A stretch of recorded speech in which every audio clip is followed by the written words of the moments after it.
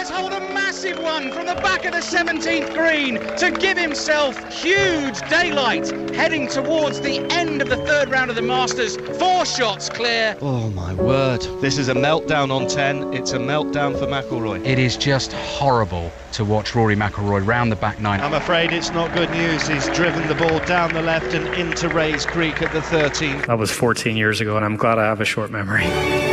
This is looking very good, very good. Oh, it's in! He's done it, and he's punching the air. He flicks his club into the bunker. Rory McIlroy has just hit an absolute beauty. Middle of the fairway he was.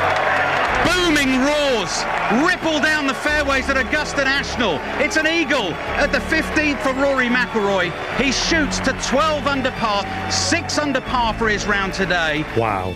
Wow, wow, wow. What an afternoon. I've put myself in an awesome position. I just need one more day of doing the right thing and playing with the right attitude, and hopefully if I do that, then good things will happen.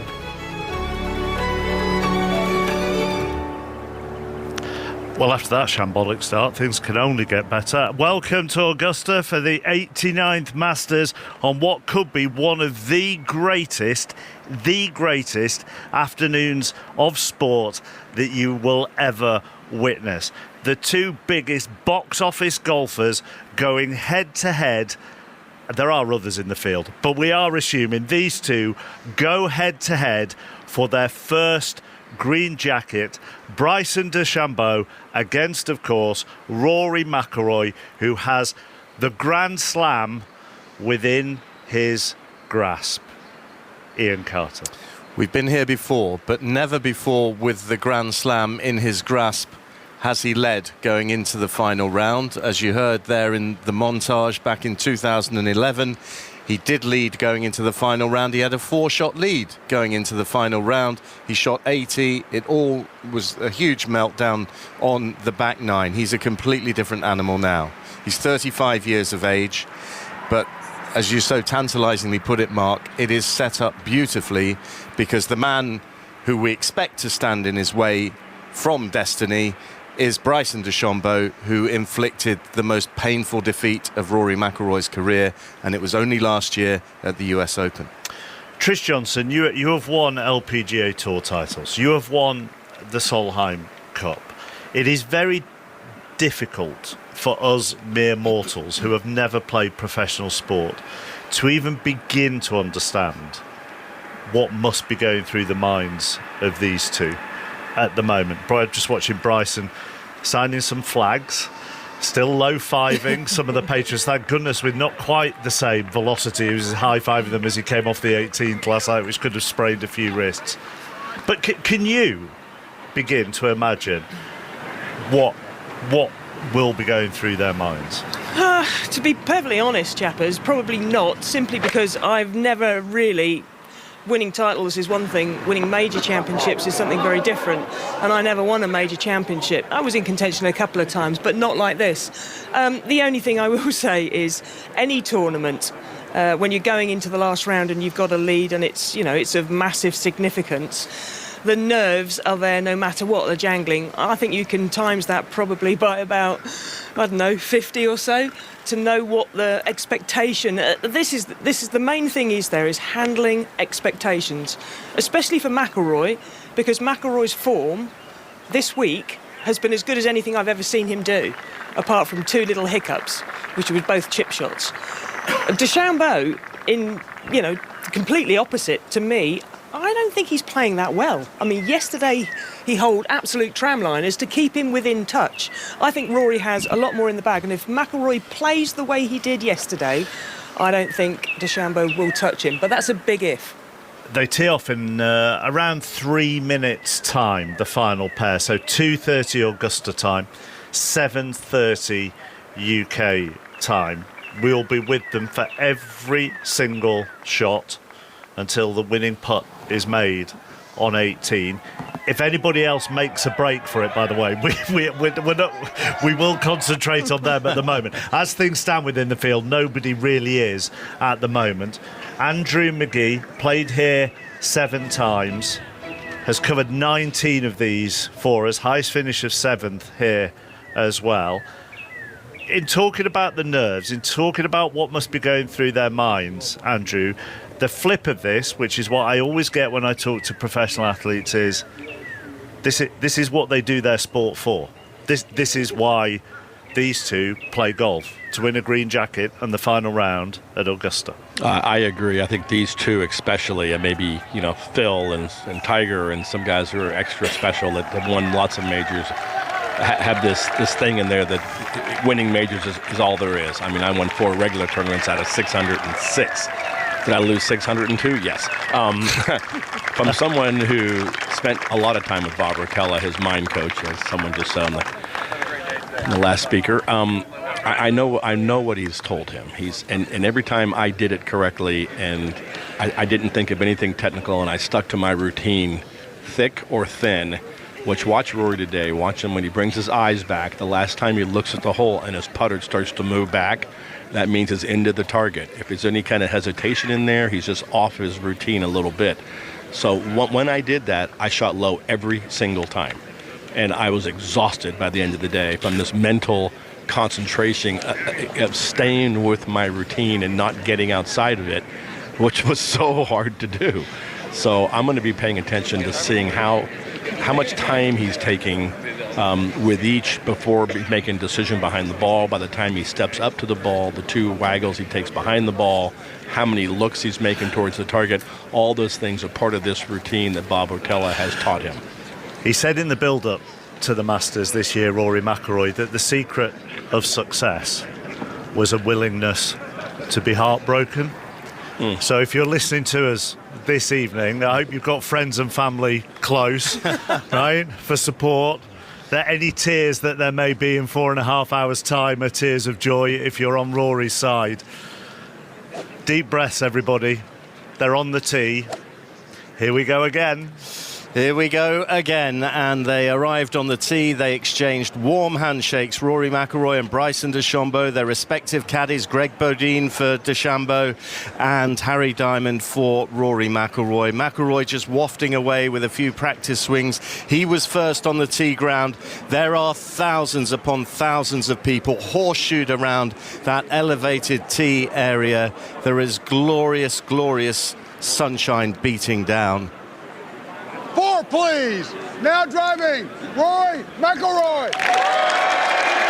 So here he goes, the day of destiny, his 17th attempt to win a green jacket, the second time McIlroy has led going into the final round of the Masters in 17 tries. It's the first time he's led in 11 attempts to complete the career Grand Slam. Is this the day? We're about to get the first clue. His opening drive, without a cloud in the sky. The club head behind the ball, 2 last glances down the fairway, and now there it goes. Yesterday it was a monster on this first hole. It's drifting a little to the right.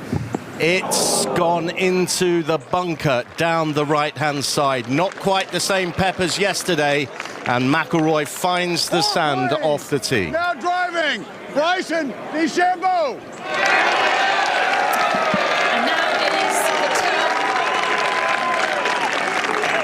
turn of golf's lovable rogue, the reigning US Open champion, looking to break McIlroy's heart for a second time in the space of a year. Bryson DeChambeau, navy blue cap, navy blue shirt, light coloured trousers, starting the day 2 behind the leader.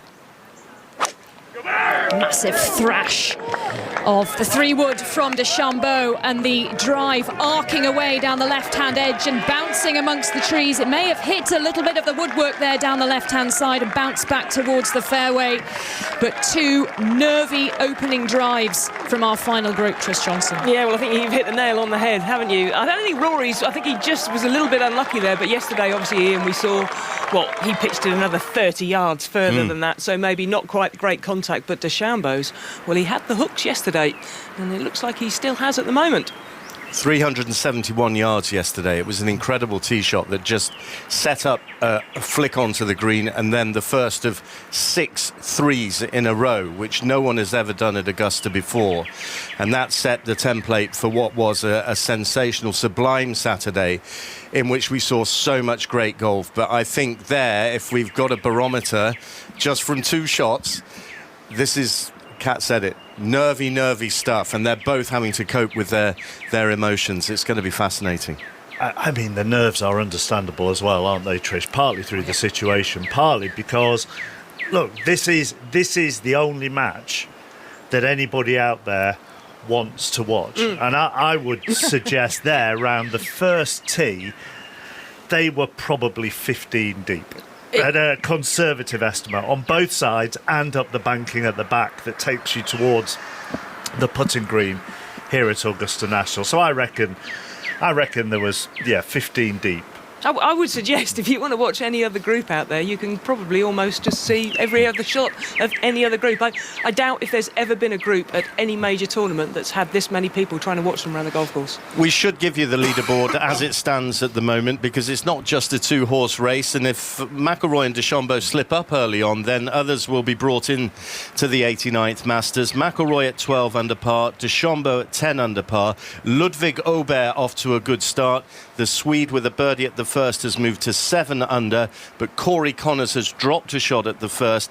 He's back to 7 under, so those two 5 shots off the lead. Justin Rose is 1 under for his opening 2 holes, so he's got it to 6 under par alongside Shane Lowry, who's also picked up a shot so far today, and those two at 6 under sharing 5th place. The players at 5 under, they include the defending champion Scotty Scheffler, Zach Johnson, a former champion as well, Jason Day, and another former champion in Patrick Reed. If it stays as match play, Kat, and no one else really comes into this, then the next 4 and a bit hours, we are going to be constantly comparing demeanour, body language, facial expressions, cheers from the crowd, every single aspect of them, their support, their body language on every shot. That is what we're going to do between now and midnight. I can't wait, but they make it so easy to draw those comparisons, don't they? Because they are chalk and cheese, and particularly in the way that they have approached this tournament, this final round. You know, Bryson DeChambeau out on the range, hitting 5 bags of practice balls yesterday underneath the full moon. Rory McIlroy home for an early night, a big dinner, trying to stay awake through an episode of Bridgerton, then up early with his daughter. That's no comment on the quality of Bridgerton, by the way. That's what he's been watching, whereas Bryson says, you know, he wants to go home, stay up late watching James Bond movies, scrolling on his phone. Rory McIlroy's put his phone away. And then that contrast of the two of them walking down to the first tee. But we didn't even see Rory McIlroy arrive. He was quiet, he was within himself, whereas Bryson DeChambeau is walking down that gauntlet of fans, high-fiving each other. It is just going to be this fascinating dynamic between the two. But I should mention, you know, neither of them talking yet about the match play. It's about building something over the front 9 and then going for it on the back 9.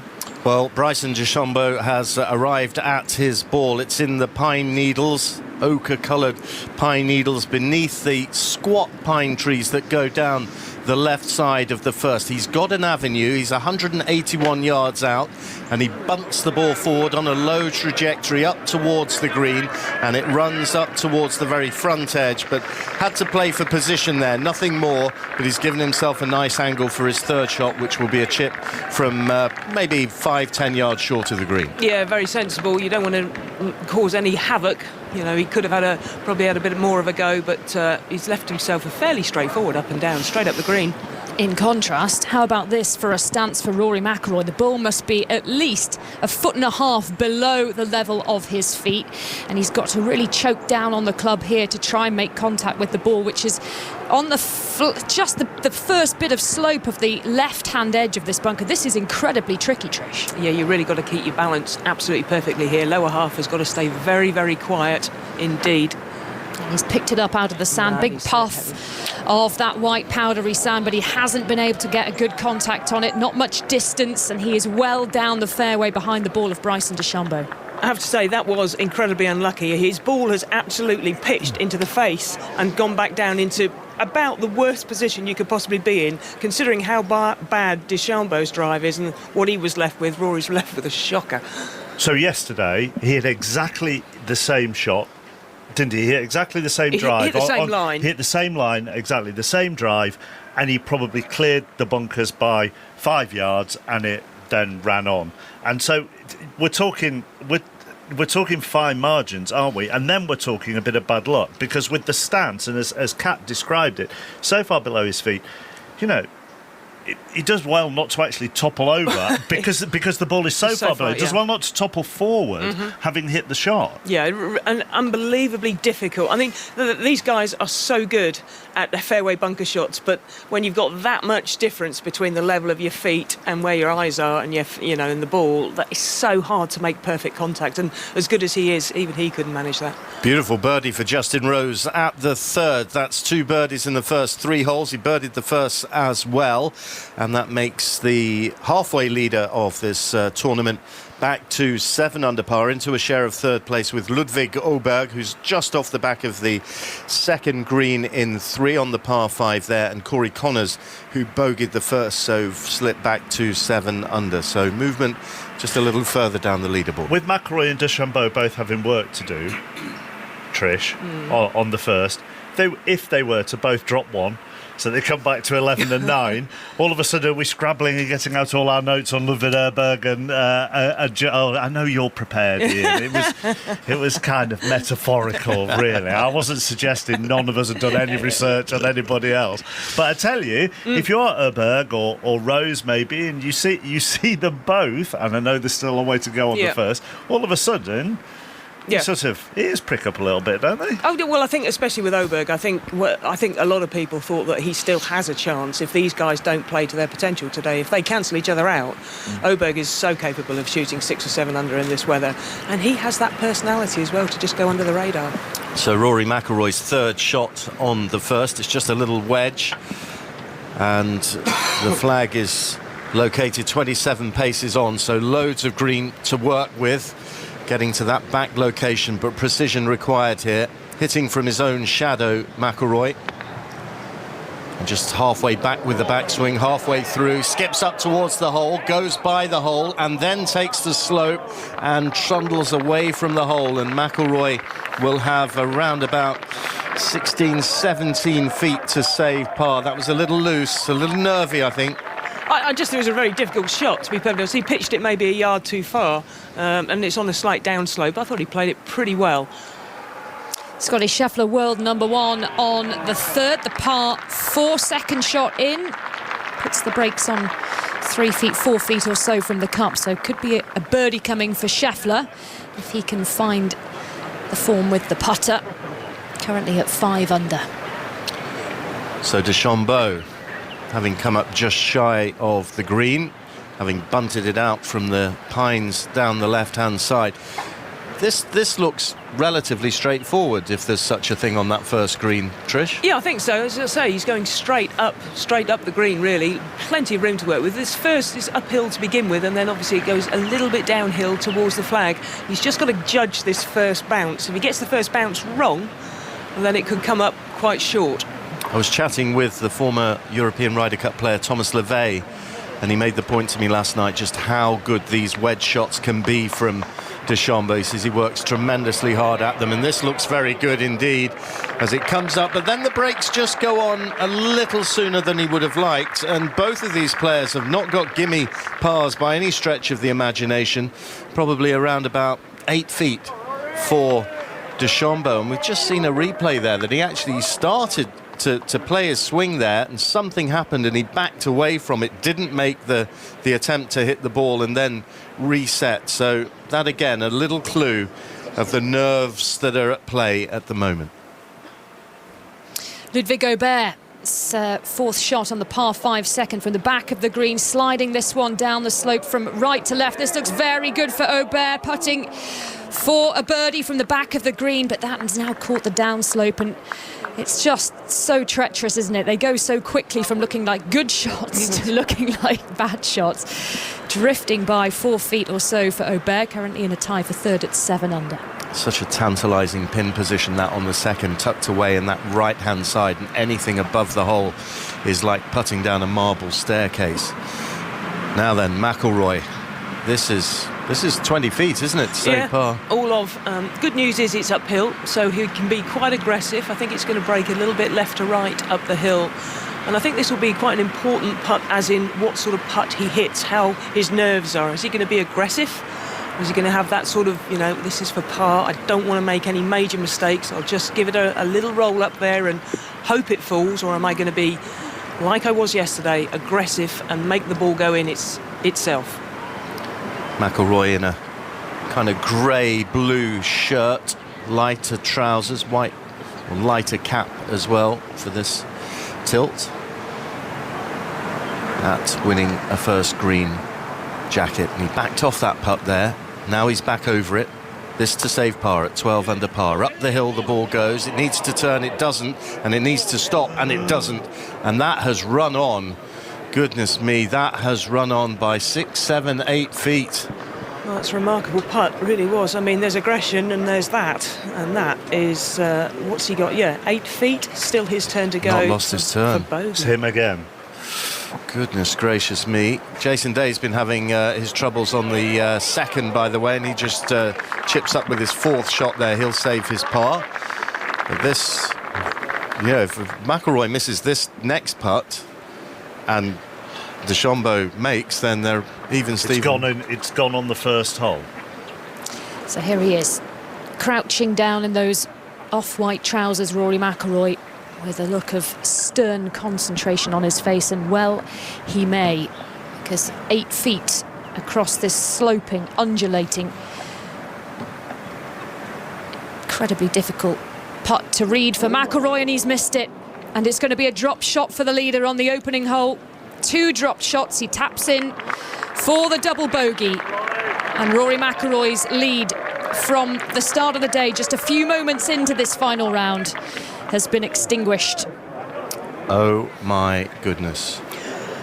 Not ideal, you would have to say. I'll only say one thing: if you're going to do this, do it early, and he's done it on the very earliest possible hole, and maybe that will get rid of the nerves, because it's gone. So let's just get on with it. Better to do it on 1 than 18. Absolutely. Yeah. Better not to do it at all. Well, that's another way of looking at it. Yes. That is the bottom line. I mean, he did not hit a good shot on that hole. No, he got but unlucky with the bunker, but nonetheless, to be what was he? Probably 80 yards out, and to take 4 to get down. Yep. When you're trying to win the Masters, not good. Now here's DeChambeau. This to be in a share of the lead, heading to the second tee. 7 feet to save par. The American swings that putter through like a pendulum. Oh, you just knew it. You just knew that would drop into the middle of the cup. The dramas have already started, and the frailties of Rory McIlroy have already come to the fore. He double bogeys, slips back to 10 under par, opens the door to a number of players now on this leaderboard, and DeChambeau, with a par, getting up and down, manages to level it up at 10 under par. So it's McIlroy 10 under, DeChambeau 10 under, Rose, Oberg and Corey Connors all at 7 under. Andrew McGee, your thoughts? I'm like you, speechless. I just couldn't imagine a worse start. And the sound of his feet being way above the ball in the bunker, with the pin being back left, suggests a big slice coming out of that bunker, and to hit it fluffy would be an easy thing to do. But the 3-putt, you can tell his mind is a bit loose. Maybe he can shake it off, and that's what he needed. You never know. Let's look at the bright side. Let's turn this around. I should just point out, Mark, Justin Rose had a lengthy birdie putt here at the par 3 4th hole. That was a putt to get within 2 of the lead, therefore. He's going to have a bit of work to keep himself at 7 under par, but after his good start, he might start to see a few leaderboards change there and feel like he's back in the mix. Here's Bryson DeChambeau then. Now with the honour, he's birdied this second hole on all 3 visits at this Masters.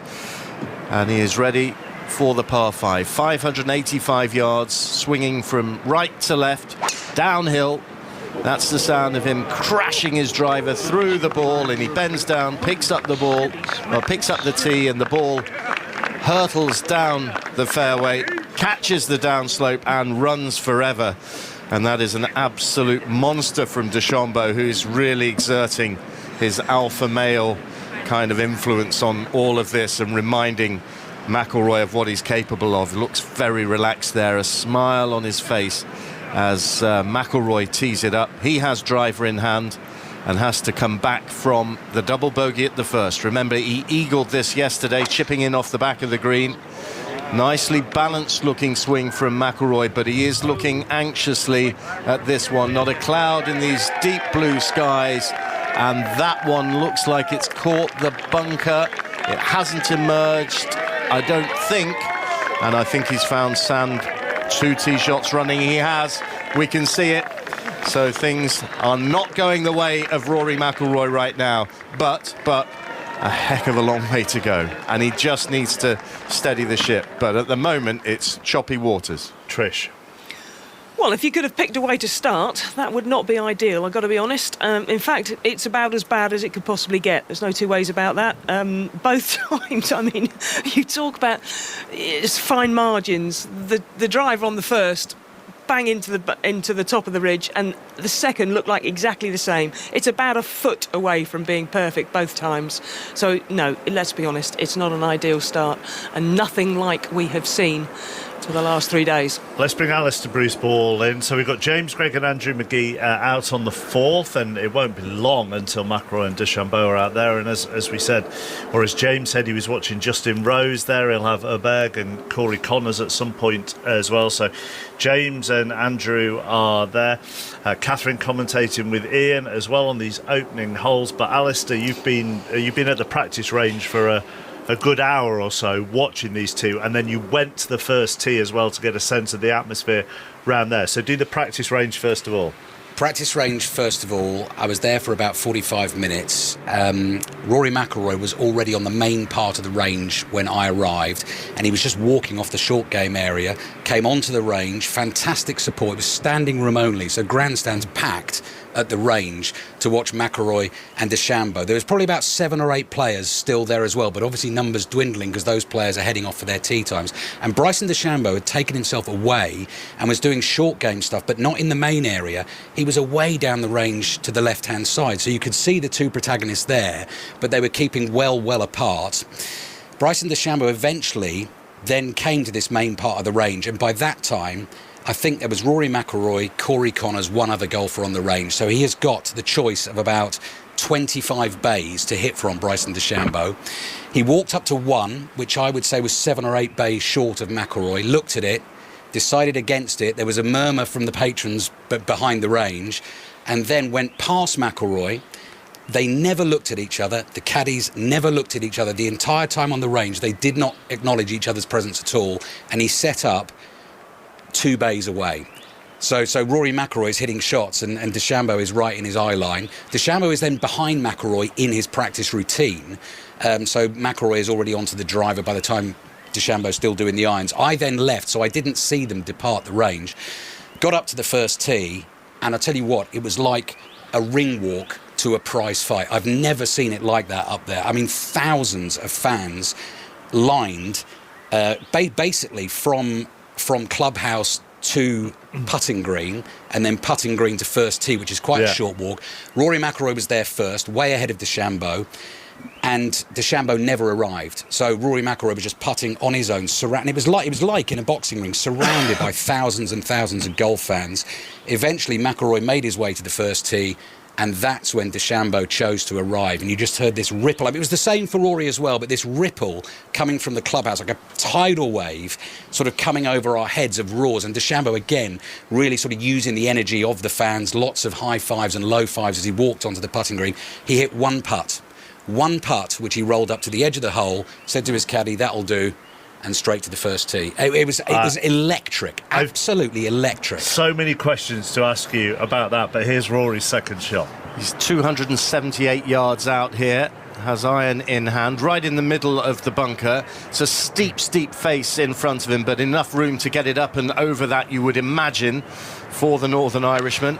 Looking for a clean contact out of the sand, and He does so, and now he'll emerge from the back of the bunker to look down the hill to see where that ball has landed, and he's found the fairway. There was never any prospect of him going for the green in two. He's gone down the left side of the fairway, which is sensible, with the pin tucked away on the right-hand side of the green. The group up ahead are still on the second green, so there might be a little pause before Bryson takes his second shot. So the other thing that I noticed, you mentioned Bryson DeChambeau. He low-fived everybody on his way. He low-fived everybody on his way off the first green as well, and was still low-fiving people as he walked to the second tee. And actually, off the practice putting green, took a diversion to get as many low fives in. He's trying to curry as much favour as possible. And the conversation from the patrons around me was fascinating, because they are torn. So I heard a couple of guys standing right next to me saying, you know, Bryson's our guy, you know, we're from America, but we could be here the day Rory McIlroy completes the slam. They can't really decide. They've got romance against patriotism, exactly. Haven't they? That's what it is out there. Exactly. And I have to say, I know Rory McIlroy's round has not started well. On the range and through all of it, he looked, certainly on the outside, completely unflustered. He was swinging it absolutely beautifully on the range, but we know it's a very different thing, isn't it, when you get out on the golf course? This is, if you have the pictures on alongside our commentary, then you will see just what a breathtaking sight this is this afternoon. The second green normally gets some of the biggest galleries on those greens where there aren't grandstands, just because of the sheer size of it. But again, they are 15, 20 deep. I mean, if you are at the back there, Kat, you're just going on the roars of people in front of you. You've got no chance, and you probably don't even know who's hitting the ball. You can't see. Yeah, there's absolutely no doubt that this pairing is the centre of gravity, an irresistible pull for Rory McIlroy and Bryson DeChambeau, and you can see them just trickling down the hill in their thousands at the speed of kind of treacle, because they're trying to squeeze through, trying to get a little window through the trees, through each other's shoulders and baseball caps, towards the fairway here on the second, where Bryson DeChambeau is standing after another monster drive, catching the downslope. He's got 222 yards to the hole, which is cut on the front right edge of this green. Massive sprawling white sand bunker just in front of that pin. DeChambeau lifts his right foot in the air as he makes contact with the ball, and the ball hooks around to the left-hand edge of the green. He is on the green, and that will catch the downslope and just begin to work slightly towards the flag.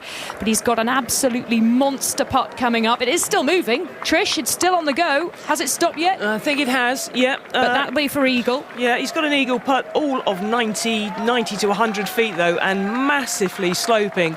To judge that, if he gets that within 4 or 5 feet, he'll be doing very, very well. You wanted to come in, Ali?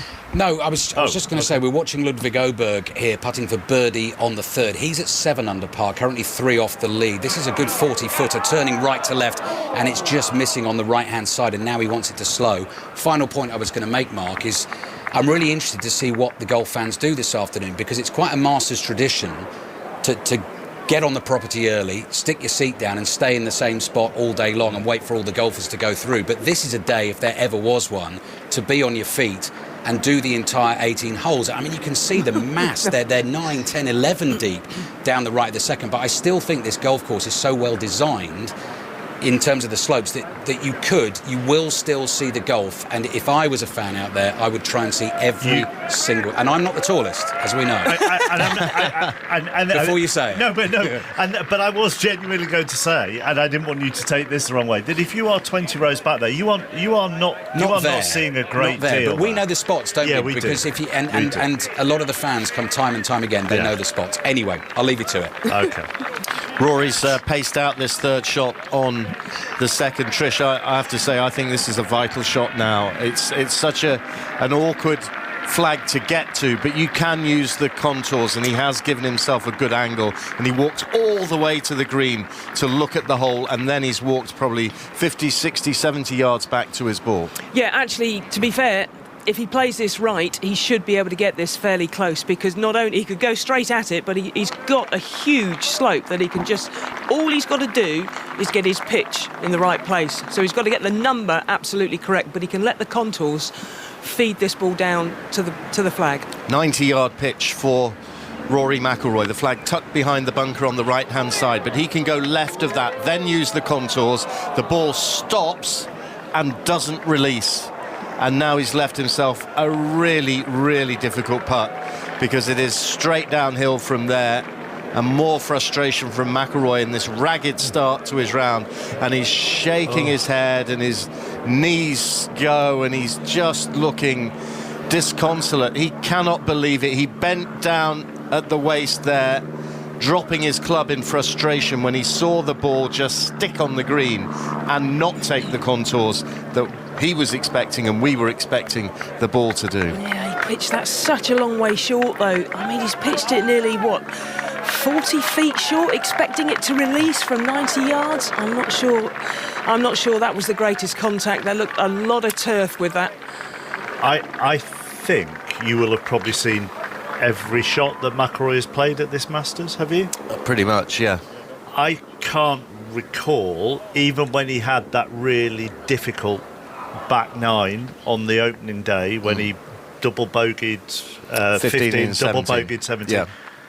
I don't recall him looking as frustrated as he did at that shot then. That's for the man who has worked on that body language and being in the bubble and ice cold and all of that, that's as frustrated as I think I've seen him this week. He's let his guard down there, hasn't he? You know, in terms of being in that bubble and he never got super up when the Eagles were going in yesterday, and as you say, the previous double bogeys, he was on a very even keel. He wasn't coming off the first, at least giving that impression, but there all the frustration was really evident. But just for context, if you're just tuning in, he double bogeyed the first, but he's still the joint leader. They've only played one hole. He's on the green in 3. DeChambeau's on the green in 2. It is a par 5. Plenty of golf to go. Echoes of the 18th green from last night here for Bryson DeChambeau, where his second shot in found that back corner of the green, and he drained it in from way back downtown to bounce up to 10 under par, to within a couple of shots of Rory McIlroy going into this final day. And it's a very similar looking putt, longer mind, across the face of the green, taking on those undulations that will drain down towards that little yellow flag. Rory McIlroy standing with hand on hip, face shrouded in the shadow from the brim of his baseball cap, watching on as his great rival, this budding rivalry between the two biggest names in golf. And what a start it's got off to. Double bogey for McIlroy on the first. DeChambeau making his par. Both of them tied at the top of the Masters leaderboard at 10 under. Bryson DeChambeau ready to send this huge putt, 90 feet or so, across this sloping green on the second. Catching the downslope now. Has he given it enough to get to the pin? He's been very gentle with that, and it doesn't look like it's going to make it. It does get steeper as it gets closer to the pin, and the ball is still rolling. Can it get better? Can it get better? It's into 15 feet. It's into 12 feet. Will it get to 10 feet without stopping? No, it won't for Bryson DeChambeau. Just goes to show the slightest of tickles, and that was improving with every revolution of the ball. Do you know what? I mean, that looked utterly horrendous when he hit it, and I thought, well, he's left that 30 feet short. It just goes to show, if he hits that just a couple more revolutions, he's actually knocked it stiff. I mean, it was incredible. That is how quick that putt is. So thank heavens Rory's seen that. We all looked at each other there, Ian, in a what on earth was that? Yeah. But then he's given himself an opportunity. That second green is extraordinary to that flag position. Corey Connors knocking in a decent second shot at the third. He'll have a look at birdie. He's at 7 under. These players now, Oberg and Connors, are only 3 shots off the joint lead as it stands at the moment. McIlroy here to move to 11 under. This for birdie, but he's just got to feather this down the slope and let it trundle on, and it does. It gathers pace down that slope, heading towards the hole, turning just to the right of the hole, and now it needs to stop, and it does, and that will be a par for Rory McIlroy. He's put it to 14 inches, something like that. Of course, DeChambeau's got his birdie chance to come to get to the top of the leaderboard, and now McIlroy's not going to waste any time here, so let's just stick with him. 2.5 feet for his par. Just put the marker there. He just wants to get the ball in the hole and into his pocket, and yes, it does go in. So he remains at 10 under. It's a par 5 at the second. Mark, I don't normally talk about my golf ever, but I was lucky enough in 2012 to play the Augusta National the day after. And on that second hole, I was way over on the left-hand side with the flag in its same position on the right-hand side. And the caddy said to me, he walked to right angles to me, to the very back of the green, and he said, hit this putt to stop here. And he pointed at a spot at the very back of the green. I said, I know it's left to right, but, he said, trust me. And I hit it, and it went all the way to the top, barely stopped, kept going. He said, too hard. And he was wrong, because it went all the way round and it turned around and it dropped in the hole. For the most outrageous putt I've ever had in my life. But it just goes to show, and I'm only telling that story because I could understand why those putts, it looked like DeChambeau had made such a mess of that first putt, but it just goes and goes and goes and goes. You're also partly telling it because it dropped. True. Yeah. Steady par. It wouldn't be such a good story if it didn't go in the hole at the end, would it? Now, can Bryson DeChambeau get this one in the hole? 8 feet or so. This for a birdie, this for a lead of one shot.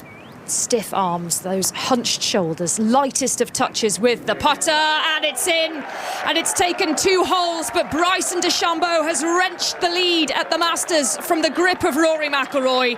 DeChambeau moves to 11 under par, Rory McIlroy at 10. So I said we would be doing this the whole way round. How would you describe DeChambeau's body language at the moment? About as up as you could possibly get, I would say. I think he's absolutely buzzing inside, there's no question. But there's a calmness to him as well, I would argue. There wasn't, as he approached the first tee, I would describe him as pumped, but now there's a confidence. There's a quiet confidence. There's a massive confidence, no question. And Rory has to get this out of his head. It's a different body language to McIlroy from yesterday, obviously, understandably. But he has to remember how well he's been playing. Those 2 holes do not change what's happened over the last 3 days. If you're Harry Diamond, do you say, yesterday you went 3-3-3, 3-3-3? Just keep that in your mind. I doubt that. I don't think Harry says anything to him, if I'm honest. I think the thing to think about is whatever happened at the Open, and we're not privy to that, what Harry will know at the US Open, Harry will know what happened, why it happened, and if there are words to be said, he will say it. And I assume that the majority of people listening know what happened at the US Open, but if they don't, that final round, actually, DeChambeau went in with a 3-shot lead into the final round at the US Open. He did, and McIlroy hauled it back and then held a 2-shot lead with 5 holes to play. They weren't playing in the same group. McIlroy was up ahead of DeChambeau and got distracted really by DeChambeau, he's admitted. Now it's a long iron for DeChambeau. He's just playing for position here on the short par 4 third as he hits that tee shot down the left-hand side, and the ball taking the contours of the fairway but coming up short of the bunkers. So just playing to a yardage there. Clarity of thought, I would say, from DeChambeau, who, as we were saying, came from those 2 shots behind with 5 to play, with McIlroy missing short putts on the 16th and the 18th, and therefore the most painful defeat of McIlroy's career. It would be eclipsed today as he goes with the driver on 3. He has. Completely different tactic here from Rory McIlroy. A couple of birdies here in the first and the third rounds. This is his weapon of choice. He's gone for the driver, having seen Bryson DeChambeau send his tee shot up with the long iron, and this is just curving round slightly from left to right. That is the direction in which the fairway bends, so it's going to be safely into the fairway for Rory McIlroy. He's going to have a lot of distance on Bryson DeChambeau, and it's just coming up shy of that tabletop green away in the distance and running back down the slope. Enormous elevation change. What would you say that was? You can't see the bottom of the flag if you're standing at Rory McIlroy's ball. It must be 6-7 feet. Oh, it's more than that. I'd say it's 12-15 feet, something like that. It's a steep wall that he has to go up there, but interesting play, because he's now left himself a shot which is going to be all about finesse and touch, which, if you're not really feeling your hands so well, is not the best thing. But that's his game plan, because he's done that all this week. He's hit his driver and he's hit it pretty well on that hole, and that was a cracking drive. In fact, if he got one little kick up the right-hand side, I tell you what, he could have almost driven that green. Just going to go out to 4. James Gregg and Andrew McGee are there, where Oberg has a chance for a birdie, I think. He does. The cheers that you hear there are for Jason Day, the former world number 1, saving a really good par from back right of this green. It's a really tricky par 3 hole. It's the longest out there on the golf course, 232 yards, albeit that with a little asterisk because the tee is oh so elevated. But the 25-year-old from Eslöv in Sweden, Ludvig Åberg, who was a Ryder Cup player before he made his debut here last year, of course a runner-up on debut behind Scotty Scheffler, has hit an absolute peach of a tee shot to about 12 feet. Blue top on, white cap and kind of stone trousers for Ludvig today. It's got a smidgen of left to right on it, and this would be a putt to get him to 2 under on the day, and crucially to 8 under for the tournament. The ball's on its way now. It looks a little low, and it is low. That was a really good chance there for Ludvig Åberg to try and get himself back into things. He's still not out of things by any stretch, but he needs to start knocking some of those in, Mark. OK, the final pair walking down the third fairway. Bryson DeChambeau has a 1-shot lead. He is on 11 under. Rory McIlroy double bogeyed the first and has dropped to 10 under. Åberg 4 shots off DeChambeau on 7 under. Corey Connors, who started the day on 8 under, bogeyed the first, so he's dropped a shot. He is on 7 under. Then the rest are a little further back. Justin Rose on 5 under alongside Zach Johnson and Shane Lowry and Jason Day, as we wait for our leading group, our final group, to approach their balls on the third. I did say to you, Ian, didn't I, without blowing my own trumpet, but it does make it sound like I'm blowing my own trumpet, they had a sneaky feeling that DeChambeau would overhaul him in the first few holes, but that Rory would eventually come back to win it. Yes, you did, and I thought that. I very rarely get anything right, Trish. So just give me that. Billy, you know what? Yeah. No, all credit to you, Mark, because all credit for you and your putt on 2, Ian. Yeah, so there we go. No, but you've seen that. You've predicted the starting point. I still think McIlroy can win this, and I think he might actually be more comfortable chasing than leading. Well, Bryson clearly isn't comfortable leading, because that's gone. Bryson last night said how much fun he thought it was going to be chasing. Now, he hasn't been chasing for very long. What's interesting is I wonder how long that mentality stays for a golfer, Trish, because I know he's gone into the lead, but still in his mind he began chasing. Yeah, not in a nothing to lose kind of way, but look, I was behind at the start, so I think you'll be delighted. I've never really understood the wanting to be behind chasing, because you want to be ahead, and if you're ahead, whoever's behind you has to play better than you. Always, for me it was always about being ahead and being further ahead. If you're chasing, you're the one that's got to play better than the person in front. So, I mean, horses for courses and all that. So you're poo-pooing the theory that it's fun to chase? Listen, far be it from me to poo-poo DeChambeau. I'm hardly saying I'm, but no, not for me. Here's DeChambeau's second shot at the third, 111 yards out, just a little wedge, and he sets this up onto the green. Then the ball spins back towards the front of the green. The breeze just kicking up a little bit. We can see that on the flag, and it comes to rest near the front edge of the green. It's going to have a big break on it from right to left, that putt, which is going to be around about 22 feet for birdie. This is... So, what did you make of that second shot? I think this third hole is on Masters Sunday. The third hole is magnificent, because that pin position just causes havoc. It doesn't matter how good your drive is. Rory's only 10 yards short of the green. I think you'll do very well to get within 10 feet. Whether you're playing a pitch shot from 90 yards, you still can't go straight at it, because you're going to go over the back. So it's just such a fantastic pin position. So he's got a 24-yard pitch here now, Kat. I mean, which would you prefer? 112 yards, 24 yards? This is a toughie.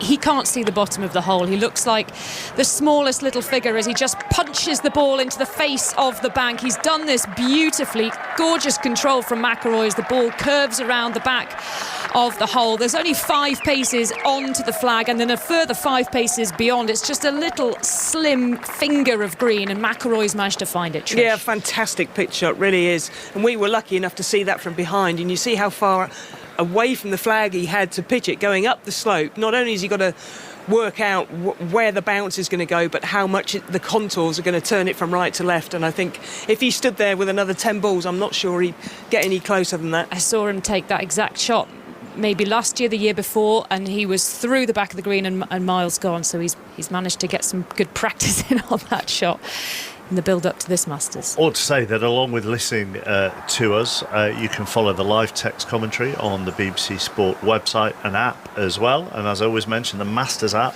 the official Masters app, is well worth downloading and following as well. So much statistical detail on there as well. So you could have those 2 apps and our commentary, and then you get the full 360 experience of this 89th Masters, with the final pair on the green and DeChambeau to go first. On the 3rd green, and DeChambeau taking the conservative approach here, giving himself a full shot in, but it looks like it's advantage McIlroy in terms of this hole. Reminder of the leaderboard: DeChambeau 11 under, McIlroy 10 under, Oberg 7 under as he plays the 5th. Corey Connors, having missed the green with his tee shot on the par 3 4th, he's at 7 under.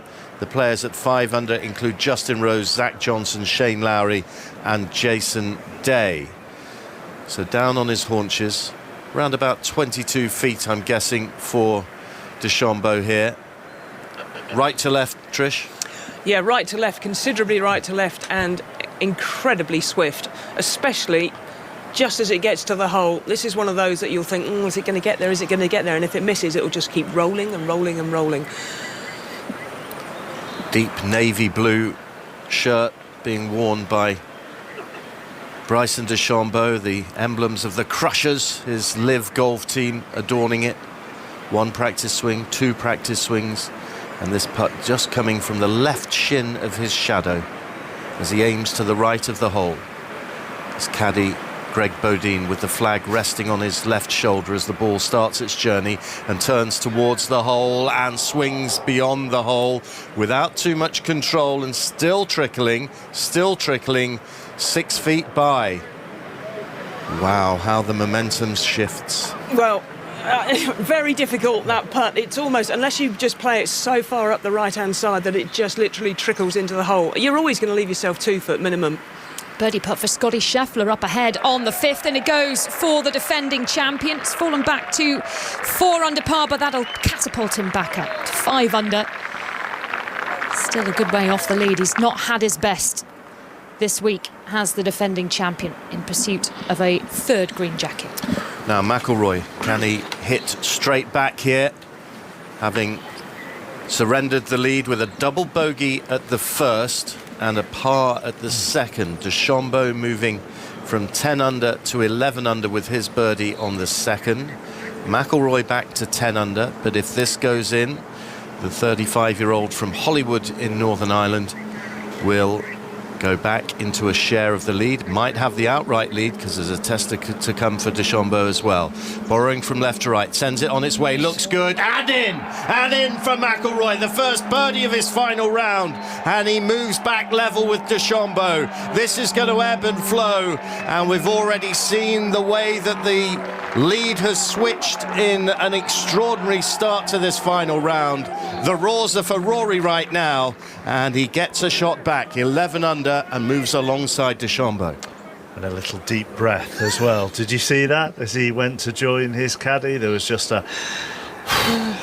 It's like a football ground out there. And the noise is extraordinary. It is, isn't it? I mean, it has... Look at that, the left edge of the hole, just grabbing the ball as it was swinging away to the right. Boom, in. We described this kind of atmosphere in the Ryder Cup. It's a coliseum out there, and it has the feel, as the Ryder Cup did, of a football derby. Now, you know, maybe the golf purists don't want that. Maybe the I don't know. But this is electric at the moment. Can't take your eyes off it for a second. Bryson DeChambeau, picture of concentration, lining up his ball for this putt to save par on the 2nd. The 3rd, I should say, sorry. At 11 under par, seen McIlroy drain the birdie to join him at the top of the leaderboard, and Bryson DeChambeau is just going to have another look at this, line it up again, trace the line of the putt with the thick handle of that broom handle putter, shutting one eye and squinting across the perfect turf towards the hole. Now he's ready to walk round behind it with his blue golf shoes, light coloured trousers, navy coloured top, those broad shoulders swinging as he rehearses the putting stroke once and then twice. Loud blast of bird song from the trees overhead. Here goes the ball on its way, and he's given it a mighty rap, and it whizzes by on the left-hand side. And Bryson DeChambeau is going to drop a shot here. Rory McIlroy is going to be back in the lead at the Masters. Oh, you've got to love it, haven't you? You really have got to love Augusta on a Sunday. It is absolute madness, and this is going to be just incredible theatre if it carries on like this. And one thing to say, Mark, we've looked at the pin sheets and the holes are all in their usual locations for the final round at Augusta. Let's just make sure DeChambeau doesn't make a miss of this. No, in it goes for the bogey. So McIlroy back out in front at 11 under, DeChambeau back to 10 under. They're heading to the fourth. The one exception, and Ali will be calling this later on, is the 16th, where they've put the hole location in the back right-hand corner of the 16th green rather than the collection area down on the left, and that's a tribute to Jack Nicklaus, who 50 years ago holed a monster on that green to that hole location to take the lead en route to his 5th green jacket. The noise you can hear is the appreciation of the patrons as McIlroy and DeChambeau reach the 4th tee and down by the 4th green on this first par 3 that they have to challenge on this amazing course.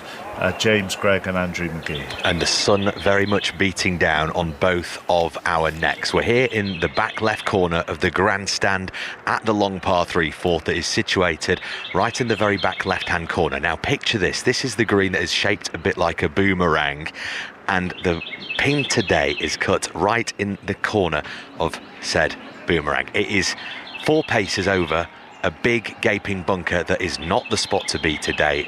Lots of the players that we've seen come through here in the last hour and a half or so have all been way to the left of this flag. However, we've seen a few players be brave, Andrew McGee, but this is not a hole that really you're wanting to try and be brave on.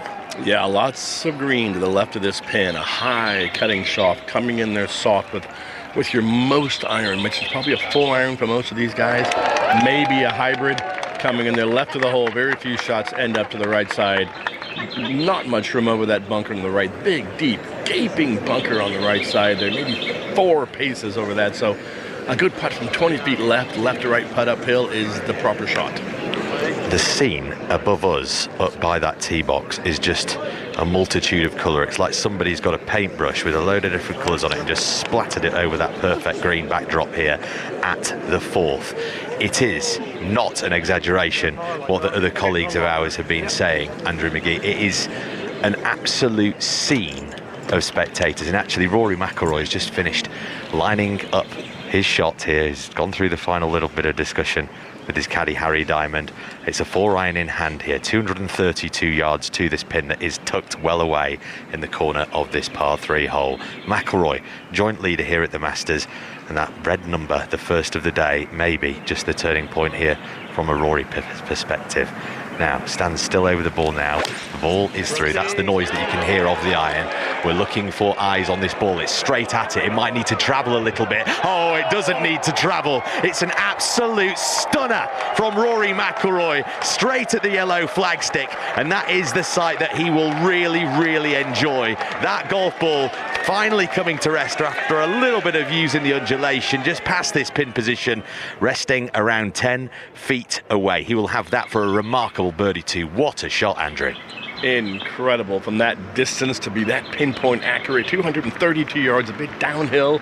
Incredible stuff, coming in very soft, not like the 4-iron he hit on 15 the first hay with a little bit of hook and bouncing over the green. This one came down very softly. And it's stuck beautifully. Now that's a statement over to Bryson DeChambeau. Follow that one then, Bryson. That's what Rory will be thinking. And Bryson is going to try and follow it now. You hear him say, I don't think the strike of his there was the best. It's going to be safe. It's going to be in the back left corner of this green. It's just going to dribble off. It will just stay and rest there around 2-3 paces off the back left corner. But that is going to be a real undulating one. We've seen several players actually come off this back left corner, Andrew. Just try and describe what kind of a putt Bryson DeChambeau is going to be facing here, and particularly with the knowledge that Rory's got a great look for a 2. Incredible what momentum can do, huh? Makes a birdie putt. Now he's got a second birdie putt. Bryson 50 feet away. He's got a massive breaker left to right. Hits the top of this ridge about 15 foot left of the hole and just creeps down this bank into the hole. We haven't seen anybody get this one close yet from Bryson. He'll have a long par putt remaining, but I think we should go to, Ian. Fantastic second shot into the 7th from Justin Rose, Andrew, which is going to set up a birdie chance that'll take the Englishman to 6 under par. So still harbouring hopes. Remember the leaderboard: McIlroy 11 under, Bryson DeChambeau 10 under, Oberg at 7 under, Day and Connors at 6 under, and Rose about to join them after a fantastic approach into the 7th.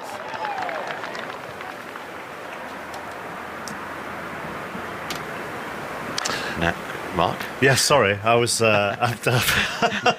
just nipped back from the loo. I thought that was a good time to just nip to the loo, with Ludwig Erberg having an opportunity for a birdie on the 5th, and that doesn't go. Did you talk about, James, whilst I just nipped to the loo, the fact that last night, and this has made you a very good companion, you were going through a whole load of golf data? Yeah, well, it's really about McIlroy and DeChambeau. Riveting chat, isn't it? No, but it's massively relevant. I mean, it is massively relevant. You are right. I mean, by the way, these two are just getting applause from all corners, as you can imagine. That will be the case all the way through this final round here at the Masters. It's honestly a breathtaking scene, this one. Spectators using the walkway to cross the 4th, and Rory McIlroy will just go up there, shovel his hand into his pocket and stick a coin behind that. That will be a very nice feeling. A long walk with a putter, there's no feeling better than that in a game of golf. Going back to those stats, Mark, so I think what you're referring to is the fact that, there was a lot of talk prior to play and during our round 1 broadcast that actually approach is, the statistic for approach play, i.e. with the irons, trying to give yourself birdie opportunities, is the key stat, combined with a little bit of short game stuff, and obviously you can't be too bad off the tee either, but approach is the one that a lot of the statisticians and the people who are doing the betting market, they're the ones that they're looking at. And Bryson DeChambeau was well down. He was almost at the bottom of the pile in the field yesterday for approach, whereas McIlroy was first for driving and second in approach. And actually, I'm not going to get too statsy here, but if you combine that with average middle of the road putting stats, which McIlroy had yesterday, 30th out of all the groups, that basically is going to be very difficult to beat. Bryson was well down on approach, and actually, he's got to improve that metric if he's going to try and hunt down Rory McIlroy. Would you agree, Andrew? Yes, I saw the same stat a couple of days ago. Ian showed me, and that was an interesting call. I think I read something last week that said, would you rather have it on the green the furthest from the hole, or would you rather have it on the green, or hitting your second shot and playing from there? I think you just told me the answer to that. I'd rather be hitting that second shot from the fairway and just hoping for the best instead of just having on the green furthest away. 75 feet here for Bryson in front of us. This is no fun at all. So he's finally worked out the line, or so he thinks. Great view of Bryson. We are merely 20 yards away from him. Rocks that big putter back in that unique stance and style of his. Andrew McGee says no. That looks like he's wrapped it far too firm, aiming it way left of the pin that's way down in the front right corner of this green. It's going to take a little bit of the borrow, but the problem there was Andrew McGee just hit that way too hard. He's going to have about 12 feet coming back down the hill right to left for his par. Well, when we watched him walk, he was walking way too high from the hole, which means too far left of the hole to take the break that he needed. And he just smashed it through all the break, and he ended up way past the hole, let's say 12, 13, 14 feet for par, putting pressure on that putter once again. Once he made an 8-foot for par in the first hole, he's made an 10-footer for birdie on the second.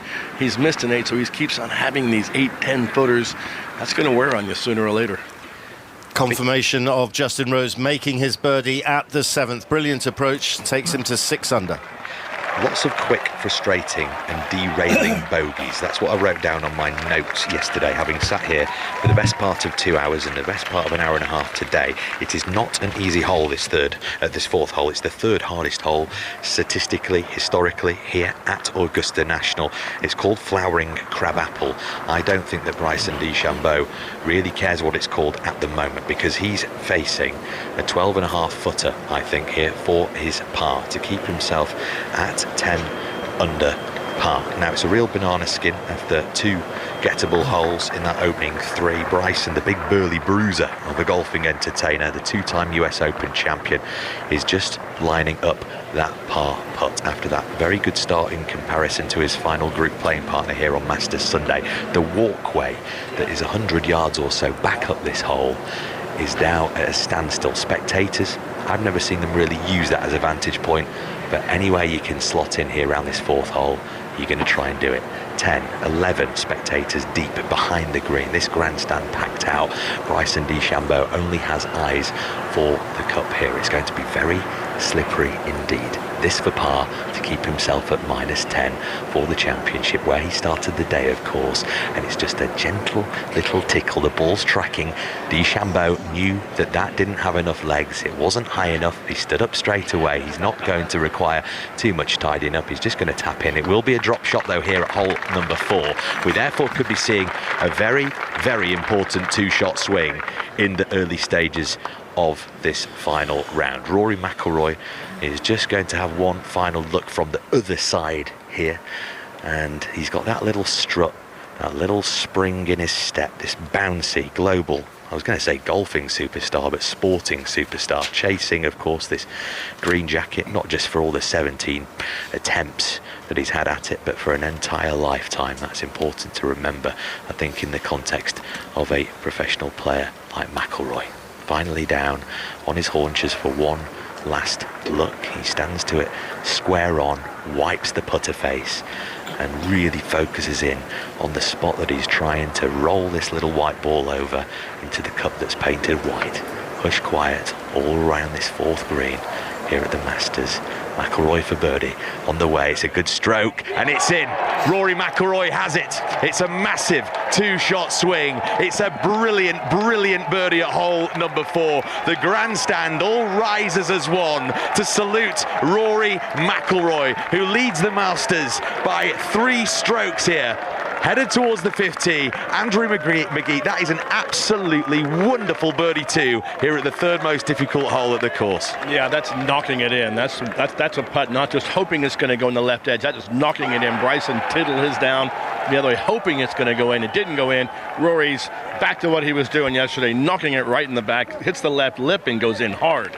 All the spectators now, after rising as one, they're all chatting amongst each other, just agreeing with what a brilliant moment they've just witnessed here, right up close to these 2 golfing gladiators going toe-to-toe. Mark Chapman, this is fizzing out here. And the Rory McIlroy body language is back to normal. It is, and think about this. He double bogeyed the first, yet within 4 holes he has increased his advantage from overnight. So although DeChambeau made his birdie on the 2nd, the American is rocking and McIlroy has really steadied his position. James, you can see them on the 5th tee. Yeah, we've just swizzled round, so we're now looking left of where this 4th green is situated, which was right in front of us here, and all those spectators who were hot off the mark, let's say, no running here at Augusta National, of course, but they were briskly headed up towards that 5th tee, and McIlroy is wasting no time whatsoever. One final little glance, I can just see that white cap of his bobbing up and down towards that big gaping fairway. It's a long, difficult hole actually to follow that par 3 hole, and McIlroy sends the ball on its way. I hear him saying, oh no. Where on earth is this headed, Ian Carter? It's heading right, way right. There's all sorts of foliage there. There are spectators there as well, and the ball bouncing in and amongst the pine needles, way right. Oh my word. And it has come to rest underneath one of those tall pine trees, and it's anyone's guess as to what kind of route he's got out of there, but highly unlikely he can find the green in 2. the roller coaster for Rory continues. It's never straightforward, is it here? Oh my goodness gracious me. We are live out here on the golf course in the searing Sunday sunshine at Augusta National. The Georgia sun really beating down. Sun cream is a whiff in the air. Bryson DeChambeau is now standing over his tee shot at number 5. And listen to this noise. He'll give this a fair clonk. There it is. Catherine Downs, you've got eyes on it. Yeah, looks good for Bryson DeChambeau, curving round, taking the curve of the fairway from right to left and flying those white sand bunkers down that left-hand side, right in the centre of the fairway for Bryson DeChambeau. And the pull and the push continues. McIlroy in the trees down the right-hand side, DeChambeau in the centre of the fairway, but McIlroy with a 3-shot lead. Yeah, an hour ago we began and McIlroy was 2 shots clear. Half an hour ago he was 1 shot behind. Now he's 3 shots clear. Daft game this, isn't it? Here's John Barnes.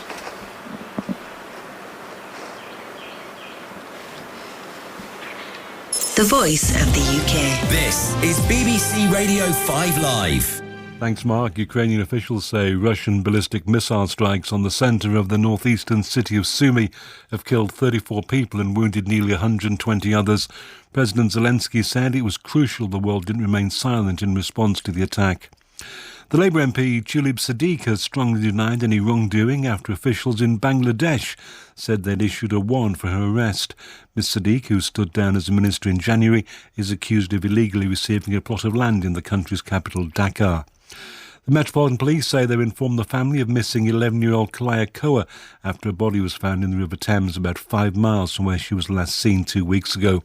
A formal identification has not yet taken place.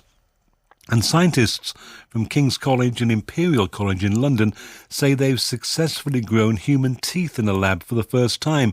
The team used a material which allows cells to communicate with each other, in effect telling one another to begin forming a tooth. The Indian Premier League on 5 Sports Extra. He's launched down the ground, up go the arms, 6 more. The IPL, most watched tournament around the world. The biggest names in cricket. Good bit of glove work there from MS Dhoni. Sam Curran strikes with his second ball. Virat Kohli flips that one down to fine leg. Visit the 5 Sports Extra website for a full list of commentaries. It's straight back over his head, over the sight screen, 6 runs. IPL. Ask your smart speaker. Play 5 Sports Extra. The 89th Masters, live from Augusta National. With Mark Chapman. On 5 Live. And BBC Sounds. Let's give you the leaderboard then. Rory McIlroy 12 under through 4 holes of the final round here at the 89th Masters. Bryson DeChambeau on 9 under. They're the final pair. DeChambeau in a much better position off the 5th tee than McIlroy, who's gone way right into the trees. Ludwig Erberg may not be out of this, you know. He is 8 under through 6 is the Swede. So he's 2 under for his round today. So just 1 off second, 4 off the lead. Justin Rose is 6 under and he has played 7, so he is 1 under for his round, and that's exactly the same for Jason Day. 6 under through 6 and 1 under for his round. It's Corey Connors who's going backwards, the Canadian, 2 over for the day. He started in 3rd, did Corey Connors, and 6 under for his tournament. We can see Rory's ball and we can see his sight line in, Ian. Yes, such as it is, because there's a big magnolia tree between him and the fairway, and he's got to work out what he can do. You might hear his voice here. Just asking people to move because the shadows are so vivid that any kind of movement by a spectator, if they're casting a shadow around his ball, could be distracting. Oberg hold a lovely putt from the back of the 6th green, left to right into the cup to move to 8 under par. He has a presence here, doesn't he? He does, undoubtedly, and of course he made his major debut 12 months ago and finished runner-up to Scotty Scheffler. But this is an extraordinary start. We had all that drama yesterday that was founded in so much great golf. This time round, it's a little bit of everything. There's some loose stuff there. I didn't like the rhythm of McIlroy's driving action there, Trish. because he has been so loose and smooth with that action throughout, but it felt like, I don't know whether it's forcing it or whatever, but it just seemed a little out of sync with it flying way off to the right. Yeah, interesting, isn't it? The first drive wasn't the best, had an absolute corker at the third, and a real wide one here. McIlroy's pulled the club. He is looking to advance this. There's a narrow sort of pathway, if you like. It's like trying to hit the ball down an alley. There's a camera tower there as well, but that is he's looking to go the aerial route here. 182 yards out, and he's just weighing up the percentages here. There is an option to go straight left and just get it back out onto the fairway, but I think he can see a route that'll get him much closer to the green. Yeah, we saw him yesterday in the trees, and he hit, I think it was on 7, a stupendous shot out of the trees, and we didn't really see the high shot, but he can see that. But this, I have to say, the high shot here seems fraught with a bit of danger. I know it's not the right sport, but this is very much a corridor of uncertainty. It is, very much so. And he's looking to go over it, hitting from the shadows of the giant pine trees, from which he's hitting down the right of the 5th here. Magnolia tree in front of him as well, and McIlroy ready to pull the trigger now. He's gone with that iron shot. We're not hearing any clatter, so the ball is coming out. He is shaking his head a little bit as we wait to see where the ball has emerged, and that's fantastic. He's got it to the back edge of the green. He may be inconvenienced by the bunker that is located there, but he's got it up and around the green, and that is extraordinary from there. Fantastic shot, and I tell you what, I think it's such an advantage he hasn't managed to go in that bunker, because he's got a line to the flag from the contours of the green, and it shouldn't be that difficult up and down. Very straightforward for Bryson DeChambeau, 174 yards. This is comparably speaking, of course, to what we've just seen Rory McIlroy tackling in the Magnolias. And Bryson DeChambeau looking to swing this one into the green and move it from right to left down towards the flag. Finds the very heart of this enormous putting surface, and the ball coming up to rest below the level of the flag, 15 feet from the pin. I have to say, Trish, and there have been 3 two-shot swings in the first holes. But what I'm finding fascinating as well is that neither man is letting the other one off any kind of error. So any kind of error, whether it's a wayward tee shot or whatever it may be, the other one is going to make sure they pile the pressure on each hole. Yeah, I think that third hole was pivotal, though, because Bryson had the advantage, and by making that bogey from the middle of the fairway, and obviously, okay, Rory made a stupendous birdie, but, you know, it was like, you know, bang the advantage home, and he did the complete opposite. I don't think I've ever seen the last round of a major in the first 4 holes, 3 two-shot swings. I mean, it just doesn't happen. No, it's amazing. Cheers coming from the 7th, where Scotty Scheffler has managed to hole for birdie. That's 2 birdies in the last 3 holes for the defending champion. So he moves into the group at 6 under par. And I also should tell you that Patrick Reed very nearly holed his tee shot at the par 3-6. He's down at 4 under at the moment, but the 2018 champion with a short putt to get to 5 under. The players at 6 under are Justin Rose, now Scotty Scheffler, Jason Day and Corey Connors, and we can see Rose now with his second shot on the 8th. Yeah, it needs to loop round the overhanging trees that just obscure the green from his vision as he's standing further down the dogleg, and the ball went straight over there, caught some of those big humps down the front left edge of the green and span across the green. Almost thought about wrapping the flagstick, but through the back of the green on the 8th for Justin Rose. That was a mighty shot, great shape on that. How he managed to get it round those trees and across the green like that, remarkable. It was magnificent. I tell you what, that was very, very close to absolutely banging into the flag. Could have been an albatross. So McIlroy with his 3rd shot, which is a little chip with a very, very lofted wedge, as he always goes with for these shots around the green, and he's laid the face of the club wide open here. He's just got to negotiate the edge of the bunker, fly it over that. It's only 3 or 4 paces to the putting surface, and he does that, flies it a good way towards the hole, and then the ball trundles on and has gone by around about 5 feet. So 5 feet to save par for McIlroy, who leads the Masters at 12 under by 3 shots from Bryson DeChambeau. The other thing, Trish, is I don't feel that either man yet has given themselves a simple putt just for Para to get off. I don't think anybody's calmed down yet at all. I mean, and just watching, it's just like your nerves are jangling the whole time. So I can only imagine, both of them are just are still on edge. There's no question about it. The best round of the day, certainly when looking at those in the top 20 or so, has come from Hideki Matsuyama, who has shot a 6 under 66. So he finished 2 under for the 89th Masters. The man, and many people fancied Shane Lowry before this tournament, one of the ones that were favoured. He is the man that's struggling the most at the moment. He is 3 over through 7, 2 under for the Masters. So back-to-back bogeys for Bryson DeChambeau. Can he roll in this birdie putt here on the 5th? This to move back to within a couple of shots of Rory McIlroy. And he's talking to himself. Greg Bowden, his caddy, not standing far away, but it's the external monologue for Bryson DeChambeau. Eyes intent below the peak of that baseball cap, the blue baseball cap. Hundreds, thousands of people gathered on all the knolls and the mounds of this 5th green. Big grandstand away to Bryson DeChambeau's right. Half of the crowd sitting in the shade of the big trees that overlook this green. The rest out in the bright sunshine. Bryson DeChambeau resting that long-handled putter on the crook of his left elbow. Now ready for this 12-15 footer for birdie on the 5th to bounce back from those 2 drop shots on the 2 previous holes. This is not going to drop.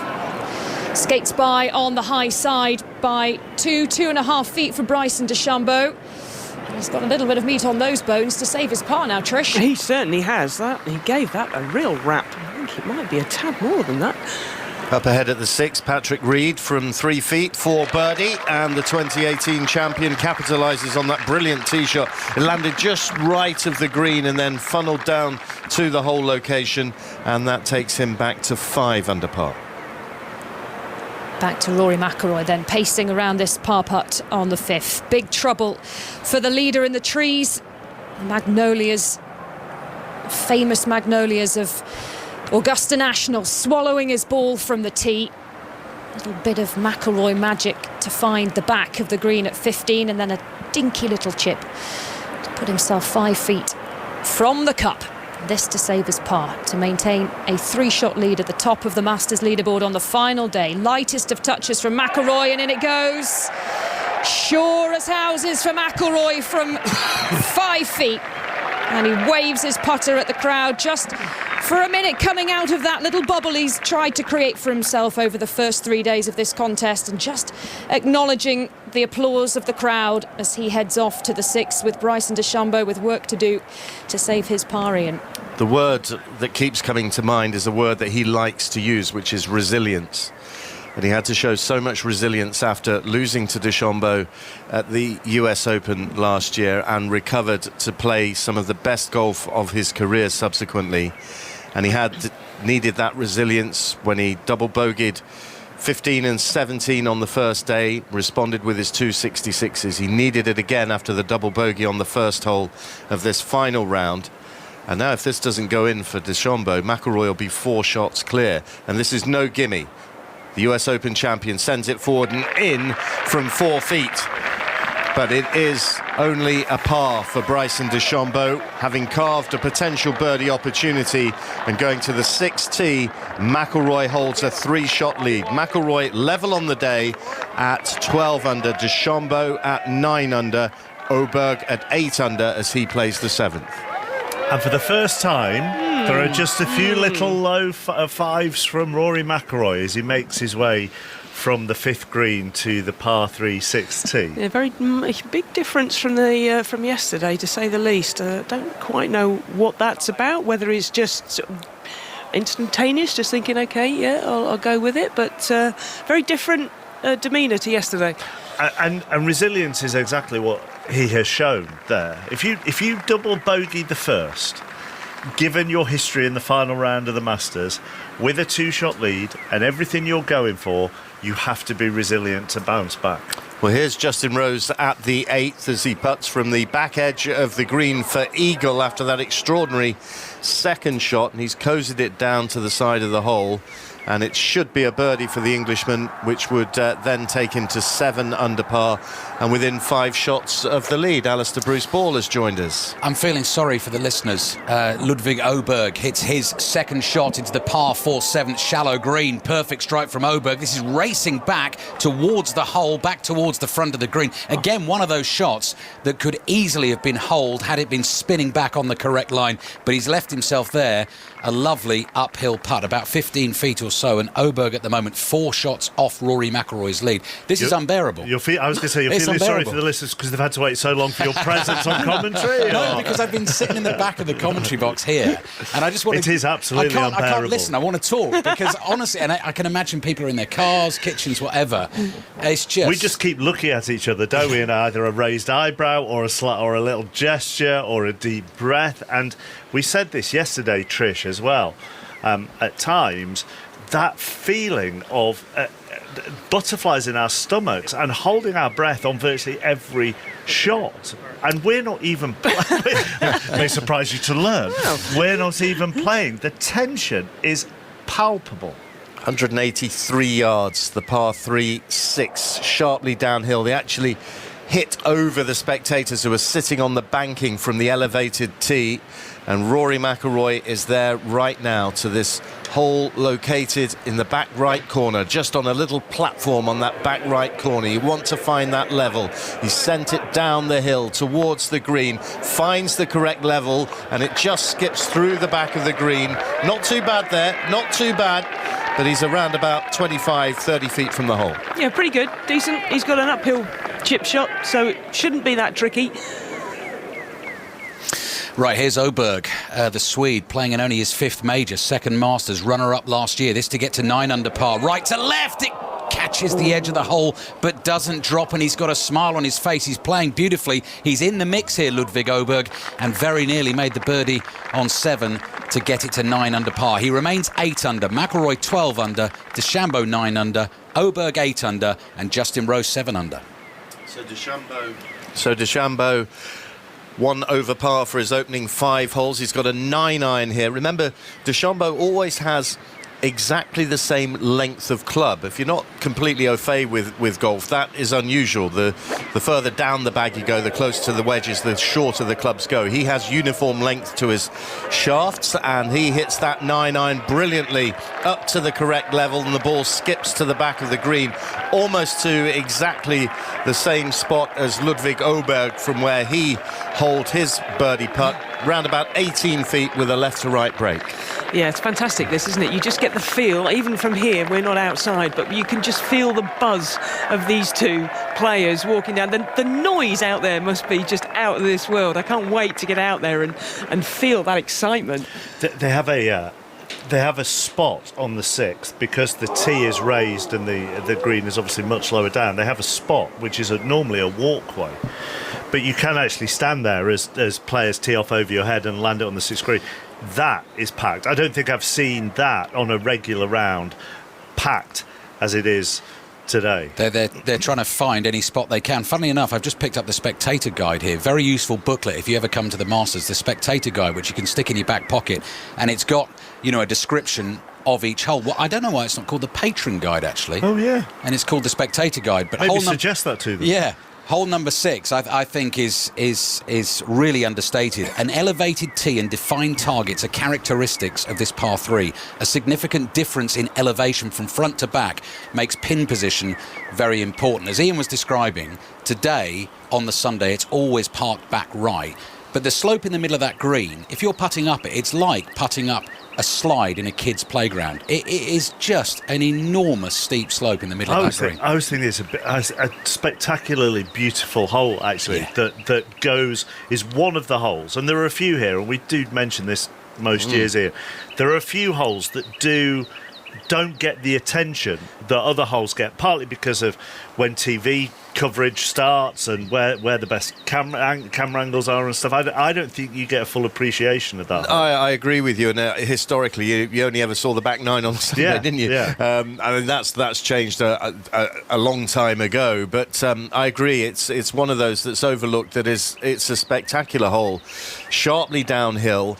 And with those pin positions, it's just so important to find the right level of the green. And both of the protagonists here have found the right level, albeit that McIlroy has just trundled off the back of the green. But nonetheless, it's spectacular. And just that notion, there's a golf course that I played in my youngest days at Tenby in Wales, where the 18th hole, the medal tee, is up on a big platform, a big rocky outcrop, and you drive over. I always remember you drive over a bungalow, and that's the hit, because that's nestling beneath the tee, and it's almost a bit like that in the sense that you're driving over all of these people on that sixth hole. Well, as we've talked about on our coverage, several times, any time a ball's near a bunker, most amateurs will think, I'm going to put that in that bunker, I'm going to put it in there. I would be thinking I'm going to put that straight through a bungalow window if I was on that tee. Right, here we are then at the back of the sixth green. So as Ian has perfectly described, they've reached the top platform. They're on the stage, the right-hand portion of this green, and this putt, Rory McIlroy has the putter in hand. Trishy's got about 4 or 5 yards of fringe. Then he's onto the shiny, slick putting surface. Is that going to move left to right a bit from there? Well, it certainly looks that way, yeah. I wasn't sure. Rory does quite like to chip these a lot of the time, but if you see where his feet are aiming, I would say he's aiming this about a yard left to right.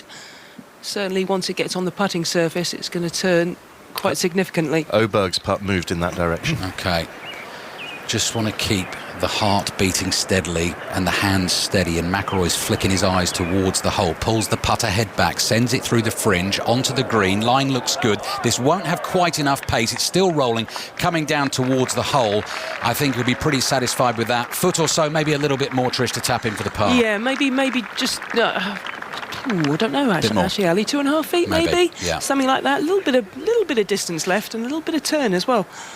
Corey Connors at 6 under par, 135 yards out. Second shot to the 7th. Tantalising pin position here as well. Those 4 bunkers at the front of the green. He's flown them, lands it onto the green, and now the contours will take the ball down towards the hole, and still rolling towards the hole and coming to rest 4 inches shy of it.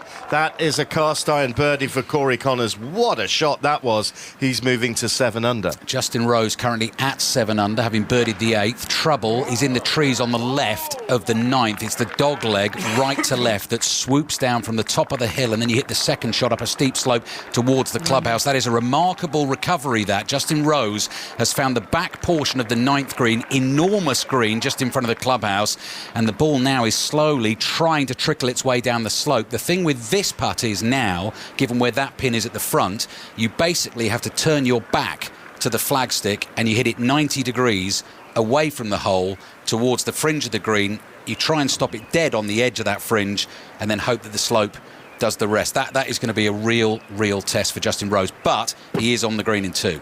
If you've just joined us on 5 Live and BBC Sounds, Rory McIlroy opened up with a very nervy double bogey 6, but has recovered sufficiently enough to lead Bryson DeChambeau by 3 shots. He led by 2 going into the final round. DeChambeau that can reduce those arrears to just 2 shots here, and he'll have learnt a little bit from McIlroy's putt a few moments ago. This is 22 feet for birdie, and cheers from elsewhere as DeChambeau nudges this forward down the slope, turning from left to right, but turning too far and missing to the right, and that will be a tap in for a par 3 for Bryson DeChambeau. And as long as McIlroy doesn't make any mistake from 2.5 feet, McIlroy will head to the 7th with a 3-stroke advantage.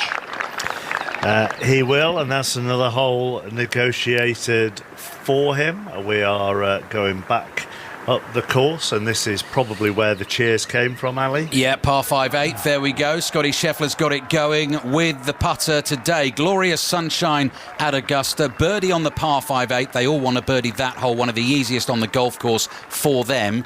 So Scheffler moves up to 7 under, 5 shots off the lead. McIlroy at 12 under. That was the other thing I was going to say very quickly. The weather out there, having been up to the first tee, it is perfect today. Beautiful. 3 birdies in the last 4 holes for Scheffler.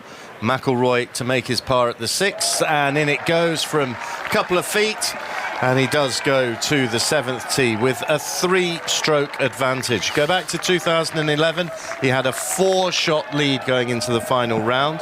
He dropped a shot on the first. Charles Schwartzel went nuts, and all of a sudden that lead had gone. And then he got to the turn and he was 1 shot ahead, and then, as we know, he had a horrific back 9 and ended up shooting 80. That's the history. That was a long time ago. It was, and he looks good at the moment. He does. He looks good. He's acknowledging the crowds. He just gave them a little wave there as he made his way all the way back to that 9th tee. To me, it looks like he's feeling more and more comfortable now. He was anything but coming down that first hole. Yeah, I think you have to acknowledge the crowd to a certain extent. You've got to enjoy the experience, and at the moment, he's 3 shots ahead, even though he's trying to stay concentrated on what he's doing. The noise out there is so enormous. You have to embrace it and just enjoy every moment of it. We talked about Bryson having the same length irons and wedges, every club the same length.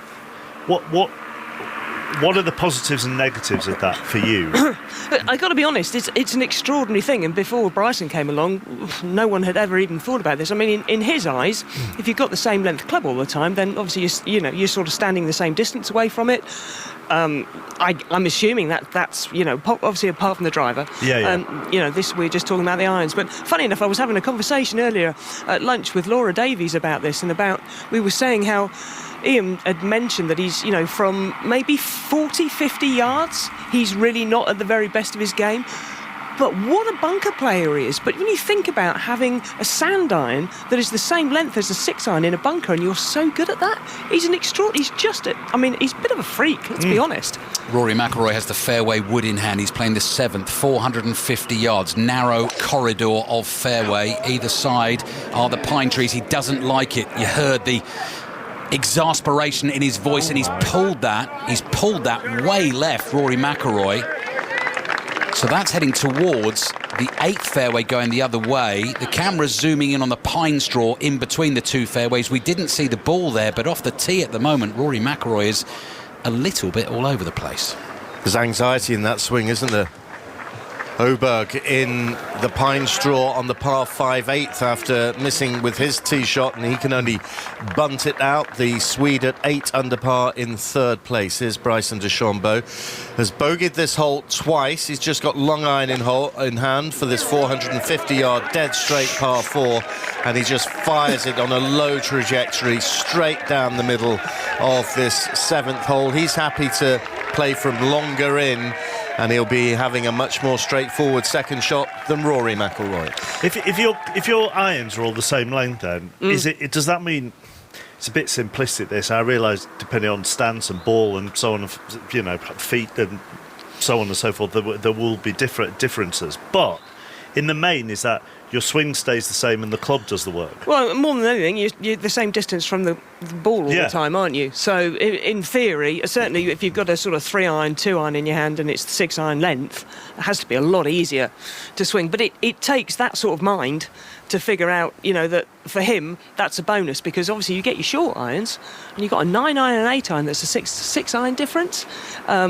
He has figured out a way that makes it right for him to play golf. I don't think anybody else, if you gave him his set of clubs but had your particular dynamics, I don't think anybody else would ever go with it. Because then Andrew's point, when we were discussing it yesterday, when in reference to his short game, was that when that is more for the majority of golfers about feel and touch and hands and so on and so forth, that comes out of it a bit because he's still rigid. Well, there is that, but like I say, then you stand over a bunker shot. We've seen him hold 2 bunker shots this week. His bunker play is absolutely exquisite. So I'm not particularly, it might be more about his technique with his chip shots than anything else, because it's like I say, bunker play, wow, top notch. Think of the 50-yard bunker shot he played at Pinehurst to get up and down to win that US Open and break Rory McIlroy's heart. Back, 301 days ago it was, last June. A quick mention of Aaron Rai. He's bogeyed the last today. That will be disappointing. On debut at the Masters, he's finished 1 under par. 4th round of 70 today.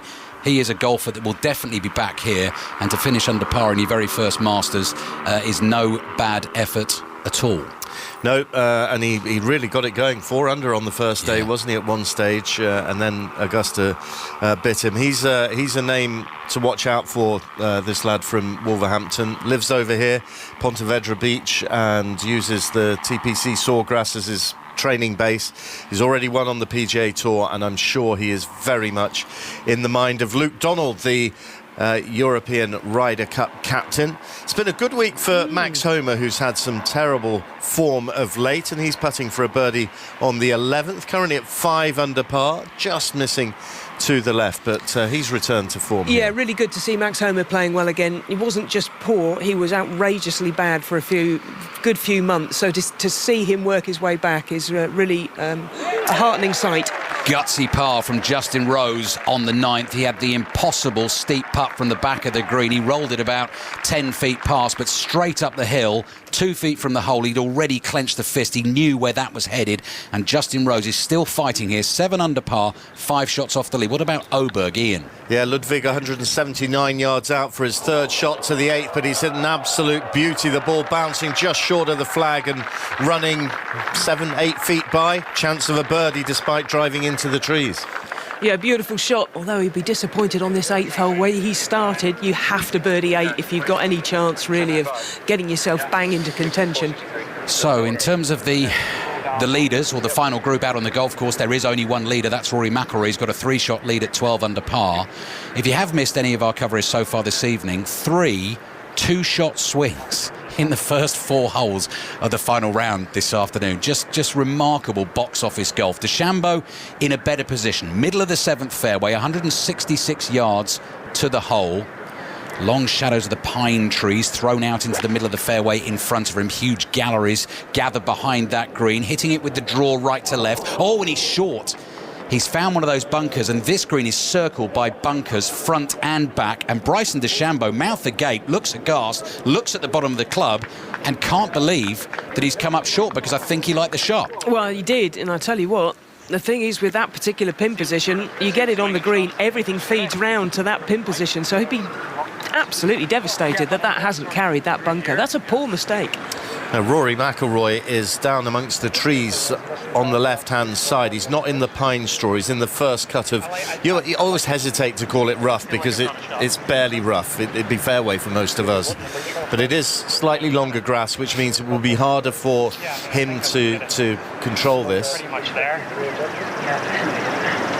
Just talking to Harry Diamond, his caddy.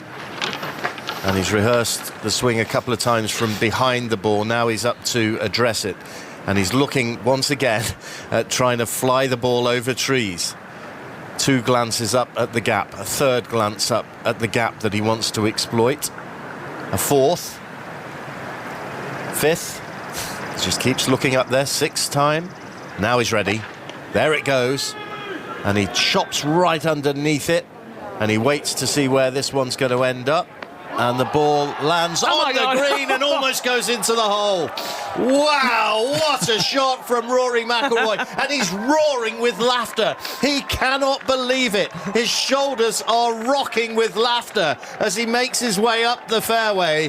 That flew at the flag, landed just short and scuttled by 4-5 feet. And he's got a birdie chance out of nowhere. Well, I think if Rory McIlroy goes on to win this golf tournament, you ask him at the pivotal moment, without a shadow of a doubt, it will be this shot. This is extraordinary. He's aiming miles left. He's hit cut on it, and he's hit it as hard as he possibly can. He thinks it's good. but when it comes down, it very nearly goes in the hole, and his reaction is box office, Alistair. That's the kid in McIlroy. That's the young kid playing golf. He cannot believe he's pulled that off on a day like today. Harry Diamond is just shaking his head in disbelief. Like you said, Ian, perfectly described. He had so many looks at what he was trying to do, and he had to get that ball up so quickly through tiny little gaps. He had to pass through 3 or 4 different gaps on the way up to get through those trees. This is reminding me, not as extreme as this, I know, but Seve Ballesteros winning the Open in 79, hitting it into all sorts of different spots around that golf course at Lytham and escaping. That was Seve-esque, that was. And here he is arriving on the 7th green. And Trish, we managed to get the slow motion there. He got very lucky. And that's what he's laughing at. He's hit a great shot, but he got very lucky. He was trying to clear it, and it has gone through a gap about 2 golf balls wide. Yeah, the size of a scorecard. He wasn't trying to do that.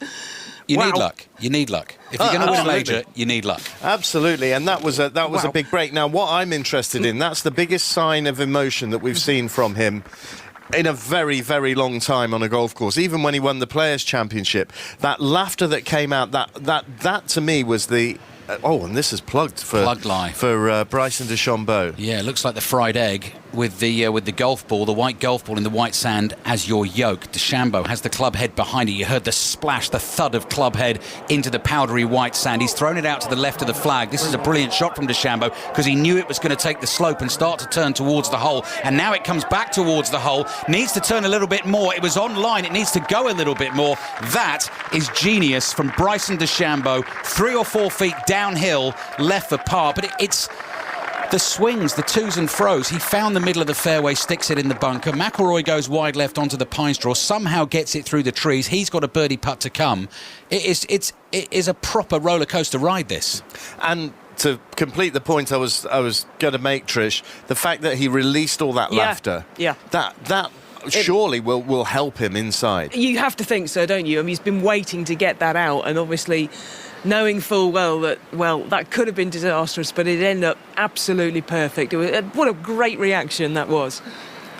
Max Homer, we can see at 5 under, made his par on the 11th. He's got a 9-iron into the par 3 12th. What dramas might we see around Amen Corner with Cat Downs as this afternoon continues? And he's hit a lovely shot. I tell you what, he could sell that shot for a pretty price to either of these two players. Now, here we go, Ali. Big moment this for McIlroy. Down the hill on the 7th, having made a miraculous escape to set up this birdie chance. Still got just a glimmer of a smile on his face, and he just brushes it with the putter, sets it off. On line, he's not giving it enough. He feathered that down the hill. It's ended up inches short. He's having another chuckle here, and it's fine because he's got away with a wayward drive and made the par, but he wasn't able to convert and make the birdie, and now Bryson DeChambeau will hope to match the par, having played that quite wonderful bunker shot. But incredible to really to leave that short.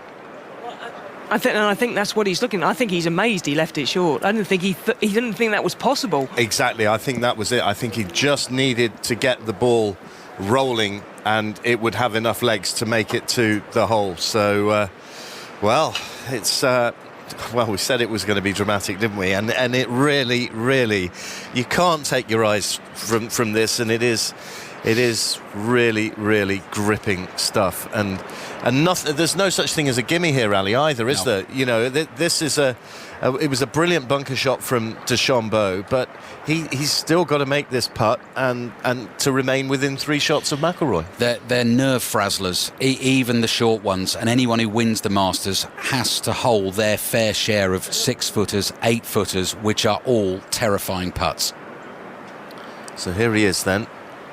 This to save par from 2.5 feet. Ticklish one down the slope. Just needs to set it in motion. There it goes and in. And that was a very assertive putting stroke from Bryson DeChambeau, given all the circumstances.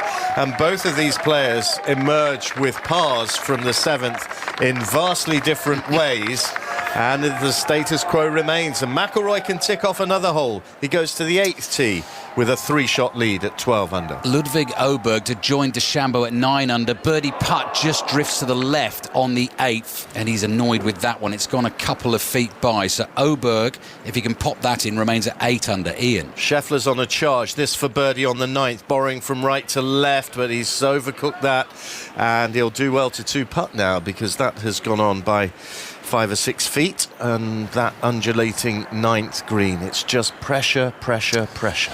Before we say hello to Andrew McGee, who's been out on the golf course at the par 3 4th, let's just remind you of the leaderboard as it stands. McIlroy and DeChambeau, they're heading to the tee of the par 5 8th. McIlroy has a 3-shot lead at 12 under, DeChambeau 9 under, Oberg currently 8 under with a short par putt to come on the 8th. Scheffler, Rose and Corey Connors all 7 under par, and Scheffler now has this on the 9th for his par to stay at 7 under and pops it into the middle of the hole. The Masters doesn't start to the back 9 on Sunday, does it? No, what we've been doing all this time.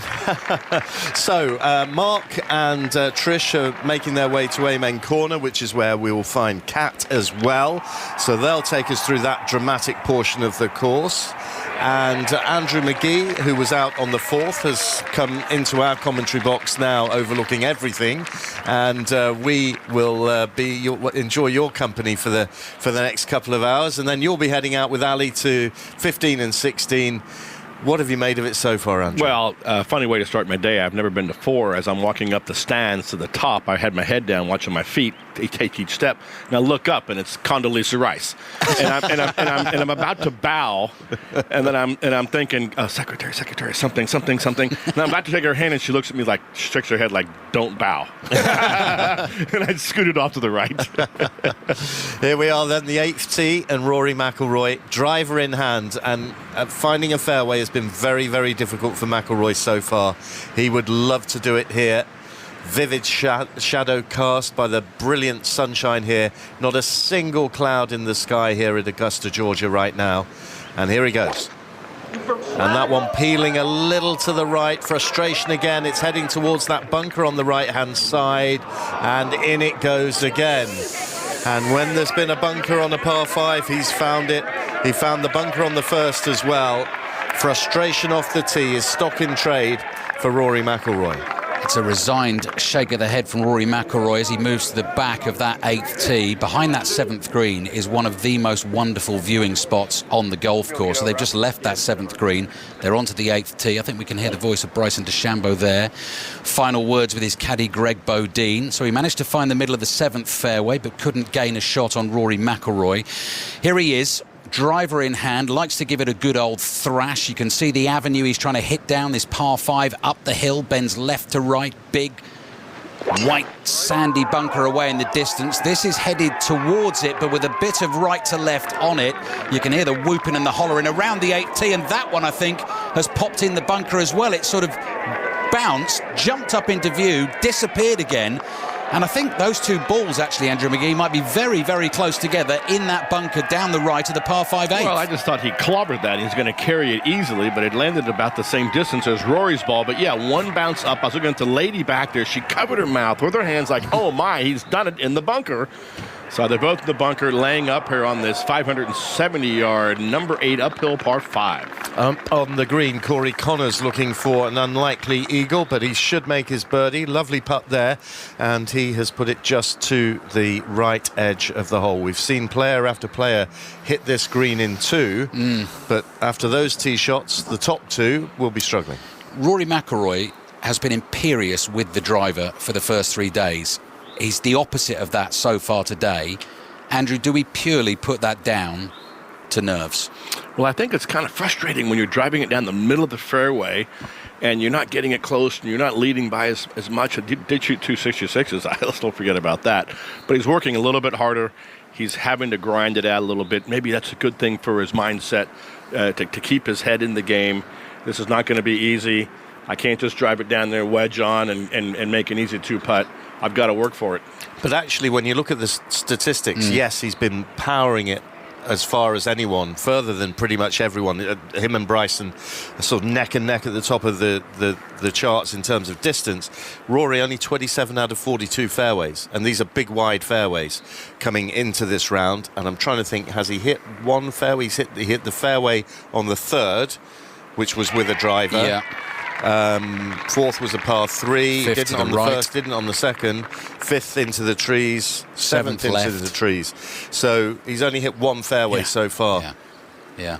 I think actually the first 3 rounds, you're only, it's sort of selective memory. I'm thinking of the brilliant drives that he's hit. So the one off the first tee yesterday, 371 yards, or the one down the 15th yesterday. But you're right, Ian. Those stats tell the story. Let's head out onto the course and Catherine Downs. What's it like at Amen Corner, Catherine? That's heading into the 11th green and then the whole of the 12th and the 13th tee. Just slowly filling up out here, Ian. Absolutely glorious scene. This I described as the living postcard from Augusta. The one that you see on all the pictures across the waters of Rays Creek to those little white bunkers and that slither of green away on Golden Bell, the famous 12th. But what was really interesting, walking down 18, there was already a sea of those little green deck chairs, 25, 30 rows deep. I went down and I counted each one. And in some places, you know, if you put your chair at the back, you've got absolutely no chance of seeing the 18th green, but you'll be there and you'll feel it and you'll hear the shout as the green jacket is awarded to whoever comes out on top after the end of today's play. They do not want to miss a thing. And then gradually there's this tide of people all flowing down the hill. So this is the lowest part of the course. The seats are filling up. There's 1 or 2 gaps at the moment. I can see some grass because we were saying, weren't we, at the beginning of our coverage, there is only one group to follow today, and that is Rory McIlroy against Bryson DeChambeau. I could hear shouts from that area of the course where they were, but everything else was just this serene picture, beautiful big pine trees, this perfect turf, and just it looked like a few mates out playing golf with perhaps the odd, knot of handful of spectators watching on. All the interest is on this final group, and so far, well, they've delivered, haven't they, in terms of the drama? Yeah, and pretty much flat calm. Absolutely flat calm. The pin on the 11th, just tugging slightly to the right.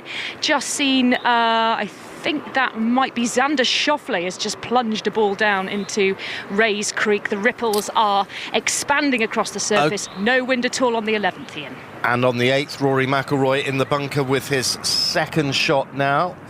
And we can see Bryson DeChambeau's ball adjacent to the feet of McIlroy. He gets a nice high trajectory on that second shot. No chance of going for the green, but he's got it up to an elevated level of the fairway, and that's important for the third shot in.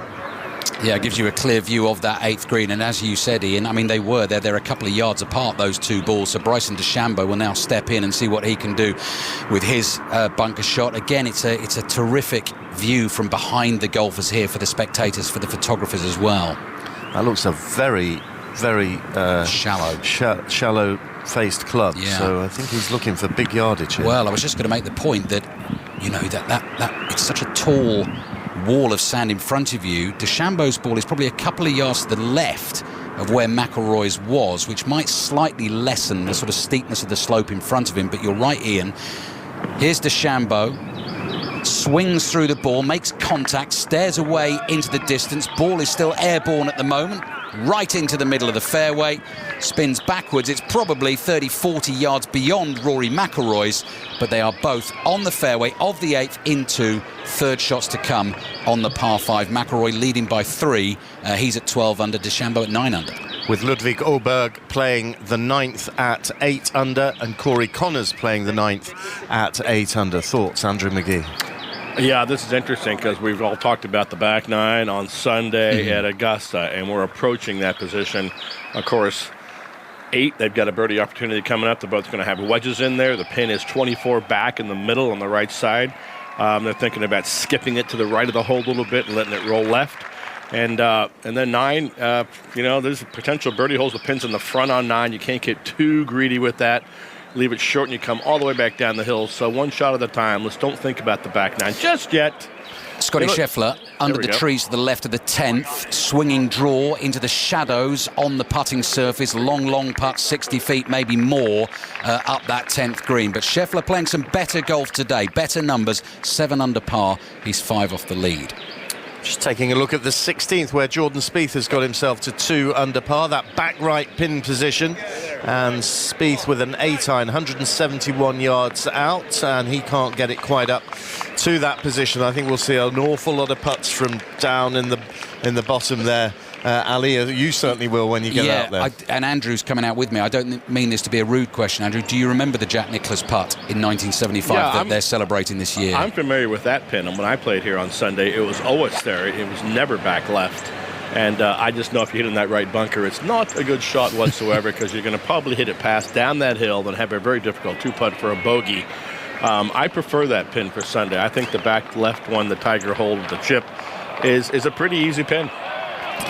So Rory McIlroy leads the Masters at 12 under par. He's playing the par 5 8th. He, like his closest rival, has played 2 shots. They both drove into the bunker. It'll be McIlroy to play first in. DeChambeau is at 9 under.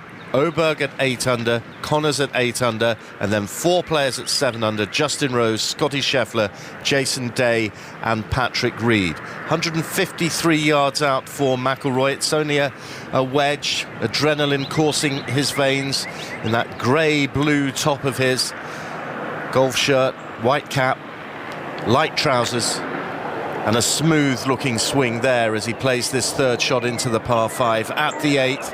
Has he got it up there enough? Not quite, and the ball grabs, and he's left himself around about 25 feet for birdie. 153 yards, a little wedge. Looks like a rusty-ish wedge, like a middle gap wedge. Just wasn't enough club. Ludwig Oberg, another birdie chance on the 9th, putting from the right of the green. He's got the speed. He's given that a good old clatter beyond the hole. 4 feet remaining for the par he's chasing. He's 4 back from Rory McIlroy, and Bryson DeChambeau now is waiting to go in the middle of the 8th. Goes without saying, Ian, it's an obvious thing to say, Rory McIlroy has never been in a better position to win the Masters, because by 2011, this stage of the round, he was already in trouble. Yep, he was just ahead. He was ahead by 1 going to the 10th tee. And this is his best chance ever. And here comes, from 108 yards out, Bryson DeChambeau. His 3rd shot into the 8th, flies it all the way to the back of the green. He's not dialed in. He isn't dialed in, the American, and that stubbornly stays at the back of the green, doesn't suck back towards the hole, and they're pretty much equidistant in 3. 1 beyond the hole, 1 short of the hole. Yeah, not good shots at all from those the best players in the field we have left today. They should have hit those in there nice and low, and a couple bounces towards that pin, and neither of them produced a good shot. Tyrrell Hatton's 3rd shot into the par 5 15th. There'll be some great drama to come there later on. You can hear it here on 5 Live and BBC Sounds. Hatton chipped in for birdie there yesterday. He's 4 under par for the Masters at the moment, and he's over the water safely into the middle of the 15th green. But 4 under is 8 shots off the McIlroy lead. And Mark, you're out at Amen Corner, and I suspect that you're going to see just the usual annual drama of numbers going on the whiteboard and the oohs and ahs that accompany that, which is so much part of the final day. 100%. There are 2 things that strike me. Firstly, that was the quickest I've ever got from our commentary box down to Amen Corner, because the walkways that are normally rammed across each hole, the journey down takes you round the back of the 10th tee, past the 18th green, down the 18th fairway, then across the 15th fairway. Now, normally you get to those crossways and it is a bit like being on a road. You have to stick to the right over here, and if you're going in one direction and so on and so forth.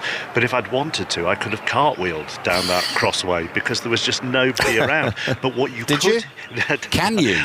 That's the question. Can you do a cartwheel? No and no. And but the other thing with it is you knew exactly where McIlroy and DeChambeau were on the course because of the noise.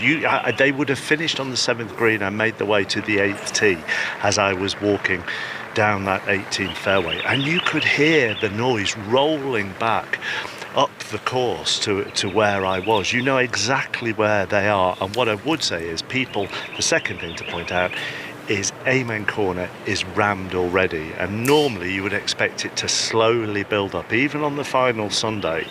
But with the leaders still 5 holes really away from coming into proper view of these people, there's barely a spare seat in the grandstand, and the standing area down below is fully populated. That is why I think I'm going to leave our commentary box here and head to the 15th.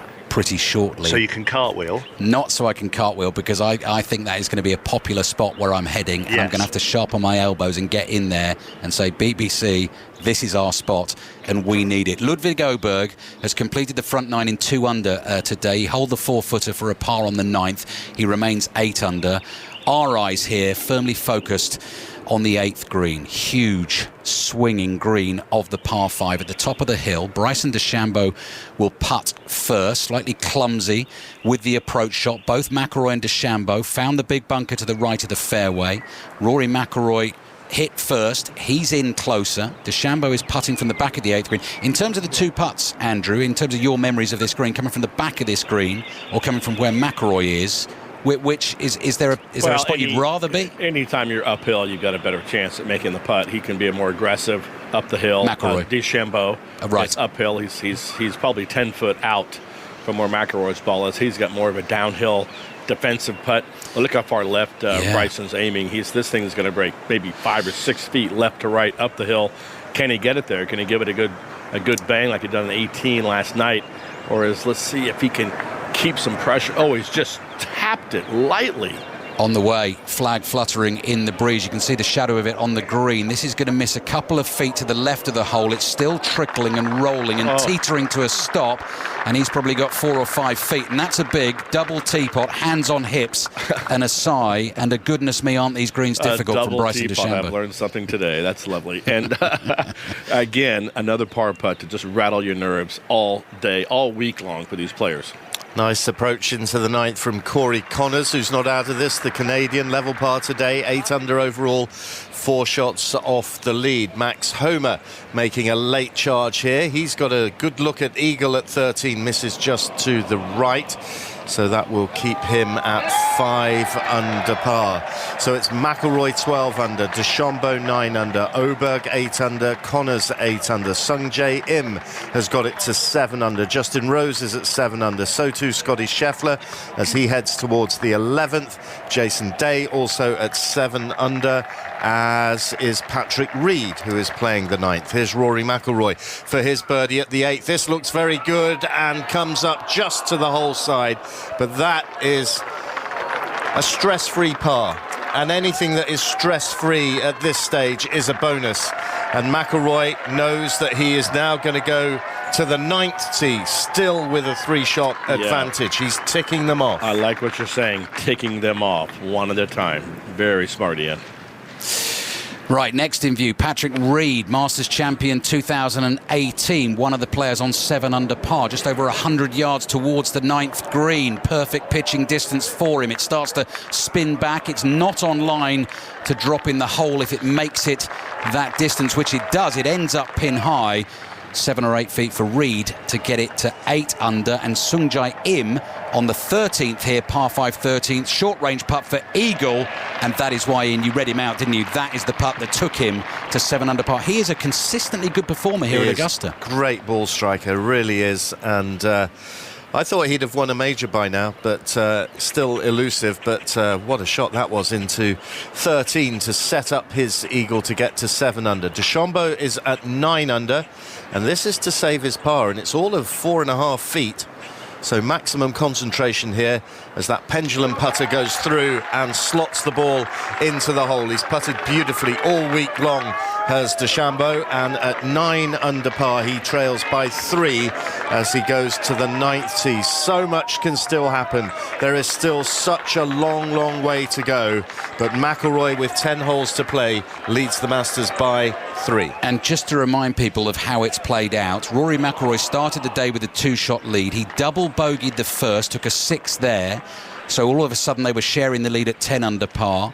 Then DeChambeau birdies the second, the par 5, to get the lead, gets to 11 under. McIlroy then 10 under. McIlroy then birdies, DeChambeau bogeys. McIlroy's back in front on the 4th, the same. McIlroy birdie and DeChambeau bogey, and that's why he got a 3-shot lead. He still has a 3-shot lead. Now, no, Justin Rose has been making his way down the 11th. How's he got on, Kat?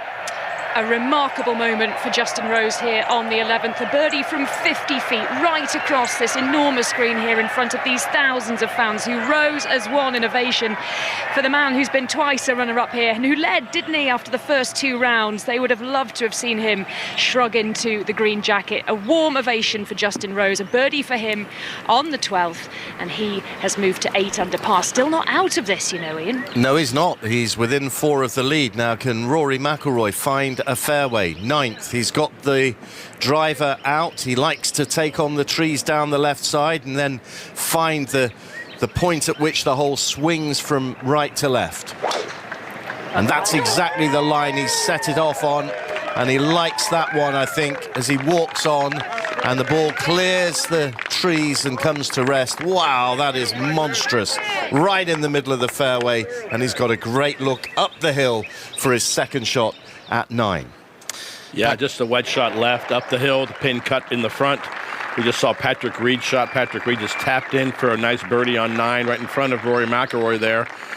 Just right of the hole, having that putt right edge is what Rory McIlroy needs. Patrick Reed has birdied the 6th, 7th, 8th and 9th to get to 8 under. Ludwig Åberg hitting second shot into the par 4 10th. He's at 8 under, on its way. He is firing at the pins this afternoon. This pin high, 15 feet to the left, stops dead, and he's held the follow through there. He's hitting them like lasers at the moment, is Åberg.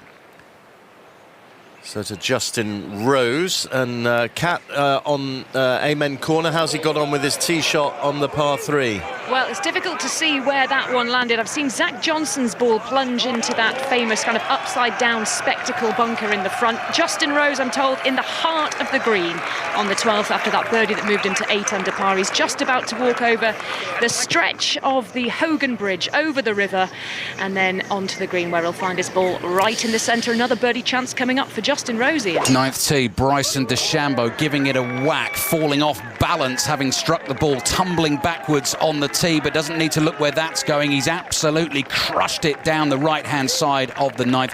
That opens up the green quite perfectly. It turns this hole, it swoops downhill, turns right to left. He's given himself the best view, Andrew, of that pitch shot, that second shot into that steeply sloping 9th green. Yeah, we can't emphasize that enough. There's always a better angle to come into every single green. They're not just flat, round greens. They're all situated a little bit, right to left, left to right, shallow on this side, deep on that side. So there's always an advantage to which side of the fairway you can approach the green from. And Bryson did that beautifully on number 9 right there, having a little wedge shot right at the pin. But his wedges he's been hitting have not been too sparkling so far, Ian. And Mark, we can't say it often enough what the state of play is. There are 4 players at 8 under par. Rose, Åberg, Connors and Reed.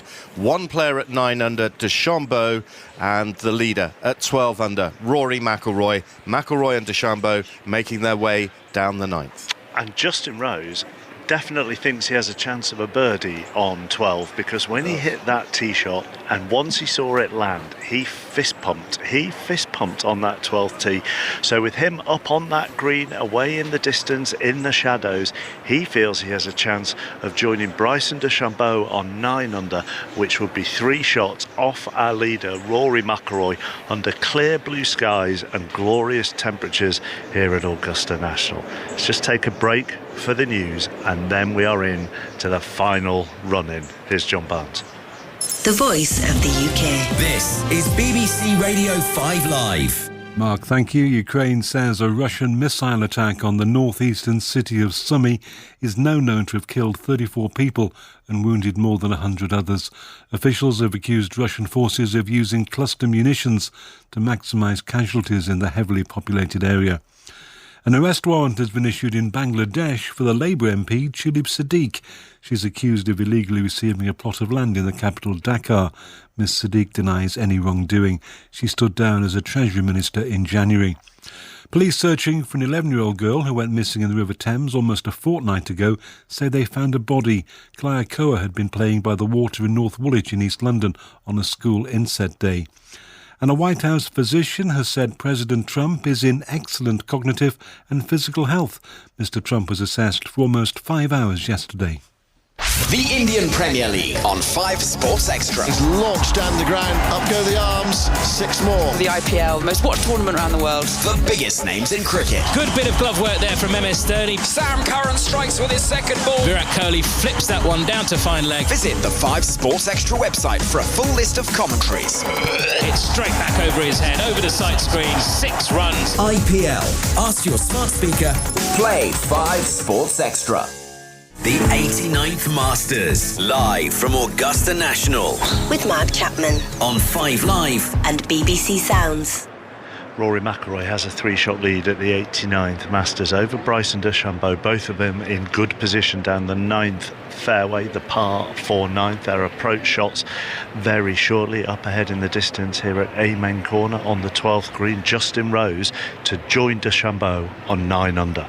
Yeah, it's about 18 feet. That splattered shadow from an overhead lob lolly casting dark fingers across the green on the 12th. A little par 3, Justin Rose sending the ball across and in the hole. A big clench of the fist for Justin Rose. And because you can't get close, the crowd are so far away, 150 yards across Rays Creek. A little bit of a delayed reaction, but they saw the arm go up from Justin Rose, and a smattering of applause, because all eyes also on the 11th here, where the world #1 defending champion Scotty Scheffler has arrived. But big moment there for Rose. He's up in a tie for second at 9 under par alongside Bryson DeChambeau. 3 off the lead of Rory McIlroy. Birdie for Rose round Amen Corner. He couldn't, could he, Ian? Who knows? 4 birdies in 6 holes as DeChambeau from 106 yards sends a wonderful approach into the 9th. That's got the crowd going because he's put it to 7 feet. Yeah, terrific shot just for Patrick Reed, just ahead of him. Had placed his second shot, made his birdie. DeChambeau in the same spot, just a little outside the right edge putt coming up. Up ahead at the 10th, Oberg needs a birdie and gets it. The Swede across the back of the green. Clean scorecard, 3 birdies. He's making his move, and he moves to 9 under. So 3 players at 9 under, 3 behind this man, Rory McIlroy, from 87 yards. A little wedge up the hill, spins it beyond the flag. Now it should take the slope. Now it should suck down towards the hole, goes past DeChambeau's ball, and it's judged really, really nicely by McIlroy. And they're pretty much equidistant, 7-8 feet, both a little bit looking easier, at birdies. A little bit easier up the hill, straight in putt from McIlroy. DeChambeau with a little break. So here they come up the hill. Listen to this. Oh, wow. There we go. But they are really, really fantastic scenes and sounds here at the Augusta National. What news of Scheffler on the 11th, Kat? Well, he was a bit clumsy with his third shot. Second shot, his approach, missing the green to the right in that little hollow, that runoff between the 11th green and the 12th tee. And then just a little heavy-handed with the chip up onto the putting surface. It's run beyond the flag by about 6-7 feet or so. Shane Lowry, though, with a good birdie chance. The Irishman at 1 over par, they were a good way off the lead. Trish Johnson alongside us, but 2 very, very impressive holes from Justin Rose. Fantastic, really. I mean, 11 and 12, the pin on 11, that's just not a birdie chance. And 12, well, as you said, that I've never seen anybody fist pump just for hitting the green if they're not in the last group. I mean, it's extraordinary, but that just goes to show he doesn't think he's out of this at all, and he's not. And if he birdies 13, game on. He also had to fist pump on the green so that the people back here knew that it had gone in, and then he got the cheer. But Andrew McGee, if they're feeling the footsteps of the chasing pack, the leading 2, they responded with those 2 shots into 9.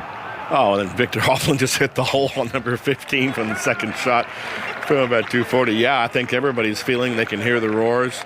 The 2 leaders, the McIlroy, they're here in Oberg. They know what's coming at them, and this is heady stuff. This is really getting heated up here, hotted up. How do you say it? This is golfing fantasy land, isn't it? It really is. We've had a marvellous week, and it continues. What's good, I suppose, Ian, from McIlroy's point of view, is that DeChambeau will push him here and will challenge him. And I'm going back to St Andrews, for example, where in some ways it felt like he was oblivious of the chasing pack when going out in the final group, and played a certain way alongside Victor Hovland. And before you knew it, Cam Smith had come past him. You're right. And they couldn't catch him. Yeah, here is McIlroy now. This for his birdie from 8 feet on the 9th. In it goes. McIlroy moves to 13 under par. He's not going away. He is motoring at the top of the leaderboard right now. 4 shots clear. DeChambeau with a birdie chance to come. And there are the chants. And it's Rory among the patrons at the Augusta National. Wow, what a putt. Just the one blemish on the first. Yeah. Might have got it all off his chest, now 3 birdies after that. That's how you played, Ian. Remember that first hole? You just absolutely weren't ready. No you weren't relevance. prepared. Your glove tore and you just weren't ready. And all of a sudden you said, that's it, I'm done. I'm going to play better. And he's showing that. He's taking a big slug of water there. But I think Mark's point there was very well made, because in that final group at St Andrews in 2022, he played with Victor Hovland, who didn't do anything. And it was almost like there was a torpor about the pair of them, and Cameron Smith up ahead was able to accelerate away. Completely different dynamic here. And McIlroy, as it stands at the moment, is 4 shots clear with 9 holes to play. DeChambeau has to make this, Andrew. Put the pressure on DeChambeau right back. Yeah. And this one is a little bit of a break here, right to left. This is a must-make. I mean, he's got to start keeping up with McIlroy now, and let's see if he can hold this one. That putter's back, ball's on its way. And misses. Left edge. Misses on the low side. Frustration for DeChambeau. And Rory McIlroy is going to take a 4-shot lead into the back 9 at the Masters. It's on. It is seriously on here. Scotty Scheffler taps in, and nice. What were you just saying to me, Trish Johnson? You just can't believe he's taken a 4-shot lead into the back 9 after the first 3 holes that we watched. This is nuts. But to be fair to you, you did say if you're going to double bogey a hole, double bogey the first. Yeah, absolutely. And he got everything out on those first few holes. Trish, I'm just going to jump in because DeChambeau still has to tidy up here, and he does. Knocks it in, and he just sort of nods his head there in frustration. He's irked. 1 birdie, 2 bogeys on an outward half, 1 over par, means he's at 9 under, and McIlroy has told him who's the boss here, because McIlroy has moved to 13 under. He's 1 under on his round, and now he's marching up to the 10th tee with a real sense of purpose. He glances to his right, glances to his left, then head down and marching with intent towards the back 9 at the home of the first men's major of the year. The place where he can join the all-time greats if he converts this commanding lead now on the back 9. And the crowd are urging him on as he walks up to the teeing ground behind his caddy, Harry Diamond. And there's no doubting who the patrons are rooting for right now. Trudging behind is Bryson DeChambeau. But he's getting urged now by the fans as well. And he emerges onto that teeing ground. Mark, it's the oldest cliche in the book. The Masters starts on the back 9. Well, McIlroy, he can't quite cruise it, but he's got such an advantage in his back pocket now. And he's gone straight away, Andrew, and he's picked from his bag the 3-wood. He's going with, sometimes he's gone with the driver on this tee, and it's been catastrophic. We think back to 2011, the awful tee shot that he played there that went in amongst the cabins. Right now, he just needs to find the fairway. Well, Hurricane Helene helps a little bit here, clearing out a few of the trees on the left side. You can see more of the fairway now to the left. Just a smashing 3-wood, take that right to left bounce down the hill and have just a short iron left. He's wasted no time here. He's over it now. And one last glance down the fairway. There's the sound of the shot. And a lovely little turnover from right to left. That looks absolutely glorious from McIlroy. It is absolutely glorious, and it lands smack in the middle of the fairway. Much easier to turn a ball with a 3-wood, a little bit of loft on that club. A driver, it's more difficult to turn that softly 3-wood. What's he hit a 3-wood, like 310 anyway? Yeah. Yeah. Here we go. DeChambeau, on all 3 visits to this hole, has parred so far this week at 9 under, 4 shots behind, in a share of second place now. And he launches his on a mighty, mighty high trajectory. It's flying dead straight down the fairway, and it lands that ski slope of a fairway and takes the shoot and gets a few extra yards out of that. and now will trundle down to the lowest point of the fairway. Two very, very impressive tee shots. DeChambeau nodding, McIlroy nodding just to acknowledge the applause as well. Extraordinary scenes up there by the clubhouse as these players embark on the final loop of this extraordinary 89th Masters. And it's there for Rory, Mark. It really is. It is there for him. 4 shots clear. And he just has to, Andrew, and it's easier said than done, I'm guessing. Just keep doing what he's doing, because Bryson DeChambeau is not dialed in with those second shots, with those approaches, with his short game. That's where he's been leaving himself with work to do. That birdie putt on 9, I mean, that means something. You've got to keep up with Rory and make some of those 7-8 footers for birdie, because, 4 shots. He's not that dialed in with his wedge game. He needs to have something happen for him right here, because I don't think Rory's going to slow down, but I hate to say that. We've seen lots of things happen. They've cheered here. The 13 has just gone up for Rory. The DeChambeau 9 went up first, then the 13 for Rory. So confirmation round Amen corner. They have received it. That McIlroy has a 4-shot lead. I know you, when he stood on the 10th tee, Ian, you mentioned 2011. You mentioned it. He was asked yesterday, you've been in this position before. I wonder if you can remember how you spent your Saturday night in 2011 and how you might do it differently, to which his answer was, it was 14 years ago. I've no idea. I'm glad I have a short memory, which is probably the best answer he could have given, and maybe he still had that short memory when he stood on the 10th tee. A very, very good answer, and I think that selective amnesia is probably a very, very good thing that has been instilled by Dr. Bob Rotello. Andrew knows all about the sports psychologist, and he's a completely different animal now, and he's having to lay a few goes to rest. There's no doubt about it today, and I think at this stage we shouldn't get ahead of ourselves. Think of Jordan Spieth back in 2016 when he was leading with 4 shots coming into the back 9.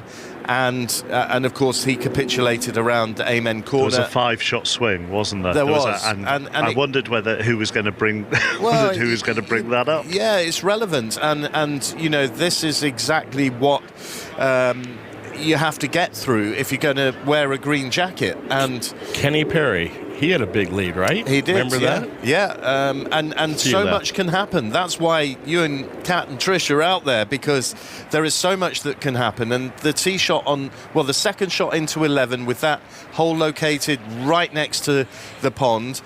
The 12th, which has so much drama, it is flat calm, so it shouldn't be quite as difficult as it can be.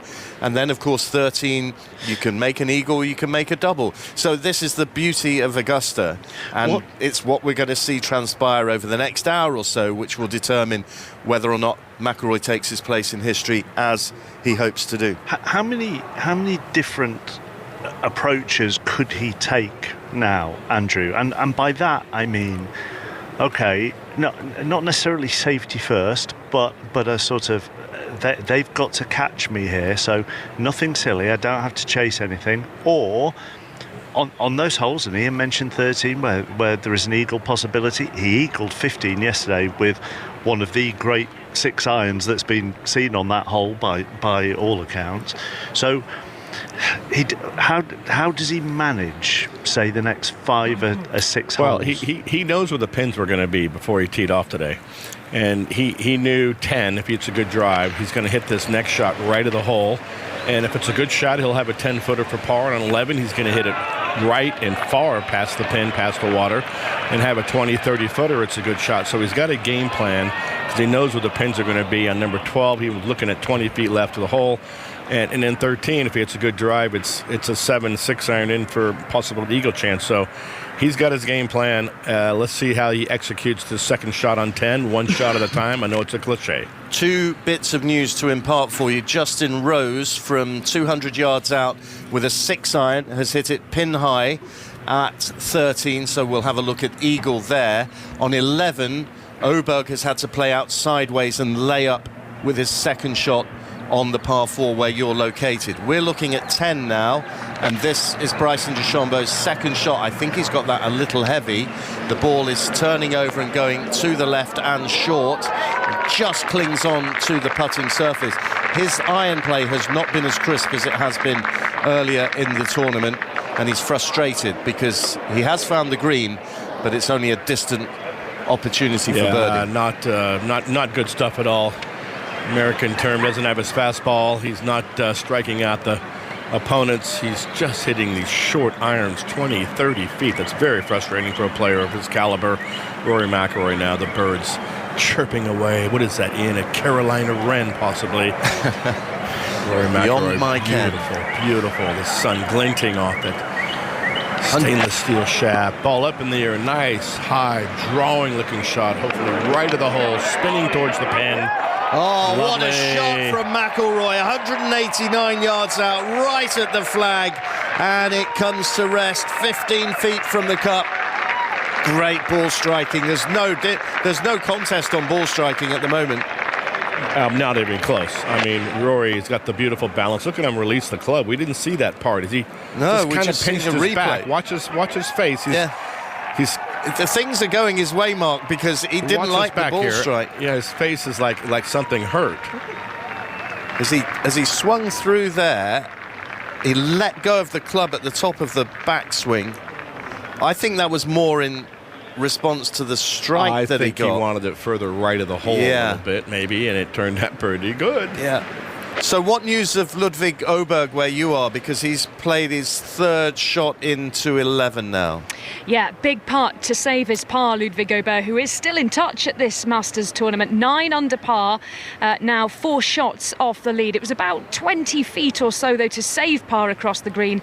And he's just ice cool, isn't he, Ludwig Åberg? In it goes, absolutely no problem for Åberg. And Jason Day as well tidying up for his par on the 11th. He stays at 7 under, but it's Åberg who is just putting some pressure on those leaders.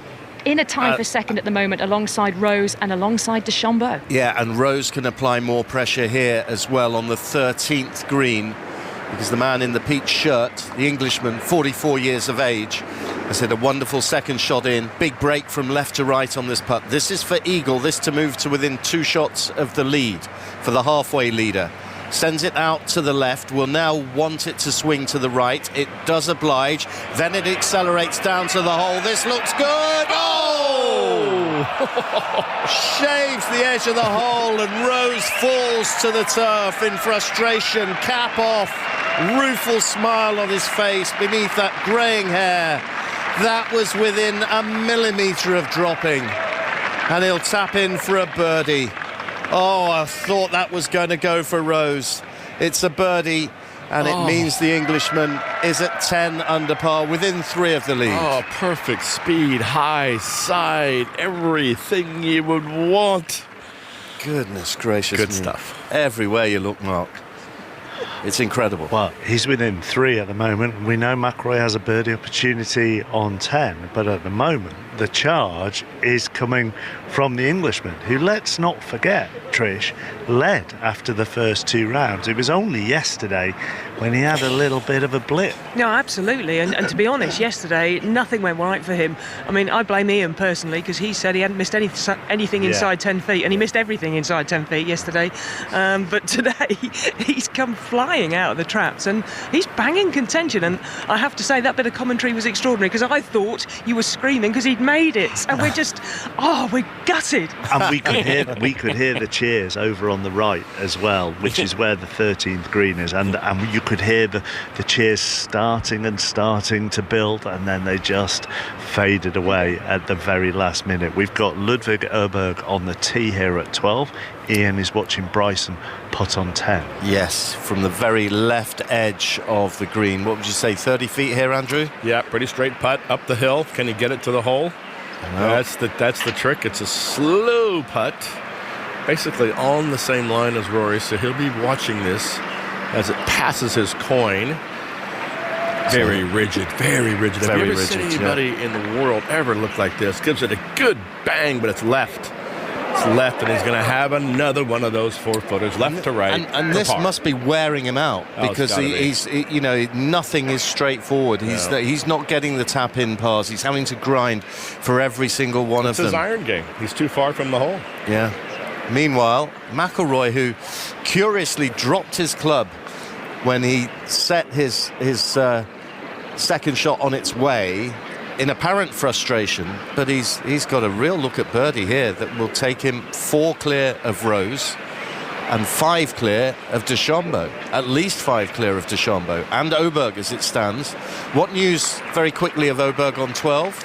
A little bit wayward with off the tee, Ian, just 155 yards today across Rays Creek, and he's found the left edge of the green. The ball's just run through the back and into that little hollow of rough through the back of the green, so he'll be chipping for his second shot, and it'll be a long chip towards the flag cut on the back right portion. Rory McIlroy is 1 under par for his round. It started with a double bogey 6. He was really rocking down the first couple of holes, but then steadied himself, and now he's got a firm grip on the Masters as it stands. 10th green, this for birdie from 16 feet, sends it on its way, turning from right to left and into the hole. It's another birdie for Rory McIlroy. Rory McIlroy, 2 birdies in a row. He is running away with this 89th Masters. 14 under par, 4 shots clear of Justin Rose, 5 clear of DeChambeau and Oberg. And he's heading to the 11th, taking a big swig of water. Wowee, back-to-back birdies for Rory McIlroy. Astonishing. And they've just put the 10 up for Justin Rose here at Amen Corner to a smattering of applause. Ludwig Oberg heading towards the 12th green. A birdie looking unlikely for him. He's in that chasing pack. He is on 9 under. But as things stand, McIlroy has this 4-shot lead over his Ryder Cup teammate, and the American Bryson DeChambeau is getting further and further away. This is crucial for him. McIlroy standing, hands on hips, watching interestedly. This is no gimme by any stretch of the imagination for par for DeChambeau. From 4 feet, delicately down the slope. He holds out very well, though, and it keeps him at 9 under. It keeps him just in touch. But it's McIlroy 14 under, Rose 10 under, Oberg 9 under, DeChambeau 9 under, Connors 8 under, Reed 8 under, and we're deep into the back 9 of the Masters, and it is Rory McIlroy. Not quite his to lose yet, but he is firmly in charge here. They are more romantic than patriotic at the moment round Amen Corner, aren't they? Oh, this is just sensational. It really is. It's mind-numbing how mind-blowing, not mind-numbing. Mind-blowing. Mind-numbing, that's quite right, yeah. Mind-blowing, sorry, I'm gone. The crowd here, they absolutely love McIlroy more than anyone, and I just can't get over the way he started today. I just hope so much that I know he's desperate to win, but I hope he's enjoying every single second of this, because it is special. Well, when we left the commentary area where Ian is, he was starting to look like he was enjoying it, wasn't it? Do you know, when you two left, he hit it in the trees at 7, and he hit this shot out at 7, and he was trying to go over the top of the trees, and he hit it through a gap, and he wasn't trying to hit it through that gap, and it was literally like, and he knew it, and he got lucky, and he laughed his head off, and it's like it released, Ian was right, it released all the emotion. He didn't make the putt, but he knew he got away with one, and I think sometimes in your head you can think, do you know what, it really is my day today. I think it's the kind of thing, Ian, that if he wins, then he'll tell us that he enjoyed it. I suspect you're right. Now, Justin Rose has gone down the left off the tee on the 14th, so I don't think he's going to have a straightforward shot to the green. McIlroy birdied this hole brilliantly in his second round, 66. It's the 11th, and let's see where he puts this. This hole has caused him problems historically at the Augusta National. Teeing it up on the left half of the teeing ground, and the shadows being cast from his right-hand side. An air of real stillness and isolation on that back tee, and that one's leaking out a little bit to the right, and he wants it to go, and it does go, and it lands into the fairway, but he could be blocked out there. Oh, it's run right up to the tree down the right-hand side. I think he's going to have to play sideways unless he can fashion something underneath there, but that would then potentially bring the water into play, so it's not straightforward. McIlroy 14 under, Rose 10 under. Rose not in the fairway on 14. DeChambeau is next to play, and he has to do something very special. He's got the driver out. He's been working on a new driver face as part of his scientific endeavours to try and perfect this game of golf. 520-yard par 4 this, and he launches that way high into the sky. That looks a better line than McIlroy's. It is a better line than McIlroy's, and it goes down that right side of the fairway in the sunshine, whereas McIlroy's ball is lodged behind a tall pine and in the shadows. So the tee shots have happened on the 11th. They'll be coming into sight of you guys down on that amazing grandstand behind the 12th tee and overlooking the green on 11 very, very shortly, and we'll play tag team as they play those second shots. I mean, on the green in front of us at the moment, Corey Connors and Patrick Reed, and I would argue that maybe 50% of the galleries here are not paying that much attention to what's going on, and they're just waiting for what is about to come into view further down the 11th fairway. This driver face, that very quickly, Ian, that he's working on, from what I've read, this driver face will help all amateur golfers. That, I mean, this sounds a bit basic, that wherever you hit it on the face, it'll go straight. Yes, so he says. That sounds ideal, Trish. Do you doubt that? Just slightly, yes. Oh, okay. It's some kind of vortex or something, he says. Ian, I think there's a bit of a word you're missing, and it might be talent. Oh, thanks very much. Kat, at least, is paying attention to what's going on round Amen Court. Just keeping an eye on Ludwig Aubert away in the distance, putting for par through the shadows on the par 3 12th, and that's going to miss to the right-hand side. So Ludwig Aubert is going to drop back. He's going to fall to 8 under par. Justin Rose, the nearest challenger then for Rory McIlroy at 10 under. McIlroy with that difficult second shot to come on the 11th at 14 under. So what are we thinking, Ian, from what you have seen, and presumably pictures haven't yet got to where McIlroy's ball is, that play safe?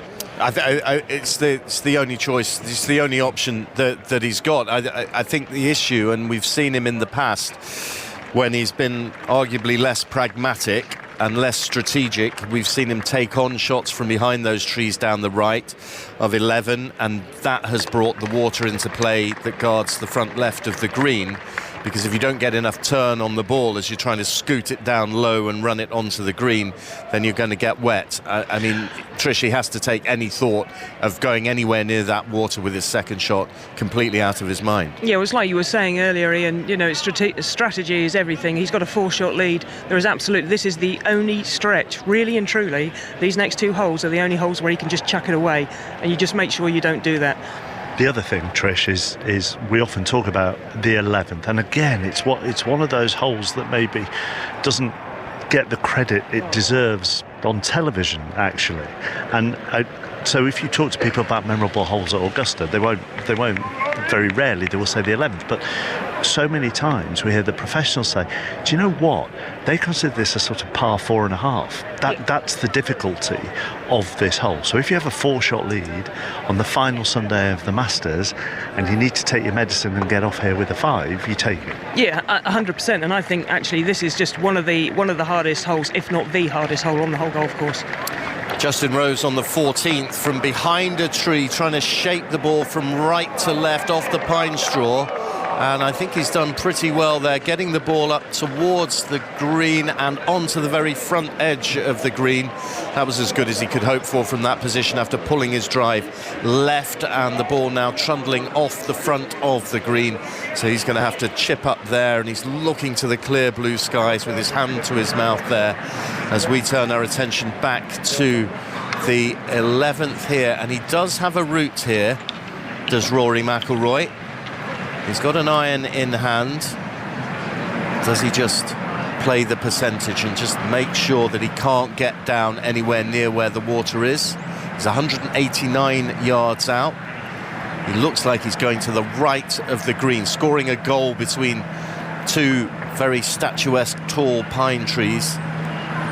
McIlroy just bunts it through there, turns it over from right to left, and Kat, it should be bouncing down towards you. Just looking for... Oh, my goodness me, this is flirting with the water, you know, Ian. Will it put on the brakes? Oh my goodness me, Rory McIlroy has got very lucky indeed there. It's hovering inches above the black comma-shaped lake that sits just in front of the green here on the 11th. That would have been a heart-in-your-mouth moment for Rory McIlroy, watching that ball scurrying along the turf here and just stopping in time before plunging down into the lake, Trish. I don't have any words for, well, I've got to be honest, that's just, it seems sheer stupidity. I have to say, I know he's leading the golf tournament, I know he's magnificent, we love him, but that is within 2 inches of just no need, absolutely no need. That is incredible. I mean, I don't know what Andrew thinks, but goodness gracious me. Well, let's have a look at Bryson DeChambeau now. A much more straightforward shot into this 11th green for the other man in the final pairing, the man who is currently at 9 under and 5 shots behind. McIlroy puffed his cheeks out there in relief when that ball stayed dry. 180 yards out after a 339-yard drive, and the broad-shouldered American fires this one down towards the green, turning over from right to left, Kat. And they are pointing into the sky. A massive splash of water as Bryson DeChambeau leaves it short just by a foot or so, catches the bank in front of the pin and plunges down into the depths of that murky pond. Ripples now cascading across the surface of the pond and across the crowd here as well at Amen Corner. They're rising to their feet. They're clapping as Rory McIlroy marches down the 11th to take his chances with Amen Corner. He's already sailing dangerously close to the wind, isn't he? His ball just hovering above the water. And before it became known as Amen Corner, this stretch of the course was known as Heartbreak Highway. Whichever way you look at it, you're reminded of the sense of coming danger for any player that walks down this fairway. And for McIlroy, well, he knows better than most, doesn't he, how heartbreaking this stretch of the golf course can be. That triple bogey on the 10th in 2011, compounded by a bogey here on the 11th, then a double bogey on the 12th. He's just reached his ball as this lava flow of humanity cascades down the 11th alongside him, filling every nook and cranny in the grandstand, all of the standing area completely full, thousands and thousands of people all straining to get a look at Rory McIlroy. He's reached his ball and Bryson DeChambeau is having to take a drop after finding the water, Ian. And Justin Rose pitching up from short of the green on 14. Pretty decent shot as well, Kat, as he manages to get the ball up to around about 8 feet from the hole, so should be able to save his par, remain at 10 under, 4 behind the leader McIlroy. Just a couple of things here as Bryson DeChambeau and his caddy have a little chat, and he talks to the rules official about where he's going to drop.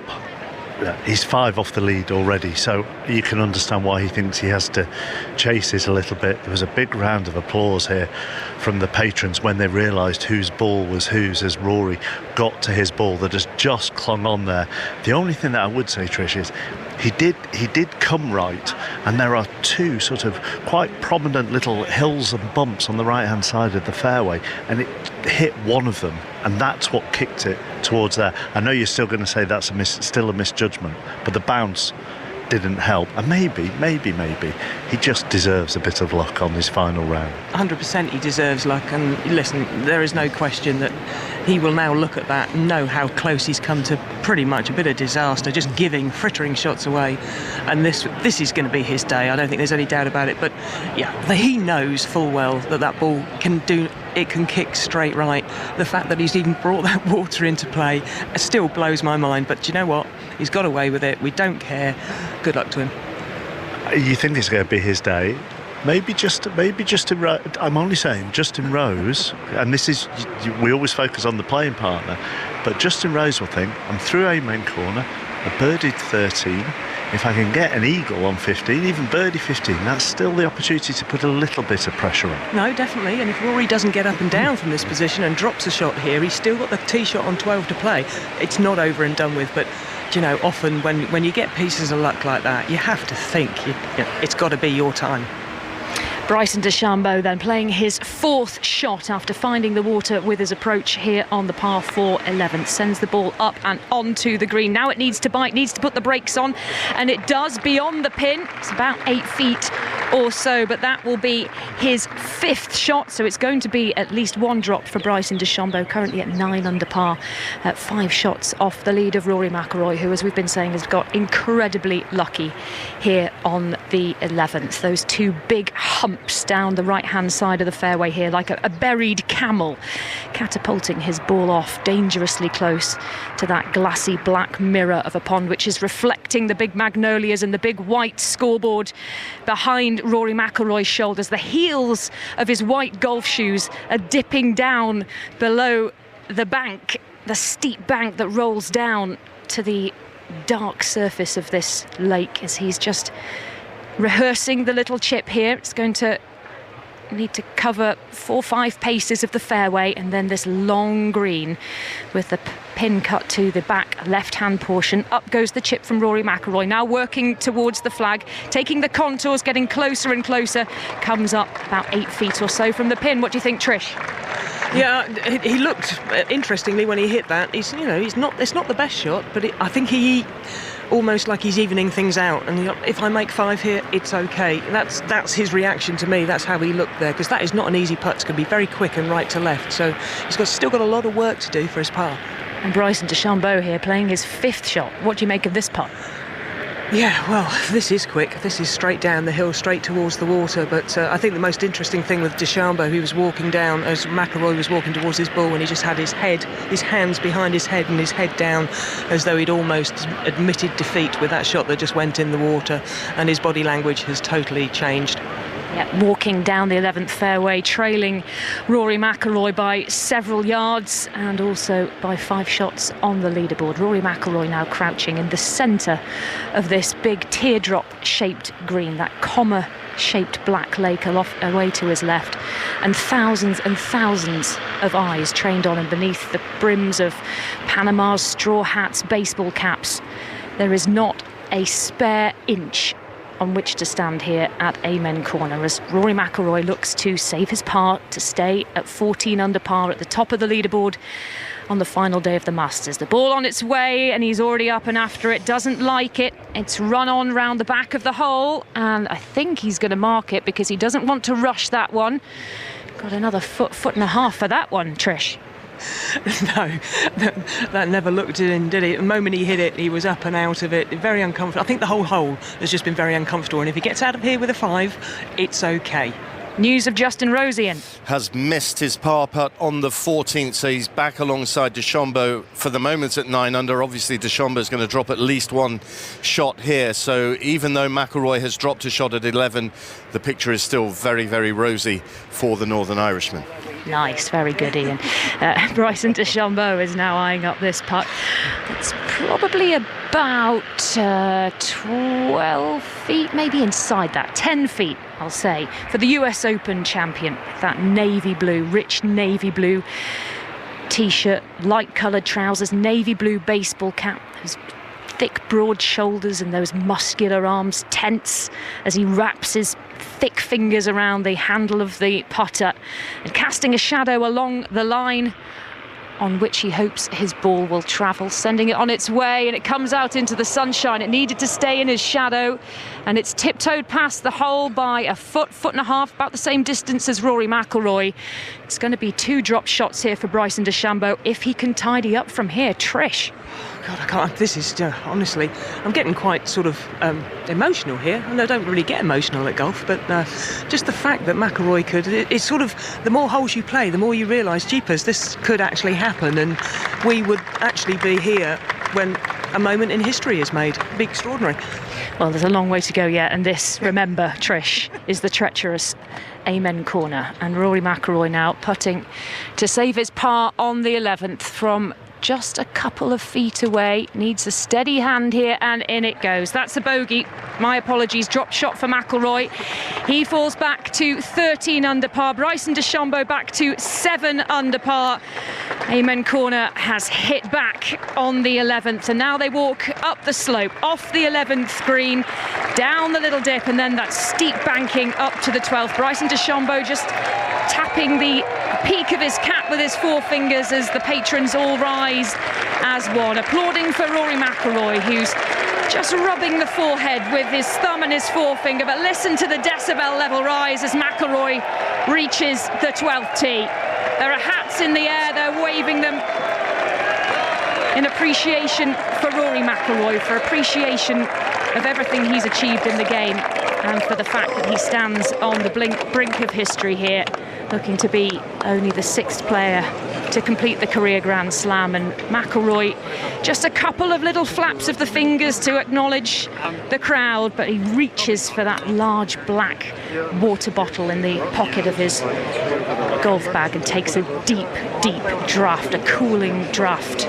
The heat of the competition is notching up here with Justin Rose at 10 under par, Rory McIlroy 14 under par, 4 shots clear. Bryson DeChambeau now 7 under par after that double bogey for him. And now they've reached the tee at the 12th, the Golden Bell. 155 yards it plays today, and it is a mean and mercurial hole across the water, the still silent water of Rays Creek, and over to that thin slither of green in the distance. And to borrow a quote from Taylor Swift, it is a nightmare dressed as a daydream on a scene like this. Absolutely beautiful, fresh green spring foliage away in the distance, that backdrop, that theatre curtain to the drama that is unfolding in front of us here on the final day of the Masters. And Rory McIlroy about to take that treacherous tee shot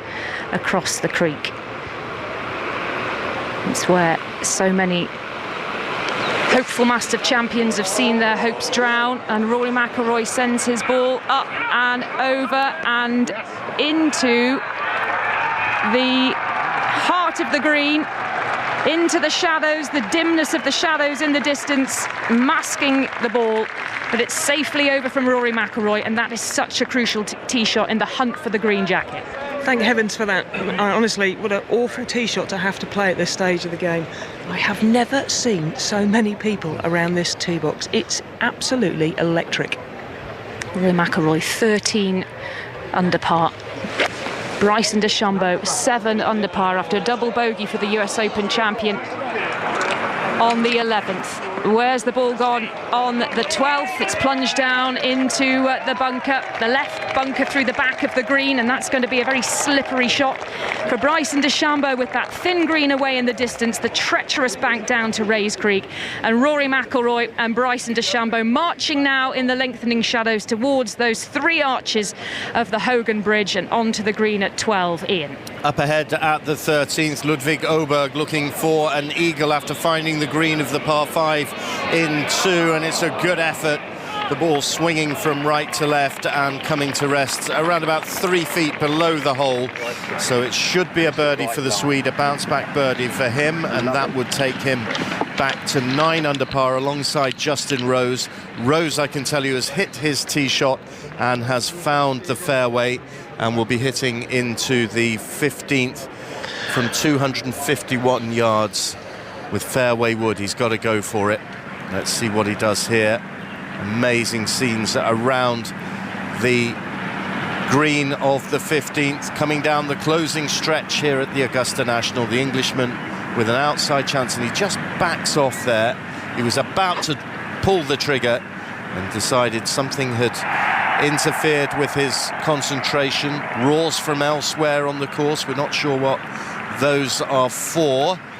McIlroy 13 under, Rose in second place at 9 under. And now the Englishman is ready to hit. And with that fairway wood, he gives it a good smack, and it's drawing from right to left off a high trajectory alley. I can see the patrons pointing at Justin Rose's golf ball. Where is this going to land? We're looking bunker on the right-hand side of the 15th green. So Andrew McGee and I have just arrived. I can tell you, I've never seen it busier in this commentary position. They are absolutely massed in the grandstand here. They are massed down either side of the fairway. Justin Rose then has found the bunker on the right-hand side of the 15th green, the par 5. He is currently 9 under par, and those red numbers here on the big white leaderboard opposite us, the other side of the 15th green, telling the story that Rory McIlroy leads at 13 under par, Justin Rose in second on 9 under. Ian. Oberg for his birdie at 13, no messing, straight into the cup, bounce back birdie, second birdie in 4 holes, and the Swedes still in the hunt at 9 under, 4 behind. Bryson out of the bunker on 12. Yeah, it's been beautifully done from Bryson DeChambeau, but it's just flirting with the edge of the green that is perched perilously above Rays Creek. It has come to a stop. Still 6-7 feet or so for Bryson DeChambeau to save his par on the par 3 11th. This is different saying it's all over, but Bryson looks like he's gone, doesn't he? Yeah, he does. Yeah, I think his race is run, to be honest. He had it going there at the beginning, but his body language is gone. His game has not been great today, and I think Rory. I think Rory got to him. Yeah, he really did. You know, I think it was going to work one way or another, and I think Rory has come out on top. And that consistency of Rory appears to have worn down Bryson DeChambeau. So when you look at these big white leaderboards, the challenge is coming elsewhere for Rory. He's 13 under. Oberg's birdie on 13 takes him to 9 under. Rose 9 under through 14, and he is in the bunker in 2 on the par 5 15th. Rory to putt on 12. And it's a birdie putt that would see him bounce back to 14 under par, about 30 feet, tracking across the green now, coming up to the pin and just putting on the brakes a couple of feet short. Good effort from long range for McIlroy for birdie. Should be able to tidy up for par there and stay at 13 under.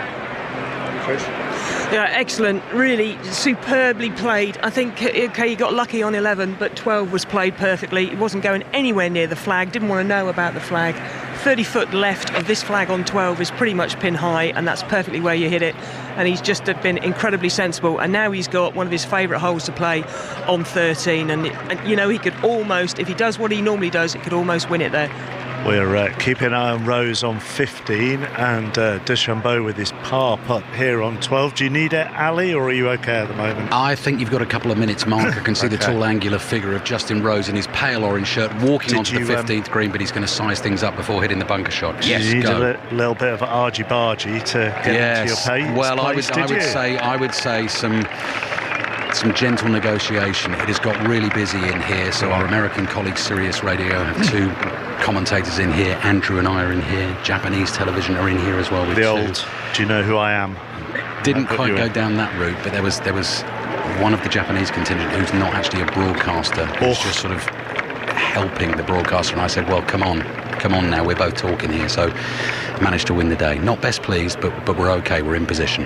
Well played, Ali. Par putt for Bryson DeChambeau, and I think there's a bit more on it than I initially gave it. 10 feet or so, it's coming back up from right to left through the shadows up towards the hole, and he stands up in disgust as the ball leaves the face of the putter.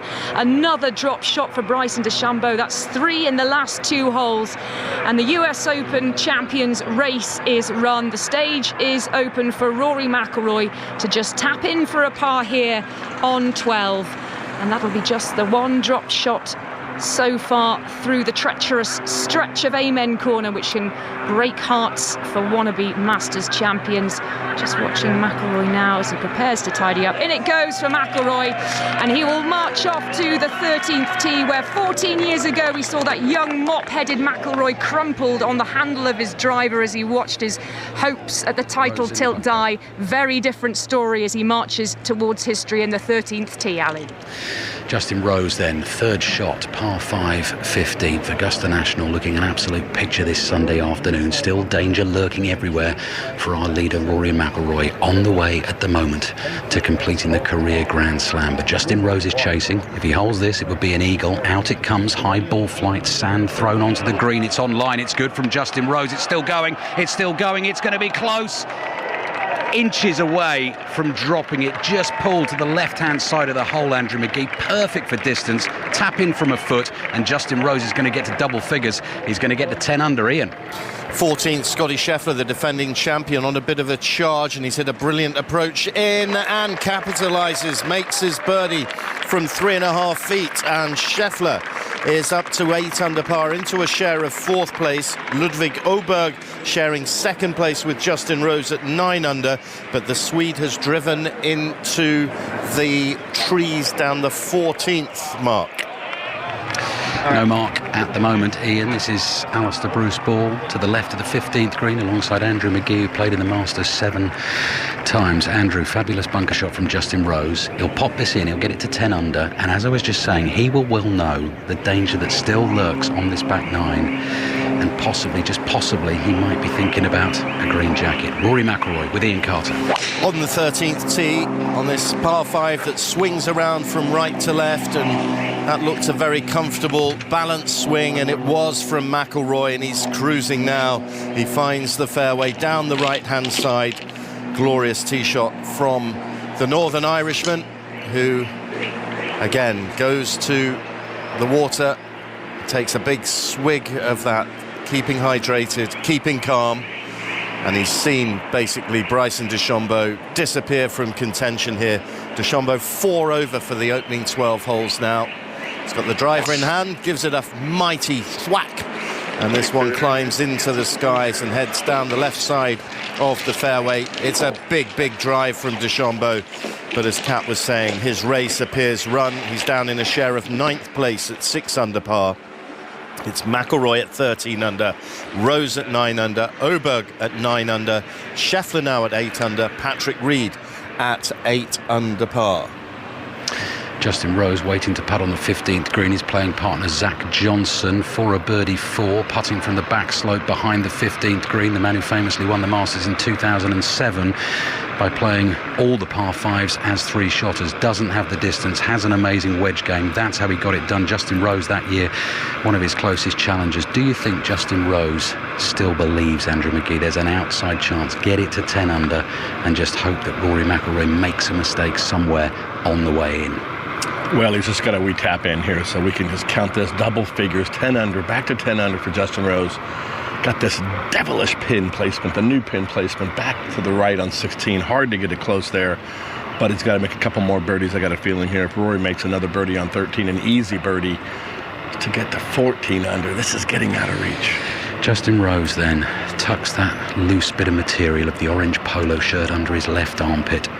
Started the day, Justin Rose at 5 under par. This to get to 5 under for the round. No distance at all, no bother at all for Justin Rose. Fabulous round of golf that he's compiling. Has kept fighting all the way through. Smile on his face as well as he touches the peak of his cap, marches off the left-hand side of the 15th green, and he now moves to 10 under par. He is in 2nd place on his own. He is 3 shots behind Rory McIlroy. Andrew, in terms of news on our commentary position here tonight, you and I have switched places. Brian, our good friend from Sirius Radio, one of the American broadcasters, said we were just too loud over the Rory McIlroy Eagle yesterday, so apparently we blasted out all across the States. Excellent. I just love to be that guy. We're excited. Yes, we're thrilled to be at the Masters. If he's not feeling our thrill, that's just too bad for him. Scotty Scheffler and Shane Lowry will be next in view here on the par 5 15th. Few draws for Justin Rose, hugely popular figure on the PGA Tour here at Augusta National in particular. Next challenge for him is the 16th hole, the par 3, and as Andrew was explaining, so many years we've been commentating here, that pin is tucked away in that little collection area on the left-hand side of this green, and the tee shots, you aim them out to the right and they topple down the hill, and occasionally, well, more than occasionally, you get the holes in one. But this year, in commemoration of Jack Nicklaus's stunning birdie putt in the 1975 Masters on this 16th green up the hill to a back right pin position, that is where we are this year. Now then, Justin Rose is waiting on the 16th tee.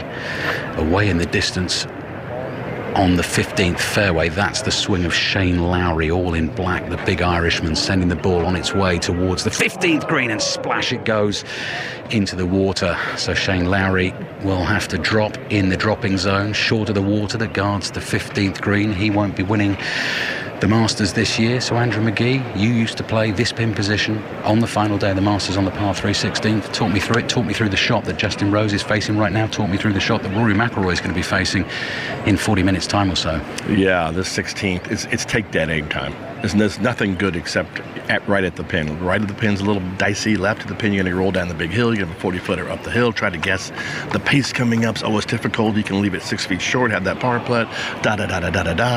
Just right of the hole, about 2 feet is lovely. Let's go. It looks perfect. It looks beautiful. The sunshine is warm. You can feel the sort of prickly heat on the back of your neck.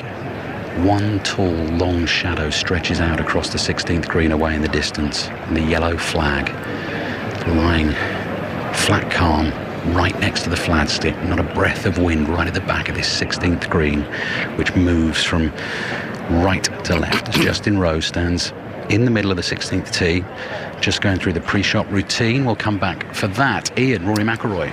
Rory McIlroy's second shot at 13 after a 300-yard drive, 253 yards out, going with the iron.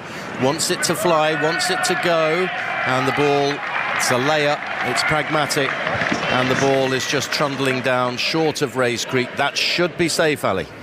3-shot lead for Rory McIlroy over this man, Justin Rose, and all we can see of Justin Rose at the moment is the top of his head, which is covered in a white baseball cap, and he goes through this very deliberate pre-shot routine. It's almost in slow motion on the backswing, and he sort of drops the knees. Justin Rose has an 8-iron in his hand, taking a long time over this, He's Andrew. taking dead aim. He's already backed off at once. When you turned around, he was over the ball, ready to strike, and then he's turned back behind the ball to be a little more decisive. Very important to be so decisive. Where's your aim point? Look at that. Stare at that aim point. Go through your routine again. Behind the ball. Don't do that over the ball. Behind the ball is important. Justin Rose over it. Big backswing. Whoosh! The ball goes off. On its way, I'm watching into the bright blue skies this sunny Georgia afternoon. That looks like he has taken dead aim. It's a sensational shot from Justin Rose. Perfect for distance. It's just trickling away to the left-hand side of the hole, but it's stopped now. It's not tumbling down the slope. And I tell you what, Andrew, birdie chance to come. Good birdie chance. Could get it to 11 under par. At the moment, if he knocks that in, he'd be within 2. Ian. 14th, Ludwig Oberg, third shot, pitching up from the front of the green and nearly holding it. It lipped out and it ran on by a couple of feet. And he gives a sheepish smile as a wave of the hand as that one just trundled by the hole. DeChambeau has hit a really bad second shot into 13 with his 7-iron. He's saying, oh my gosh, and he's missed the green to the left. He thinks it's gone in the bunker, but it's not. It's gone down into the depression just in front of the bunker. Scotty Scheffler is heading in your direction, Ali.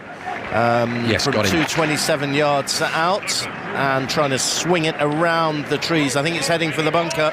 Yes, we've seen the shot already, Ian, so you're getting that on your monitor, slightly delayed. Scheffler's actually cleared the bunker on the right-hand side. He's pin high at the back right of this 15th green, and the pin today is cut right in the middle at the back. There's only about 5 yards at the back of the green, but he's coming across the green there, Andrew, and has plenty of green to work with. Justin Rose, meanwhile, is making his way serenely down the side of the water that runs all the way down the par 3 16th. And that, by the way, Justin Rose's putt, Andrew, 4 feet for birdie. Great chance. Oh, he took that aim just like we talked about. Just left of the hole, a little left to right.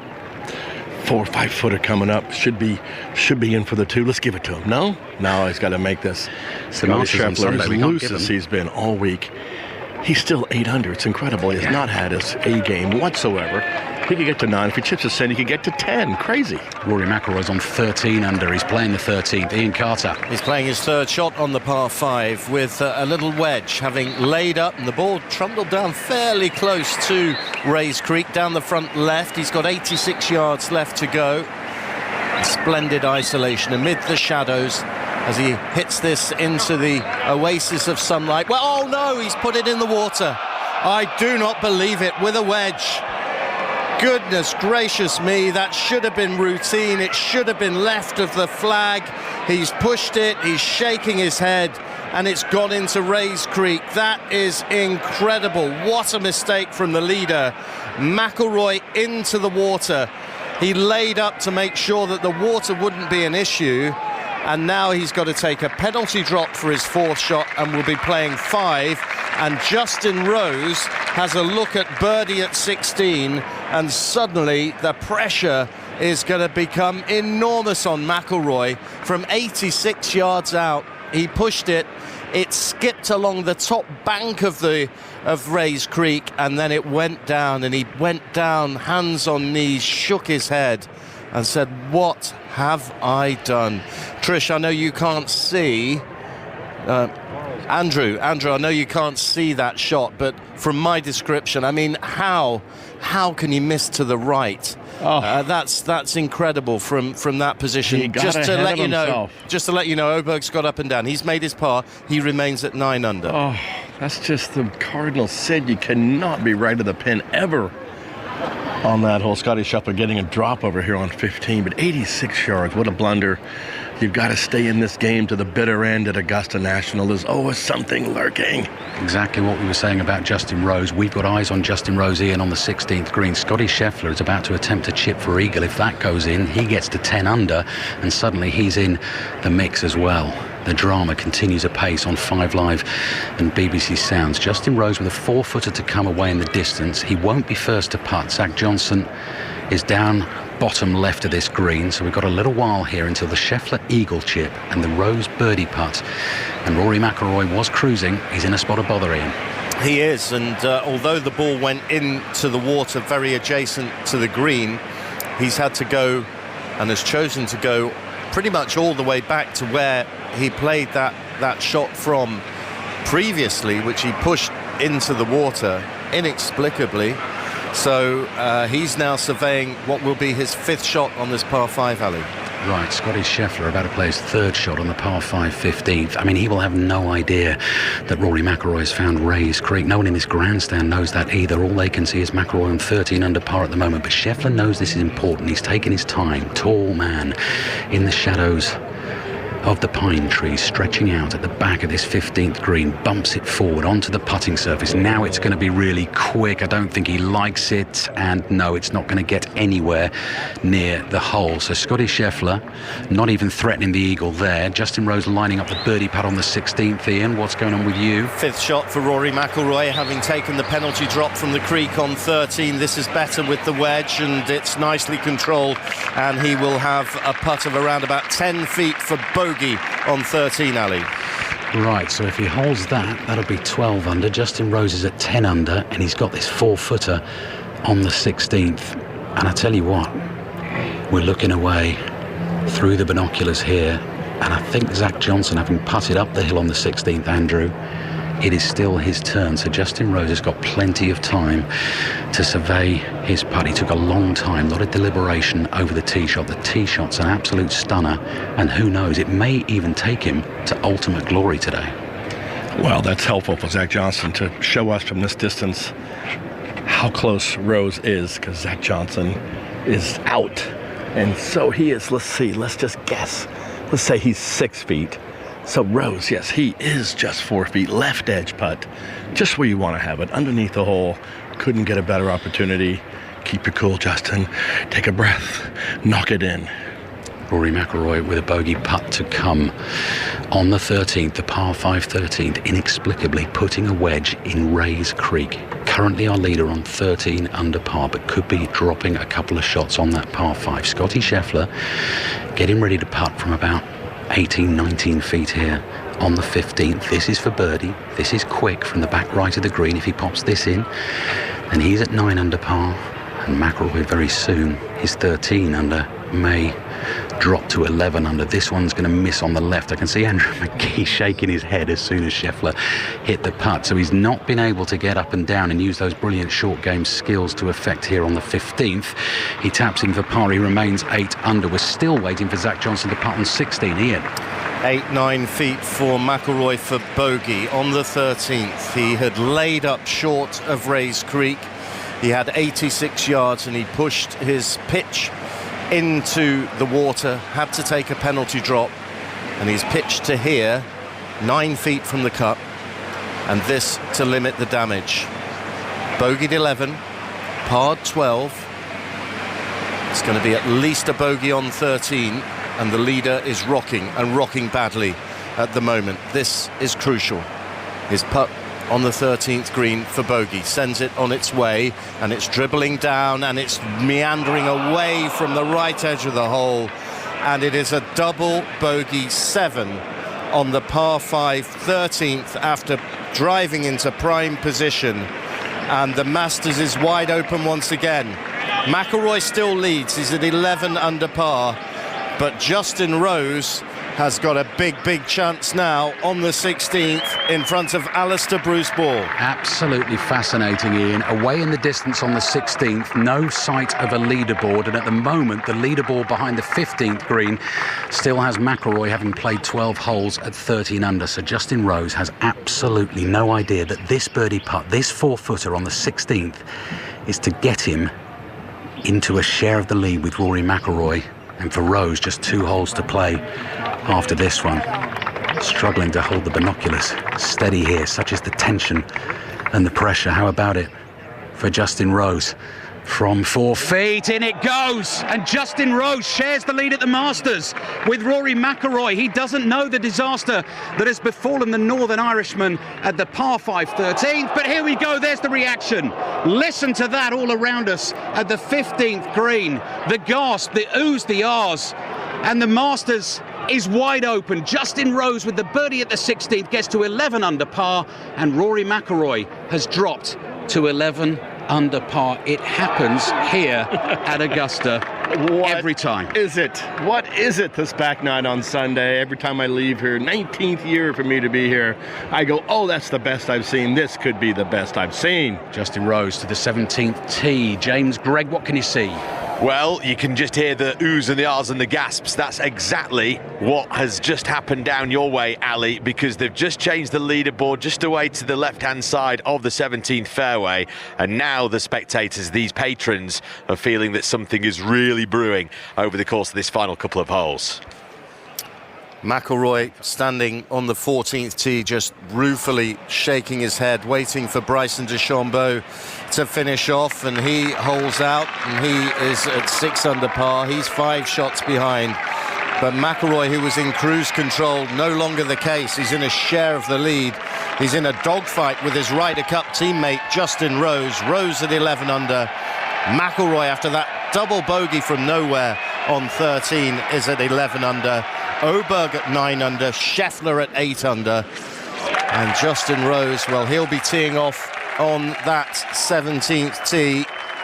I remember his Masters hopes crumbling on that 17th tee in the past, but if he can eke out a birdie on either of the closing 2 holes, my goodness me, it's interesting then. It's fascinating right now, it really is. And now I can see Rose in that peachy shirt and dark trousers, white cap, white shoes, bogeyed this hole on the second day, and he's just backed off there. He knows the magnitude of the moment now. Little bit of movement in the crowd, and now he goes through the routine once again. And James, I'll be able to tell you where this lands, so you've got an idea of what the second shot will be like. It's absolute fever pitch at Augusta National right now. Thousands upon thousands of people, and they don't know where to look next, because it is just extraordinary, the drama that is building here. Rose's tee shot on the 17th now. There it goes, turning over a little bit right to left. Hold its line, that's what Rose is saying. It's caught the left rough down there. He'll have a look at the green, but it won't be quite straightforward, and he's shaking his head ruefully there as we look back at 15 and Ludwig Oberg playing his second shot in. Ali, it was from 232 yards. Yes, you'll see on your pictures, Ian, he was leaning to his left, the young Swede, and that means the ball is going right. It has landed right of the green, but not in the bunker, just 3 or 4 yards to the right of that. So, Andrew McGee, in terms of that pitch shot for Oberg over the deep white sands of the bunker on the right of the 15th green, how about it? Well, he's got plenty of green to work with. I think I'd rather have that than be in the bunker, although Justin Rose did hit a beautiful shot from that a couple groups ahead of us here. The game is on. Here we go in the back nine. Oberg holds that. Watch out, too, for him. Yeah, if Oberg holds that for an eagle, this place is going to go absolutely nuts. That would get him to 11 under par. Jason Day has had to lay up. He was slightly errant with the tee shot on the par 5 15th. He's at 7 under. Ian. Rory McIlroy then on the 14th with his tee shot.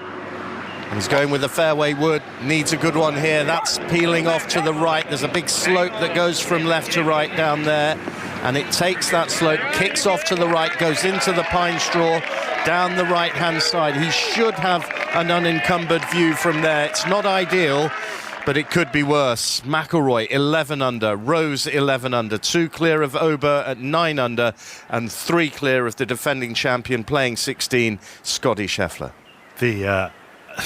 I mean, I know we keep saying this, but the atmosphere out on the course is absolutely electric. And round the 18th now, again, they are 20 deep. They are in position for what, when I was walking up, they thought was going to be a procession. To such an extent, you know where they have the ceremony and they put the sort of plinth out and various chairs for the green jackets.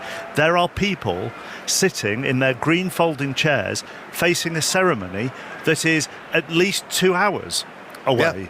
Yeah. I have no idea what they are doing. Ali, who have you got in your view? So, Scottie Scheffler is next up to play his part in the drama. High-class, quality golfers sensing blood in the water after Rory McIlroy's double bogey at the 13th. Scheffler's tee shot has found the right level of this 16th green. The pin cut up high on the right-hand side. Shane Lowry, his playing partner, just stands to the right of the green. He's waiting and he's watching. He's 3 over par for the Masters, has not had a good final round today. But Scheffler still in with an outside chance. McIlroy and Rose both at 11 under. This, if he holds it on the 16th, on its way for Scheffler to get to 9 under par. He stands and he looks and he stares and the ball stays above ground and it doesn't drop for Scottie Scheffler. So immediately we look at the 15th green and Ludvig Oberg, such an impressive performer at Augusta National. Once again, the 25-year-old Swede just cleans the face of his club on his trousers.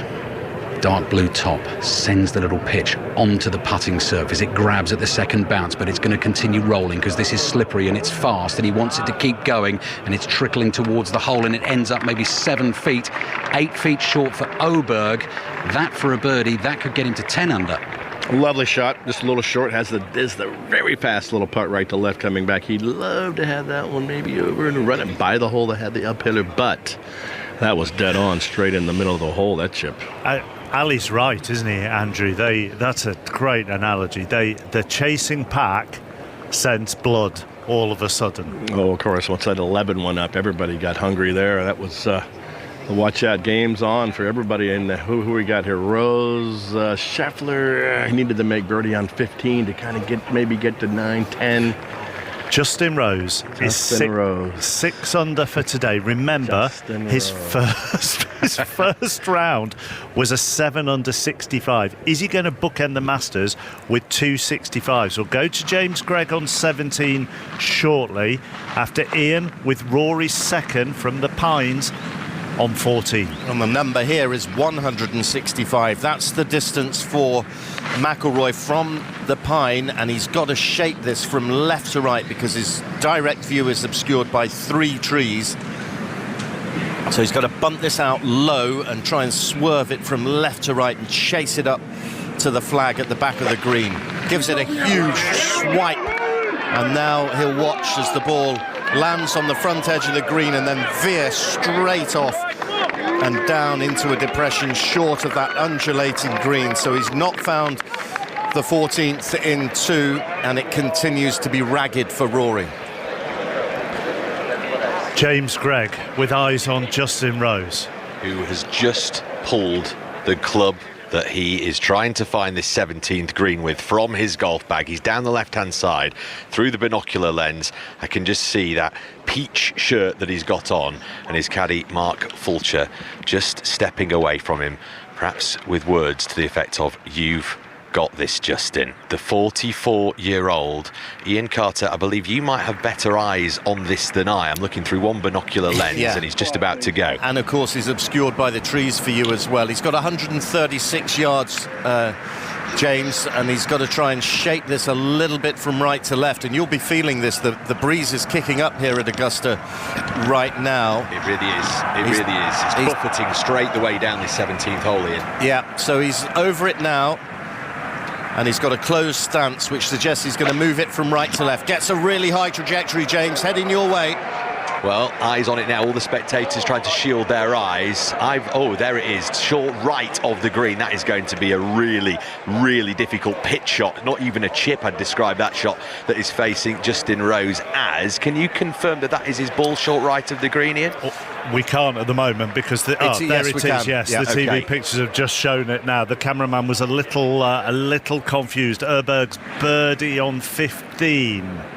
7 feet, 8 feet, super quick, wiggles his hips, brushes the ball with the putter head, and Right in the heart of the hole, and Ludvig Åberg moves to 10 under par. He's one shot off the lead. This young Swedish golfing superstar has a chance to win the Masters this year. He looks back at his caddy, he nods, he looks up at the leaderboard, he sees McIlroy at 11 under, Justin Rose at 11 under, and Ludvig Åberg, Andrew McGee, 10 under. What's his blood pressure? Like 100 over 60. This guy is calmer. He didn't show any emotion. He knocked that putt in. I want whatever he's having because it is good for golf. They love him. They love him as well. Listen to the reaction as he makes his way to the 16th tee. But Andrew's right, Mark. He is just totally impassive. Proper Iceman stuff from Ludvig Åberg. One shot off the lead. McIlroy had a little look back over his shoulder there because that noise was coming from back down the 14th fairway, and now he has this third shot with Ian Carter. Yeah, chip up the slope for McIlroy, the sun glinting on the back of his neck as he addresses this ball. Bank to be negotiated. It's a real undulating green, no bunkers around this green.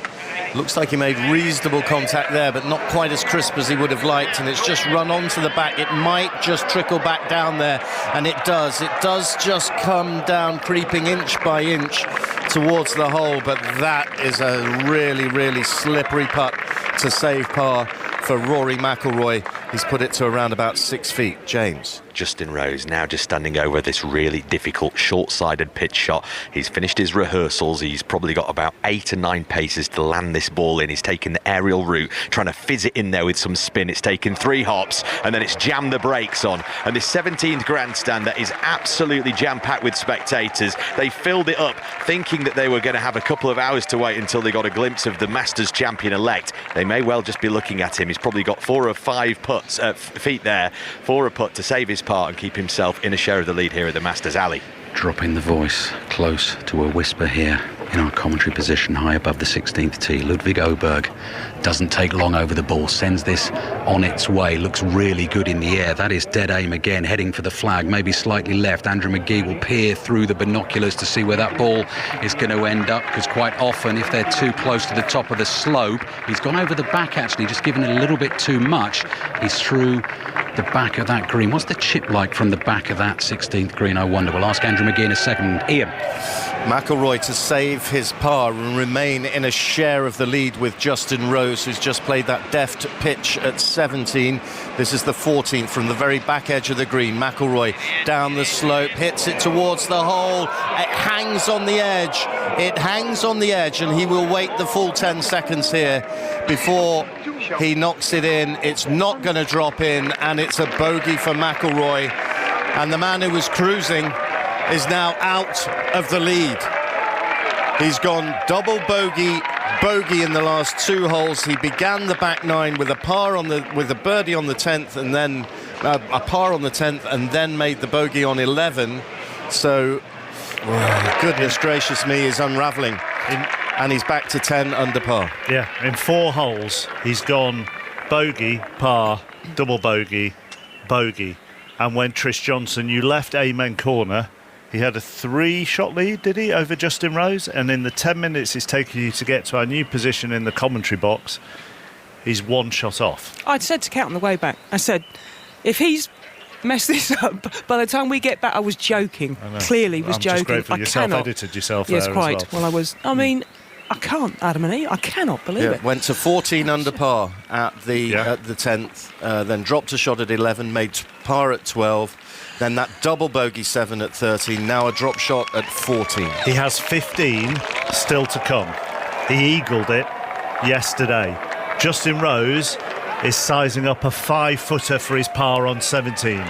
Ludwig Åberg has a tricky second at 16, but he looks the Iceman at the moment. Of the 3 of them on the course, he looks the Iceman. Scheffler, the defending champion, 8 under with 2 to play, 3 off Justin Rose's lead. Yeah, Åberg's not in a bad position. He's only just trickled off the back of 16. He could make birdie from there. Rose, such a deft chip, and from a different part of that 17th complex, James, you'll remember this in 2016, Danny Willett with a nerveless chip, and it just reminded me of that, and that's the last time we had an English winner of the Masters. It was incredibly confident. Even the practice swings there, you know, it's one of those. He could have quite easily got cute with it. Just a couple of groups ago, I saw Max Homer from an identical spot flub one about 3 yards straight into the bunker in front of him. There was no eyes on the crystal white sand for Justin Rose. He's now just stood perpendicular to the line, crouching down and getting that little black marker line on that's drawn on his ball, pointed towards where he wants to set this ball off, and he's just twitching about a little bit here. Is Justin Rose repairing a pitch mark that he thinks is on his line. This is a man playing in his 20th Masters tournament. Just to remind listeners, he has played in 6 Ryder Cups. He was a US Open champion over a decade ago, testament to the longevity of this tall, lean Englishman. He's had 9 birdies on the day. He's 6 under here on Masters Sunday. It's been a remarkable finish. Of course, this would bookend a very topsy-turvy week. But Justin Rose has an important putt for par. This is to stay in the lead here at the Masters at 11 under. He saw the leaderboard change. He was staring straight at it when the officials did their job and put the little red numbers showing that McIlroy had dropped yet another stroke there at hole number 14. He is taking so much care over this particular par putt. The tension is palpable all the way around this 17th green. Everybody is deathly still. I'm going to keep my voice down because it may well just carry here. Rose addressing the ball now. The ball on its way. This looks left. It is left. It's a horrible, horrible stroke from the Englishman. It was never once on line. He glares at it as if to say, how on earth have I missed that one? Trish Johnson, you're seeing pictures of that one. That wasn't a confident stroke. That was so totally different, I'd imagine, to what you saw at 16 when he was knocking that putt in for birdie. Yeah, absolutely. It looked very tentative, to say the least. To be honest, James, it looked like he didn't want to have too much coming back. Well, he's 15th, and Rory McIlroy's tee shot's got to find the fairway here. Has driver in hand, 10 under par. He had a 5-shot lead after 10 holes here. He's 1 behind now, although Rose is going to drop a shot at 17, and Rory with his tee shot has gone down the left-hand side there. He could be blocked out. He's in the fairway, but he could be blocked out with his second shot into 15. A little grimace from him, Trish. No? I don't know. He hit it well. I think he might be far enough. Touch and go. I think so. Justin Rose looks set to drop that shot then on 17, and it would take him to 10 under, joining McIlroy and Åberg on 10 under. Åberg on 16 with a chance of taking the outright lead. Yes, before he hits this putt from the back of the 16th green, just off the back of the par 3, Andrew McGee, talk me through it. What's he got in front of him here? Well, he's got to trickle it through the green, and it's always difficult to get the speed correct. This is a very fast putt coming from behind the hole. We've talked about that. It's a quick putt left to right. This has to have no speed when it gets near the hole, or it would trickle by quite a bit. Let's see this Iceman, if he's got ice. Look at his feet aiming way left over there. This thing is going to Here we go, right. on its way, looking through the binoculars. Oberg looking for the birdie to get to 11 under par. You heard the gasps of disappointment as it drifts by on the right-hand side. I think he's left himself a little bit of work to do at the moment. So once Justin Rose finishes up on 17, I think we're going to have a three-way tie for the lead at the Masters. James Gregg. And that's exactly what he's just done. He strides that chest puffed out Justin Rose through the walkway that, oh my goodness, is absolutely jam-packed. I barely noticed it. Everybody's made their way up from Amen Corner up towards this 18th hole that is just to my left-hand side. Justin Rose now in a share of the lead at the Masters. It's yet another bogey. Back to 5 under, though, on the day. What an imperious performance. Everything he's achieved in the game. An Olympic gold medal, already a major winner, all his Ryder Cup exploits. Justin Rose, though, will have the whiff of a first green jacket, very much in the nostrils, striding towards the 18th tee away to my left-hand side, and you can hear the ripples of applause, encouraging the Englishman all the way to that final tee box. What he will be able to do as well, Trish, is, barring a calamity on this hole, set a target. Given the fragility of what's happened over the last half hour, maybe not for Oberg, to be fair to him, but for Rory, then that changes the dynamic. We see it so many times. Changes the dynamic once again. And he's got the perfect person on the bag. That's exactly what Fuchs will be telling him, is that, look, OK, we've dropped a shot, but we have the advantage here. Let's make a par up the last. 10 under could well be enough. Forget last hole, let's get on with it. He's on the 18th tee. Somebody on the team, I can't remember who it was at breakfast, at lunch, pointed out the colour of his T-shirt is exactly the same as Scotty Scheffler's when he won last year. If these things matter to you, if you think about superstition, that's one thing to notice. Ali's keeping an eye on Rory, but we also have Rose's T-shirt on 18. So Ian's watching that, whichever one goes... and Ali, you have Oberg as well, so it's 2-1. But Rose is lining up his tee shot. Push the mics up. Rory McIlroy's taking his time here. He's hit the drive to the left-hand side. He's behind the trees. He's weighing up how risky it is here, possibly, to even go for the green. Oberg's made his par on 16. He's 10 under in. Justin Rose's tee shot on the 18th, his 72nd hole.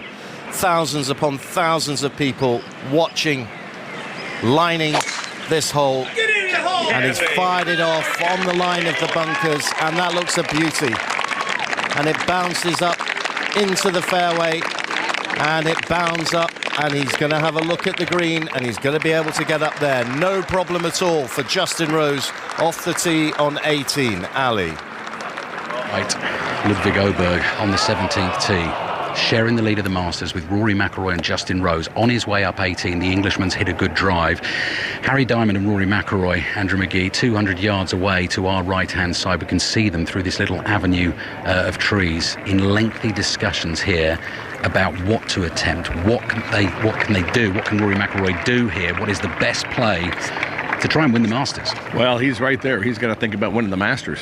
I'm laying up. We all remember Chip Beck years ago, and he laid up, and he's been ridiculed ever since for laying up. He didn't win that year. Rory McIlroy has it in the shadows, needs a high hooking shot coming in here. There's that last tree branch is on his way. I don't think he has decided yet what to do. Patrick Reed has just tapped in.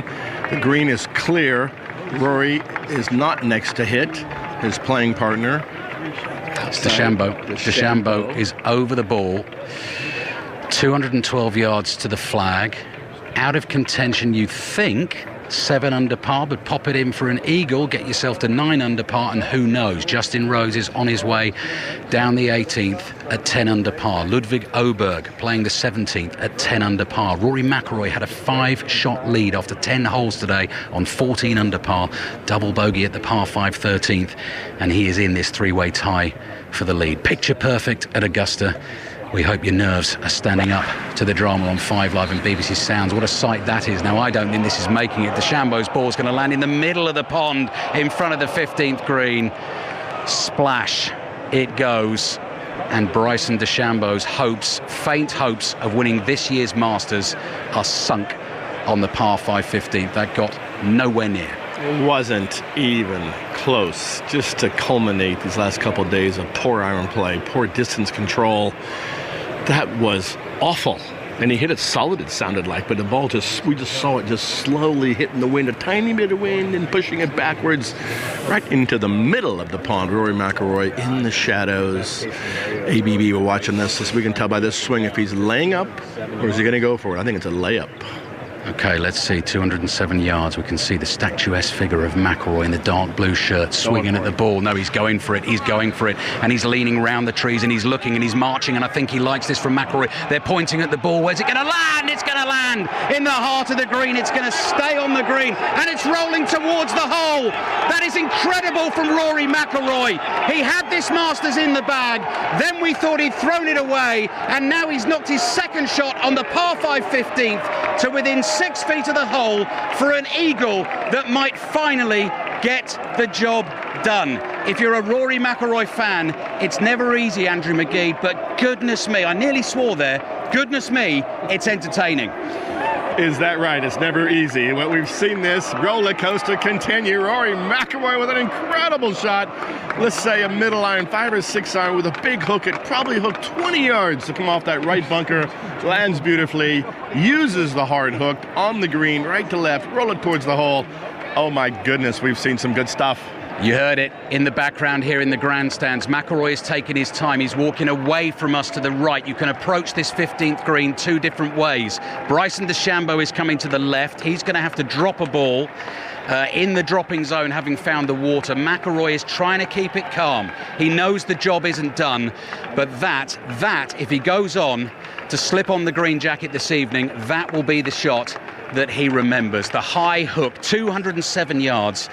From the left-hand side of the 15th fairway into the heart of this green. We saw him make the eagle here yesterday, Andrew. If he makes the eagle, it's still not done. But I tell you what, those roars will have thundered up the 17th, up the 18th. Oberg still challenging, Rose still challenging. They're roaring Rory McIlroy onto the 18th green. Oh, he punches the air.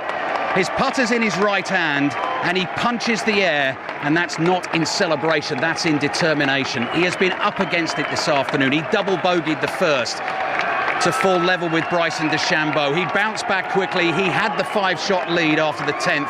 Then he double bogeyed the 13th, but now listen to this. And on the way down, here it goes again, listen.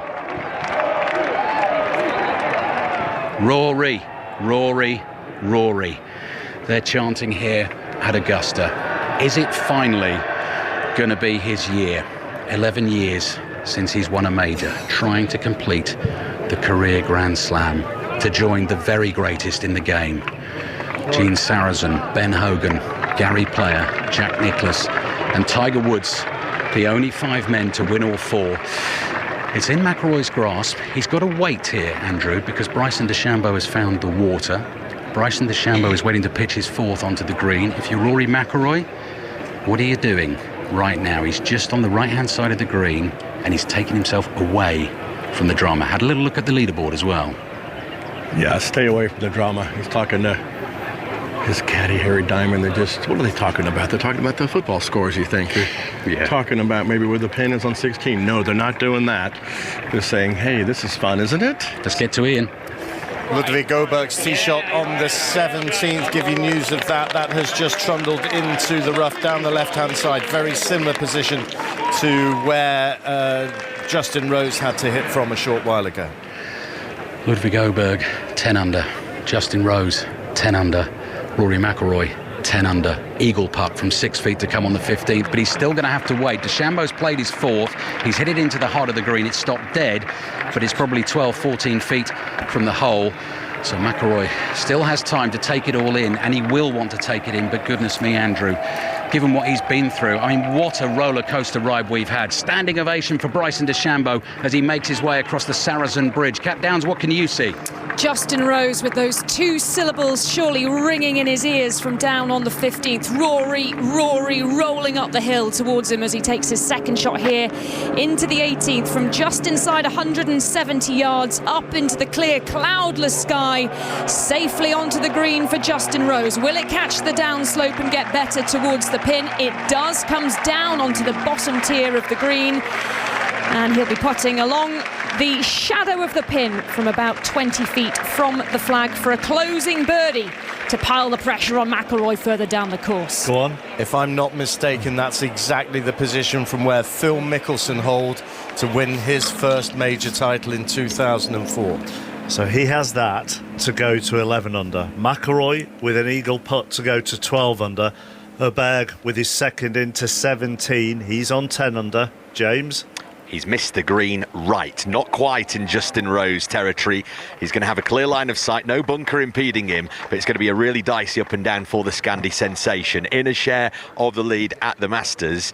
If I'm not mistaken, actually, that is his golf ball that was struck second. He was waiting just to move the galleries. He's hit an absolute stunner. The breeze blowing down the breeze. This is a roller coaster ride from me being told that. That's his golf ball I can see. It's 25 feet away. He will have that then to get to 11 under par. It will be for a 6th birdie of the day. He's only offset his score with one solitary drop shot. That came at number 12 at Amen Corner. Ludwig Oberg, therefore, will have a putt himself to get to 11 under par in a couple of moments' time. From where he was left of 17, I cannot believe that he's got it to there. All right, if you're Swedish or I've had a little flutter on Oberg, sorry. Ali? Bryson DeChambeau taking his time. All right. Yeah, so well, go on. No, so you're still not got that. DeChambeau is over his ball. He's putting for par. Then it'll be McIlroy for eagle. Justin Rose has approached the green on 18. Yeah, he's just walked up on the 18th green. Fantastic ovation for him. He'll get ready for the putt that might win in the Masters. Ali, just let us know about DeChambeau. DeChambeau's putt into the heart of the hole. Great up and down. Makes his par 5. Remains at 7 under, Ian. So the leaderboard looks this way, and we can't say it often enough. Justin Rose 10 under par with a birdie chance on the 18th. Ludwig Oberg at 10 under. Rory McIlroy at 10 under with an eagle putt on 15. Ali Bruce Ball. Rory McIlroy is not going to take too much time over this. What an incredible afternoon of golf we've witnessed in the sunshine at Augusta National. The twists and the turns. It could be about to take another massive turn. McIlroy 6 feet for eagle on the 15th. The roars will tell you if it drops. To take a 2-shot lead with 3 holes to play. McIlroy sends it on its way. It's missing. It got nowhere near. He's tickled it to the left-hand side. He walks away, turns his back on the putt, shakes his head. He's definitely going to make a birdie. But that was a nervous little prod at the ball, a tickle down the slope. We were waiting for it to drop, and the patrons around us can barely believe it. So McIlroy, stunning second shot, does the job to get the birdie. He goes back into the heart of the 15th green, looks at the line of the putt again. He's got to forget about that. He's made a birdie. He's in the lead. He's at 11 under par. But if Justin Rose birdies the 18th, he will move to 11 under. McIlroy takes his hat off his head, and he can't believe the putt he's hit there. That is a quick putt, really quick putt. It was a poor putt. He pulled it right off the bat. He knew it. He did the old pro thing, and he walked back after he missed it and go, oh, I misread it. No, you didn't. You pulled it. Right, Rory McIlroy being roared to the 16th tee, leads the Masters but only by 1. This is ever so tight. Justin Rose, birdie putt to come on the 18th. Oberg also at 10 under par. Mark, it's bedlam. Did you see it, Ali? He had a look back there. He had a look back at the leaderboard over his shoulder. Again, we've talked about this a couple of times. Reminded me of the Danny Willett, Lee Westwood moment when Danny Willett looked back over his shoulder in 2016, and McIlroy did that. If he sees it and looks at it properly, he will see that with 3 holes to play, he has a 1-shot lead of the 89th Masters. Rose with a birdie opportunity on 18. Oberg with a birdie opportunity on 17. Ian. You just pointed at yourself. I just so taking it all in as Rose is taking a slug of his drink. Rose is up on the 18th green. We're waiting to see what happens there. And Oberg has his birdie putt to tie the lead on 17. So dramatic is this. I think every member of the team has nearly sworn in the last hour air. This is, Mark, the right golfer this time. This time it's Ludwig Oberg. This is a confidently struck birdie putt. He's tracking towards the cup, just shaves the left edge. He, though, gave that a real wrap. He's going to have about 8 feet left for his par. Drama, what drama. A stunning shot to give himself that look at birdie. Alistair Bruce Ball. Par 3, 16th. Tension, drama, pressure. The Masters 2025 is on the line. McIlroy somehow is smiling He can't be enjoying this. In conversation with Harry Diamond, the caddy, in the famous Augusta white boiler suits with the green markings, the name McIlroy spelt out on the back of it, the bright green cap on the top of his head, picks up a few blades of grass, throws them up in the air, just checking the wind here. The flag away in the distance, ever so gently fluttering, tempting. It's back right to the 16th, and McIlroy is changing his club. He has pulled a different club, decision made. Eagle chance went a-begging on the 15th. He leads the Masters by 1. He had it in his hands. After 10 holes today, he led by 5. He is still in the lead. Rose and Oberg, his closest challengers, with chances to come. McIlroy settles the club head behind the ball, sunshine glinting off the club face, pulls back on its way. Lovely, smooth, flowing swing. Looks great, looks really good in the air. Right of the flag, if he's got the distance, bounces on the green. Up to the right of the flag, another stunning iron shot from Rory McIlroy. He twirls the club in his left hand. He's got a 10-foot putt for birdie to try and get himself to 12 under par. And how on earth, Andrew McGee, do you hit golf shots like that under pressure like that? I don't know. I hate the indecision there. He went back to the back. He grabbed another club, and it's not a lot of wind out here. Pretty much know what to do, but he has just hit a cracker. As I look down and see Bob Rotella walking along quietly, no one recognizing him, hiding under that hat. Right, James Gregg. Ludvig Åberg is standing over perhaps the biggest putt of his professional career so far. Last year's runner-up 12 months ago on debut. It was his major championship debut as well. A meteoric rise, and just his 5th major championship. It's been a doddle for him, seemingly, so far. But this is where you need to make it your meat and drink. This is the Swede just taking one glance, last final look at this par putt that he's left himself. It was a great look for birdie that he gave himself, but he smashed it. What was he thinking? It was all about line for him. He seemingly forgot about the speed that he needed to cozy it up there and make sure that he was in double digits in those red numbers headed towards that final tee. Instead, he's left himself 8 feet for a par to keep himself at -10. A great body of work today here on Masters Sunday, and steps over it now, pulls the trigger, glares at the ball, and that is a really sloppy 3-putt from Ludvig Åberg at the 71st hole here at the Masters tournament. That is, well, you can only say that's a lack of experience that's led to that one. He looks really, really shell-shocked. He's handing the putter to caddy Joe Scover and Ian Carter. A putt for Justin Rose on the 18th that would see him join Rory McIlroy at the top of the leaderboard. Will this set the target for Rose? It does, it drops! And Justin Rose is the clubhouse leader at the Masters at 11 under par. 12 years since he first won a major championship. Will it be glory again for Rose? A 66 on the final round, having led the Masters at the halfway stage, falling away yesterday during the battle that was Saturday at the Masters. He's bounced back with a 66 on the final day, and he will sit in the Butler cabin and he will wait, and he will watch Rory McIlroy. A 2-way tie at the top. Ali. Disbelieving roars. The 11, the red 11, has already gone up against Justin Rose's name here at the 15th green. Rory McIlroy will know. I'm sure he'll know that something special has happened further up the golf course. He birdied 15 to get to 11 under par.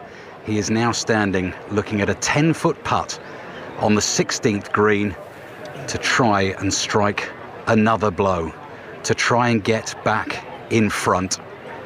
Nerve-wracking stuff, drama unrelenting. And people all around that 16th green, away in the distance, on their feet, craning their heads, trying to get the best view they can of a crucial putt for Rory McIlroy. What a round of golf from Justin Rose today. Could it be enough to win the Masters? It would be his second major title. He lost in a playoff in 2017. But Rory McIlroy might have other ideas. And he stands over the ball now. Practice strokes done. Ball on its way. McIlroy for birdie on the 16th. Watches it go. And it doesn't drop. And he heaves himself towards the hole. And it's another chance that is oh so close, but keeps it very tight at the top of the leaderboard.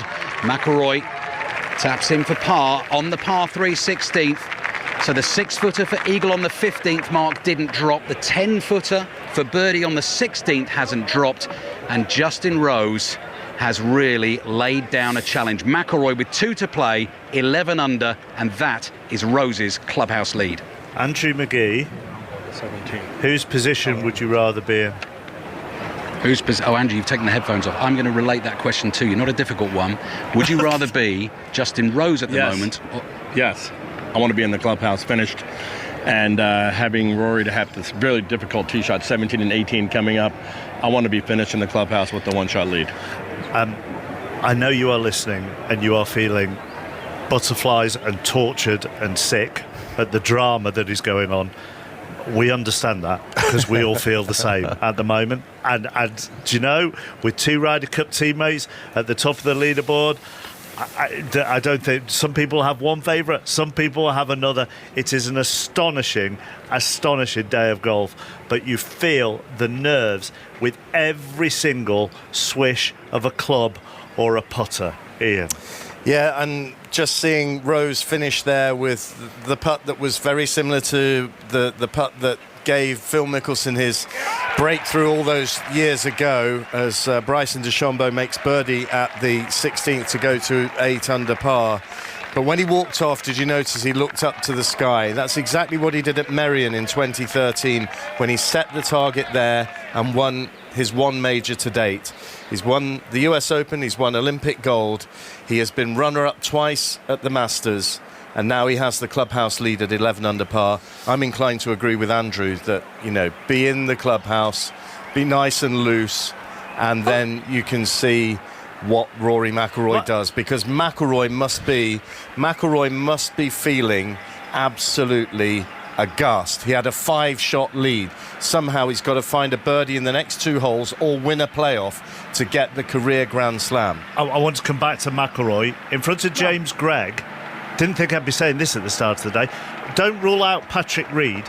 He's just eagled 17. If he eagles 18, which I admit is slightly more of a long shot, but if he eagles 18, he goes to 11 under. He does. He looks in shock. I mean, I don't think he could quite believe it. He actually didn't hold the pose. He wasn't admiring the shot mark. I thought, I was looking for it over on the right-hand side of the green or something. The next thing, I see the ball pitching a couple of feet shy, and it rolled out beautifully in for a remarkable eagle 2 for Patrick Reed. Like you say, he gets himself to 9 under par alongside Ludwig Åberg, no less. And the crowd all on their feet around this 17th green. They have had a real treat, these patrons here who've come here early, hoping just to catch a bit of a glimpse of Rory McIlroy. They've seen all kinds of different drama. Rose dropping a shot, Åberg dropping a shot, and then this eagle here for Patrick Reed. They're hearing all the roars all around Augusta National, and that leaderboard is keeping them well up to date. This is absolutely fantastic. Reed obviously isn't going to win the green jacket, barring, like you say, a hole out for an eagle 2. I don't think that's ever been done in Augusta history, finishing 2-2. Back on the tee now at 17, we have Rory McIlroy, and he's seen Bryson DeChambeau go right with his tee shot. McIlroy, this one carving away to the right, but it looks pretty good. Yes, it's in the fairway. The crowd love it, and he'll have a look at being able to go for the flag with his approach. He needs a birdie either on 17 or 18 to win it outright. The clubhouse lead is with Justin Rose at 11 under par. McIlroy is at 11 under par. Åberg is at 9 under par, and Reed, after holing out with his second shot at 17, he's at 9 under. He puffs out his cheeks, not for the first time this afternoon, Trish. I mean, he looks like looks like he's living every shot at the moment. I said right at the start we'd be talking about body language a lot, but this is those cheers, by the way, are for a replay of Rose's. Yeah, and what I should have said, when he looked to the sky, that's in memory of his father, Peter, who was his inspiration growing up, and that's what he did at Merion when he won the US Open. Which was Father's Day. Which was Father's Day, exactly. And look, there we are, we're seeing it on the replay once again, and a little acknowledgement to the old man upstairs. Rory McIlroy coming down 17. He's level with Justin Rose on 11 under. If you want the history of him on this hole, over the course of this Masters. Double bogeyed 17 in the first round, par round 2 and 3. 18 this week. He has parred the 18th on all 3 rounds. Just thought it was an interesting observation. I said to you, didn't I, at the start of the day, that Rory's number that he put out there, speaking to the press before the tournament, said he needed to get to 12 or maybe 15 to win the tournament, and it's going to have to be 12. He was absolutely spot on with his mental arithmetic. I still can't believe what happened on the 13th hole. You know, he was cruising there. He was doing the pragmatic thing. He laid up, and how he could push that 86-yard wedge into Rays Creek, which just opened the door to the chasing pack. That will haunt him forever and a day if he doesn't get this job done. And it might be that we'll have to go to a playoff sudden death. And Justin Rose has been in a sudden death playoff before, 2017, when he lost to Sergio Garcia. And that sudden death playoff, how does, just remind people how that works? It's 18 and 10. Yeah. So 18, then 10, and they'll keep going. The good thing is not a cloud in the sky, so there's plenty of daylight. And whilst we talk McIlroy and talk about the up and down, that blimey, Shane Lowry's gone backwards this afternoon, hasn't he? He's 4 over. What did he begin on? 5 under? 6 under? Yeah. He finishes his round 4 over. He's had a tough afternoon. 81. He's shot an 81, has Shane Lowry, and he finishes 4 over. He started the day on 5 under. We can talk about the ups and downs of Rory's round. Just at this stage, the resilience, Trish, of Justin Rose, who began with a 65, second round is 71. He led after the first round, he led after the second round. Yesterday looked tough for him, didn't it? It was tough for lots of players. It looked tough for him with a 75. Ludwig Oberg on the 18th tee. He needs to find an eagle, and he fires this one down the left-hand side. The Swede into the bunker, Sandy Lyle's bunker down the left-hand side. He has to hold that to tie Justin Rose. Yeah, I think you have to say, look, hats off to Justin Rose. At no stage did I think he would come back today and shoot that sort of score after the awful way he finished last night. And you really do have to think, wow, at age 44, when he went to bed last night, did he really believe that he had it in him? Well, he's got a ultra positive caddy by his side in Mark Fulcher, and he has been sensational today. And I tell you what, if he wins this, he deserves to win it. He birdied 6 of the inward 9 holes. Okay, Rory McIlroy, 184 yards out from the shadows down the right-hand side of the 17th, getting ready to hit towards you, James, with the flag hanging limp in the evening sunshine of Augusta. Final word with caddy Harry Diamond. One of the most important golf shots that this 4 times major champion has ever hit. He hasn't won a major in his last 38 attempts. This is his 17th attempt to win the Masters. His 11th to complete the career Grand Slam. And he goes back to the notebook. He goes back to the notebook. So much nerves, so many moments of tension here, Trish. I can't believe he's got himself in this situation, I'm sure. But being positive, all he needs is one good swing. He's hit 2 fabulous last 2 iron shots. So here he goes now. Rory McIlroy from the shadows, 184 yards out. There it goes. Go. And heading your way. Wants it to fly, James. Shouting go, shouting go. I can hear that audible, and it did go. Oh, it's glorious. Rory McIlroy has given himself 2-3 feet at the very most for a birdie here at number 17. The shot required something special, and boy, did Rory McIlroy deliver something remarkable here. The grandstand applauding that one. It seemed to take an age to land on this 17th green, but there it is, a magnificent sight here on this pristine penultimate green. The ball of Rory McIlroy just 3.5 feet away. Andrew McGee, you arrived at exactly exactly the right time. Incredible iron play from Rory McIlroy. I think that's going to be the story of this week. This beautiful iron play, the way he's used the slopes. He drew that in there beautifully. A right-to-left shot for a right-handed player. Hit the green, rolled to the left. He knew the bank was there. To just 2.5, 3 feet. They take it to 12 under. A double bogey at 1, but by the time he was on the 11th tee, of course at 14 under, he had a 5-shot lead, a double at 13, all the trials and tribulations. The Rory roller coaster continues. The stunning iron approach here at number 17 has got the grandstand still stood on the feet, and McIlroy now waving to the crowd. Is he able to savour it in? I don't think he will be, but he's going to try and wave and acknowledge everybody here on this 17th hole as best as he possibly can. McIlroy with an almost kick-in birdie try. I say almost, with the biggest asterisk next to it of all. And here he comes now, walking up the apron towards this Australia-shaped green. The flagstick just fluttering away gently. The chants of Rory you'll be able to hear. This is amazing golfing scenes here, and if you're wanting, well, greatness for Rory McIlroy to be rubber stamped, you're in the right place here on BBC Radio 5 Live. The man from Hollywood, the star of this magnificent Masters movie, the shy curly-haired teenager from Northern Ireland that we saw all those years ago making his debut in the majors when he seemed to knock them off with ease over a decade ago, has waited an awfully long time for a moment like this here at Augusta National, 14 years on, of course, from that meltdown, that McIlroy meltdown that we talk about still to this day, and it just lives so vividly in the memory. Rory McIlroy, an irresistibly brilliant, fascinating figure who embodies all the ups and downs, doesn't he? All the slip-ups, the highs that you just crave so much, that golf provides us all with at times, and set here to finish with a flourish. Andrew Magee, I have never, ever experienced anything like this. You've been here 19 times for the BBC. Have you?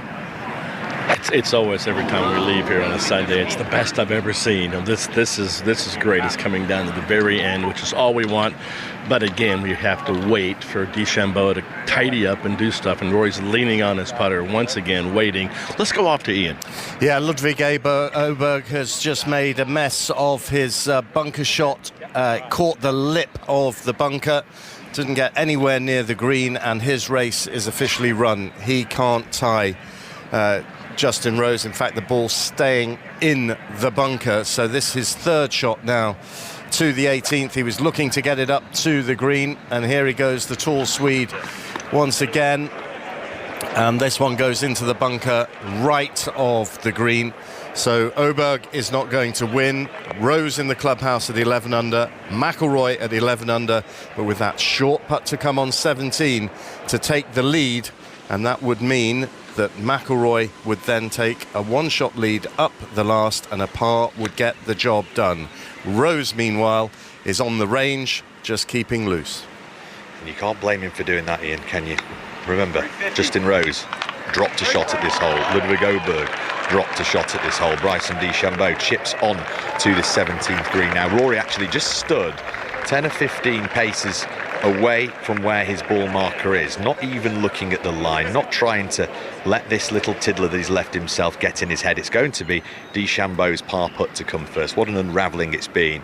We thought it was going to be a toe-to-toe duel between these two golfing gladiators, and let's be fair, up until the middle part of this front nine it was. But McIlroy just trying to do everything that he can. Look, Andrew Magee, you know Bob Rotella well. This is where he can really lean in to what that famous, successful sports psychologist has provided him with. Well, I just wonder what he's thinking. His head is down. He's looking at the ground. He's fortunate to have Bryson on the same line as his putting first before him.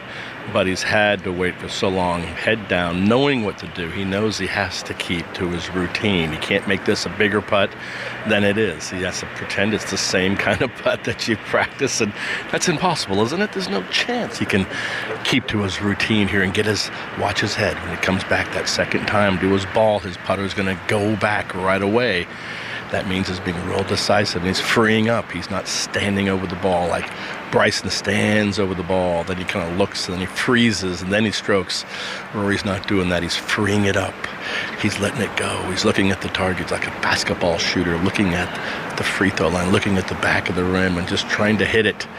Bryson DeChambeau to tidy up for a 4 on this pretty ugly day. Doesn't have the touch. I wonder if he's considering maybe using some wrist in his game. This stiff look is just not really looking like an Augusta kind of thing. It certainly will not work for him today. Bryson DeChambeau at 8 under par. He is 2, about to go to 3 over par for the tournament. Who'd have foreseen that here on this final round Sunday when we all came through the gates with the knots in our stomachs? Well, he will depart stage left. McIlroy now with no more than 3 feet left. A stunning iron approach, and he's just going to pop the ball down and then have one final glance from the other side. It's absolutely clear to me that he hasn't given this putt any thought whatsoever until just a few seconds ago. All that time when Bryson DeChambeau was tidying up there, he was trying to just think about anything other than what lays ahead. McIlroy now will step straight in. The ball deathly still, and McIlroy just going to step away from it. I think a little bit of noise away to the right-hand side of this 17th green, just distracting him. He wipes the putter face clean once more.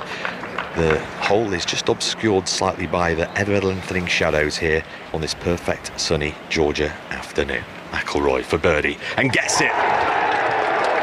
Rory McIlroy will take a 1-stroke lead to the 72nd hole here at the 89th Masters. A ridiculous birdie from Rory. The chants, the cheers, louder than ever before for McIlroy here at the Masters. Augusta National hasn't been his friend. He loves it. It's never loved him back more than it has here, Mark. What a moment from McIlroy. He's going to have to do all of the deep breathing, all of the exercises that have clearly turned him into this potent golfing superstar. And he's just going to take a couple of moments, just wait for everything to clear and calm down. And this is a really, really special scene. He takes his time as he walks to the edge of the green, and he looks at his feet, and TV are replaying the second shot into 17, which originally he appeared slightly concerned about, didn't he? He was shouting, go, go, go, and walking after it. Yeah, I think he hit the club that he knew he had to hit absolutely 100%, because it's the only club he could get close with, and he knew he hit it well, but he didn't think it was quite going to be quite enough, and it was perfect. He's had the breaks, hasn't he, by millimetres on 2 or 3 holes. 11. You think of 7 yeah, as well.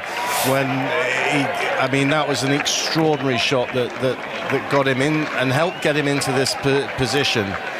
And you just wonder, it's a par at the last to win the Masters. And so far this week, on 18, he's gone par, par, par. But they're the first 3 rounds of a Masters, not the 4th round of a Masters, with a 1-shot lead to complete the Grand Slam and win your first green jacket. Ludwig's having a nightmare. Ludwig is having a nightmare, isn't he? He's just pitched out of the bunker and gone all the way across the green and over the other side. He's taken an energy bar. How he can bear to eat, Mark. I think I'd have taken a double vodka. He You'd must have had one in your bag as well, wouldn't you? Absolutely. He must be feeling sick with nerves. No one has had such a tortuous route to the career Grand Slam. Gary Player, it took 3 attempts to do it. This is Rory McIlroy's 11th attempt since winning the Open Championship, which then gave him the other 3 in 2014. Is Andrew McGee still... Oh, no, he's not there. So, I don't think, Trish... I know he's worked with Bob Rotella, and we've been talking about that a lot this week. We've been talking about how he's keeping himself in a little bubble, really. Here's Ludwig Erberg, Cap. Yeah, this is his 5th shot on the par 4 18th, and Oberg's head is out of this game. That's a really clumsy putt from down below the surface of the green right away past the flag by another 10-15 feet. Oberg at 9 under par. His race is run, and he's going to clock up a big score here on the last. And McIlroy and DeChambeau wait on the 18th tee, and he's still eating that energy bar at the moment. It'd be interesting to talk to a sports psychologist after this, because I'm not sure, for all the work that you do with one, how can it prepare you for the situation that Rory McIlroy is in on that 18th tee?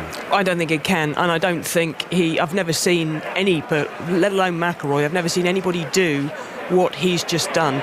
So he's made birdie, and now they're not waiting for anybody on the tee. The Oberg game is ahead, is it not? Is that so? Literally, he has just stood at the back of that 17. He is trying to compose himself, probably thinking about every single thing that Bob Rotella has possibly told him to do. Well, because Oberg's having such a nightmare there, you've got Corey Connors and Patrick Reed to play their second shots. They are waiting, yeah, absolutely. So they are waiting. Absolutely. And again, that is a potentially crucial aspect to this. You think back to Colin Montgomery when he was on the threshold of winning the US Open at 2006 at Winged Foot, and he had to wait for an age because Vijay Singh, his playing partner, needed a ruling, and it gave him so much time to think about that second shot. He made a pig's ear of it, and as a consequence he lost his best opportunity for a major title. So the psychology that is going on that team right now is fascinating. It's interesting though, isn't it? Because we've looked at this round, and right in the middle, I mean, Kat and I didn't see the shot into 13, and that astounds me. An 86-yard pitch, and he's put it in the water. But think about the last 3 iron shots he's hit. He's done all the rubbish as well, but the last 3 iron shots have been out of this world. 15 was incredible, great at 16, and magnificent at 17. So somewhere in there, he's got utter brilliance. Trish, what does he do here? I mean, he's got to find the fairway. Do you go with the control of a fairway wood, or is this hole too robust? You've got to go with the driver. Well, I think for Rory, he's got to trust. What's his absolute, A+ game? That's his driver. Always has been. Now, it might not be today, but you have to go with the club that you feel most confident with. Don't change. No. But at Pinehurst, he went with the driver. Yeah, but that was... he dragged it left. But the situation was different, wasn't it? Because this hole demands a driver in general. This isn't a hole that you hit a 3-wood. That would not be your layup. You wouldn't have a layup plan here on 18. It would be, for Rory, his game plan would be driver. So why would he change it now? Corey Connors and Patrick Reed just playing their second shots into the green. Both really good, especially from the 2018 winner Patrick Reed. He's got a good birdie chance coming up that would move him to 10 under, tucked in behind Justin Rose. So it's going to be a top 5 finish for the former winner, and a triple bogey for Ludvig Oberg on the last. That sees him plummet way down the leaderboard, challenging for the title not so very long ago, but now he's behind world number 1 Scotty Scheffler, Sung Jae Im, Bryson DeChambeau. And that's the sound of the crowd on 18 when that number 12 flicked up on the big white leaderboard to say that Rory McIlroy had birdied 17. Well, the moment has come for Rory McIlroy on the 72nd tee, and everyone milling around the 18th as well, around the green, but it's way back on the tee where the crucial action is going to take place, and McIlroy with 2 languid practice swings from behind the ball, and now he's ready to go. A par to win the Masters and complete the career Grand Slam. 465 yards away, the hole awaits. McIlroy wants the fairway. He wants the drive of his life right now. He's over it. There it goes. And it looks good. It looks really good. And it heads down the fairway. And it bounds towards the bunker. But it stops before the sand. And it is pitch perfect from Rory McIlroy. And he puffs out his cheeks. And he thinks, 3 more shots to go. And we will be done. Oh, magnificent. What a magnificent drive. He trusted himself. That is his A game with his driver, and he has absolutely nailed it. First job done. Yes? Yes. Couple However. more to be. Two or three more to be negotiated. done, And now it's the turn of Bryson DeChambeau, the man who broke Rory McIlroy's heart at Pinehurst less than a year ago. It's not been his day. The US Open champion firing this one high and long into the first cut of rough down the right-hand side. Kicks out and back onto the fairway for DeChambeau. It's a good drive for the American, but now it's Rory McIlroy walking the catwalk between the fans and taking in the moment. I was thinking earlier on, when he opened a 5-shot lead, I thought, not only is he going to win this, but he's going to be able to enjoy it. He's going to be able to have that walk and really be able to soak it in, and how appropriate that would be, because he's been such a dominant golfer for so long at every other level of the game. But of course it hasn't proven that way, and we've seen his vulnerabilities, we've seen his frailties, and that's why the stress is still there, and it will be there until that ball disappears. He's got 3 more shots, and if he can get the ball in the hole in those 3 shots, then Justin Rose, who's grinding away there on the range with the driver in hand, in the hope that he is going to get a second crack at a playoff at the Masters. There's not a soul watching him. Well, there are 4, I think, 4. Rory carries his water bottle as he goes down. The remaining bits of that energy bar are still being chewed. He's got the glove in his back pocket. His caddy is just by his right-hand side. You can hear the reaction of the patrons here. There is a camera circling him as he goes down that fairway. It started in front of him. It was right in his face. He just kept looking down. It's now moved to behind him, and there's a bit more distance now as it again goes head-on as he heads towards his ball. And the sort of slightly tortured walk, maybe around 15, 16, or as he went to 16, despite the birdie on 15, there's a little bit more calmness about him now. He's having a little chat with Harry, isn't he? And they were having a lot more little sips of that water bottle, because I can guarantee you he will have a very, very tight throat at the moment. I remember when I was just sort of getting ready for the Masters, and I'll just have a look at, see what sort of questions McIlroy was asked when he made his debut here in 2009. And there was one question that came off the back of a Gary Player quote, where Gary Player was saying they'll get the career Grand Slam done by the age of 24. They could, and someone said to McIlroy, do you think you could get it done by the age of 22? So he was asked that question as a 19-year-old. Now he's a 35-year-old. I mean, it's taken all this time to get to this position where he might, and probably should get it done. It's an extraordinary story. It's an extraordinary journey to reach this point where he's got 3 more shots, and he will become an all-time great. Only Tiger Woods, Jack Nicklaus, Ben Hogan, Gary Player, Gene Sarazen have won all 4 of the men's majors. But doesn't that kind of tell you exactly how incredibly difficult it is? Amazing, yeah. And you think of the names that aren't on that list that I've just given you, the Arnold Palmers of this world, the Lee Trevinos, the Tom Watsons, Sam Snead, go through. Yeah, so this is big, this is huge, and he's a student of golfing history. He really is. So he knows absolutely the entire weight that is on this. He takes out his yardage book. He does another big, sharp inhale of breath, not quite as big as the one Trish just done, if you heard that. He's gone to a second yardage book. He has gone to a second yardage book, and he's deep in conversation. 10:30? Just about 10:30. Yeah, just about. Right there. Meanwhile, Bryson DeChambeau will be first to play into this iconic 18th hole, 129 yards. Sun-soaked fairway, big green pine trees, that famous oak to the right, hitting up towards the clubhouse, straight into the heart of the green for Bryson DeChambeau, looking for the ball to suck down the undulations of the green towards the flag. 7 under par for DeChambeau. It's been a ragged final day's play for him at this Masters, and he will wait another 12 months for another tilt at the green jacket.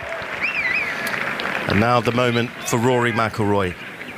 Standing next to the second of these bunkers, just 125 yards to the flag.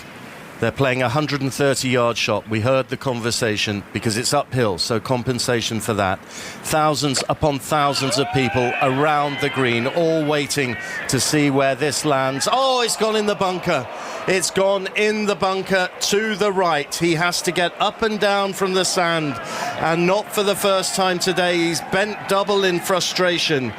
And if he's going to do this, he will have done it the hardest way imaginable. 5 shots clear at the start of this back nine. And he was in the bunker in 2022 when there was nothing on it and he holed the bunker shot. Right now, he's got to get up and down from the sand. And Justin Rose will be concentrating that little bit harder on the range now, the clubhouse leader. Here's the applause for McIlroy as he makes his way up the fairway. But this is angst-ridden. This isn't a walk of triumph. That will have to wait. There is still work to do. Serious work to do as he climbs the hill up to the green. Trish Johnson. I can't actually. I don't have any words to describe what I've just seen. 125 yards. The only thing I can say is what he must be feeling in his body. His arms and his body aren't working in tandem, because that's impossible for any top-class player, let alone someone as good as Rory McIlroy, to miss the green at 125 yards. That defies belief. The only thing I will say is, remember when he was in this bunker a couple of years ago? Well, he's pretty much in the same place and he holed it. But give us a professional's perspective when you're coursing with adrenaline and fear and nerves. How easy is it to play a shot like this? Not easy, although I tell you what, it's better than a chip. I would say a bunker shot, and he is an exquisite bunker player. There is no two ways about it, but he has left himself, and we saw Oberg in here. But Rory, the one thing he's got going for him here, he's on the slight upslope. He's quite close to the front of the bunker, which will make it easier. He's not got a lot of room, but he knows exactly what this does. I've seen him, just knock these close time and time again. But this is a different scenario. He's got to get up and down from this bunker to win the Masters. Rory McIlroy just to the right of the 18th green. A glance at the hole, a second glance at the hole. He's ready to go. A puff of sand, the ball emerges, it lands on the green. It trickles down towards the hole side. It keeps rolling, and it finally comes to rest. 4.5 feet from the cup. 4.5 feet from the career Grand Slam for Rory McIlroy. It's not a gimme. It's most definitely not a gimme. Wow, what a moment. What a Masters it's been. And it's all coming down to this. We talk about everything that Rory may be going through. My thoughts at this moment as well turn to his family and his friends. Yeah. I'm thinking, oh my goodness me. If you are watching your family member going through this... Oh, purgatory. Absolute purgatory. Absolute purgatory. And they are a matter of minutes from embracing him and celebrating with him, or getting ready to go through even more of this with him. He's down on his haunches now, and he's examining this putt. Well, 4 hours 20 minutes ago we said this is the destiny, this is the round, and no one could have predicted the ups and downs and the ebbs and the flows and the extraordinary shots of the highest quality and the mistakes of the clumsiest nature in the course of this. Oh my goodness gracious me. I had a full head of hair before I started covering this chap, You did. And 4 hours 20 minutes ago we were talking about this gladiatorial match play scenario between the two biggest stars in the game. It's not been quite the battle that Bryson DeChambeau would have wanted to put up for the green jacket. Looking to close with a birdie on the last. That dribbles by on the right-hand side by a couple of feet. He'll mark his ball. Is he going to tidy up and leave the stage clear for McIlroy? Thoughts as well. with Justin Rose and his entourage at the moment, because his first green jacket rests on the next couple of minutes. It does indeed, and he's twice been a runner-up, lost a playoff in 2017 to Sergio Garcia. His dad Ken will be looking down. Oh, he had the nod from his son. He did everything he could today, Justin Rose, with his 66. And it is going to be DeChambeau to putt first. Just a couple of feet and into the heart of the hole, and the warm applause for the popular American, the outlaw who's back in the fold of American golf. What a few days of golf he produced on these famous fairways, but his race is run. A 75, 3 over par for the day for Bryson DeChambeau. And now it all comes down to this. What do we say, 4.5 feet? Yeah. Yeah, happy with that? Yeah. This for the career Grand Slam for Rory McIlroy. This for his first Masters green jacket, for a par at the last to pip Justin Rose by 1 shot. McIlroy, with this putt, sends it forward towards the hole and misses to the left. He had a putt for the slam and he missed it. And we're going to a playoff, assuming he makes this, and he just tries to compose himself, pushes back the peak of his cap, and the drama continues at Augusta. This for the playoff, this for a bogey to finish. In it goes. It's a closing round of 71, and Justin Rose and Rory McIlroy will play off for the 2025 Masters title.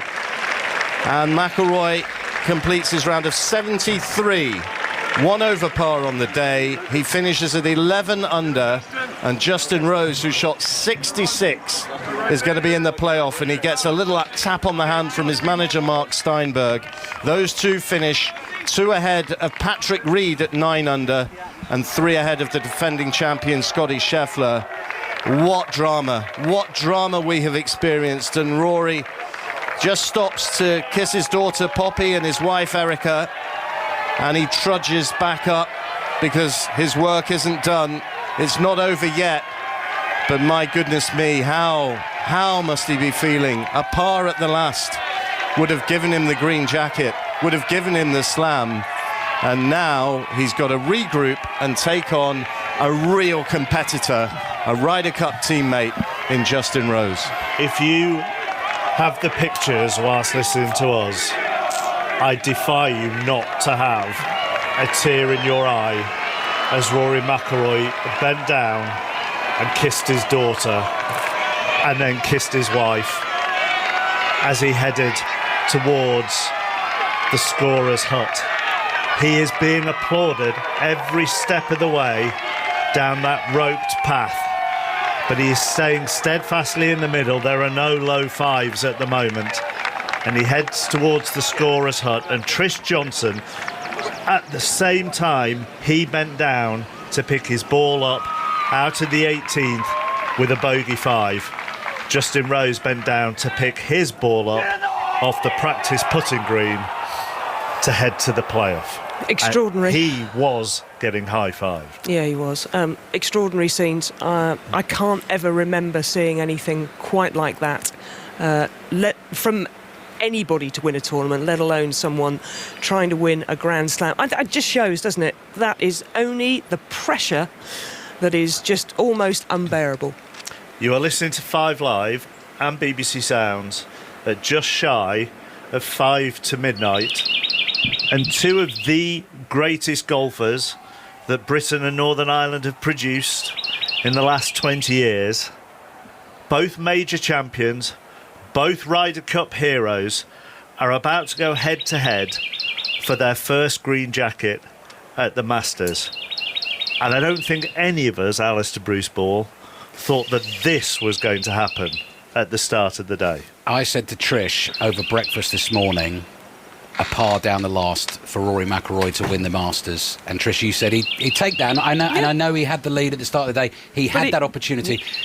Funnily enough, it's taken me a long time to get back to the commentary booth here, because there are so many people gathered up. I've never seen it. Even in 2019 with Tiger Woods, I agree. I actually couldn't get to so we get a buggy from behind the Butler cabin to get back here. You couldn't get to that point. I had to go all the way round. It took me down the range. So I walked down the driving range, and there he is, Justin Rose, and it was absolutely deserted, and he'd taken himself to the far end of the driving range and absolutely game face on. Agent Mark Steinberg standing to his right-hand side, 3 or 4 of the officials and stewards just watching him hit drivers. And I was looking to see whether he had any coverage of the Masters on, whether he could hear what was going on. But I think he was just going off the roars, and, he'll have heard the gas there, and then suddenly he'll have been told, you're in a playoff. So just an unbelievable day's drama. But 125 yards for Rory McIlroy in the middle of that 18th fairway. I watched that shot in the canteen and I said, I can't believe it. Well, he's had two. Sorry, go on. He's had 2 shots, 125 yards. And Ian, what did you say? How far did he have on 13? 86 yards. 86 yards, and both. I'm assuming he missed that right as well. He missed it right. Yeah. I mean, it was the thing was it was a wedge where you would aim several feet left. Yeah. I mean, it's extraordinary. For the middle of the green. He couldn't hit those shots if he tried.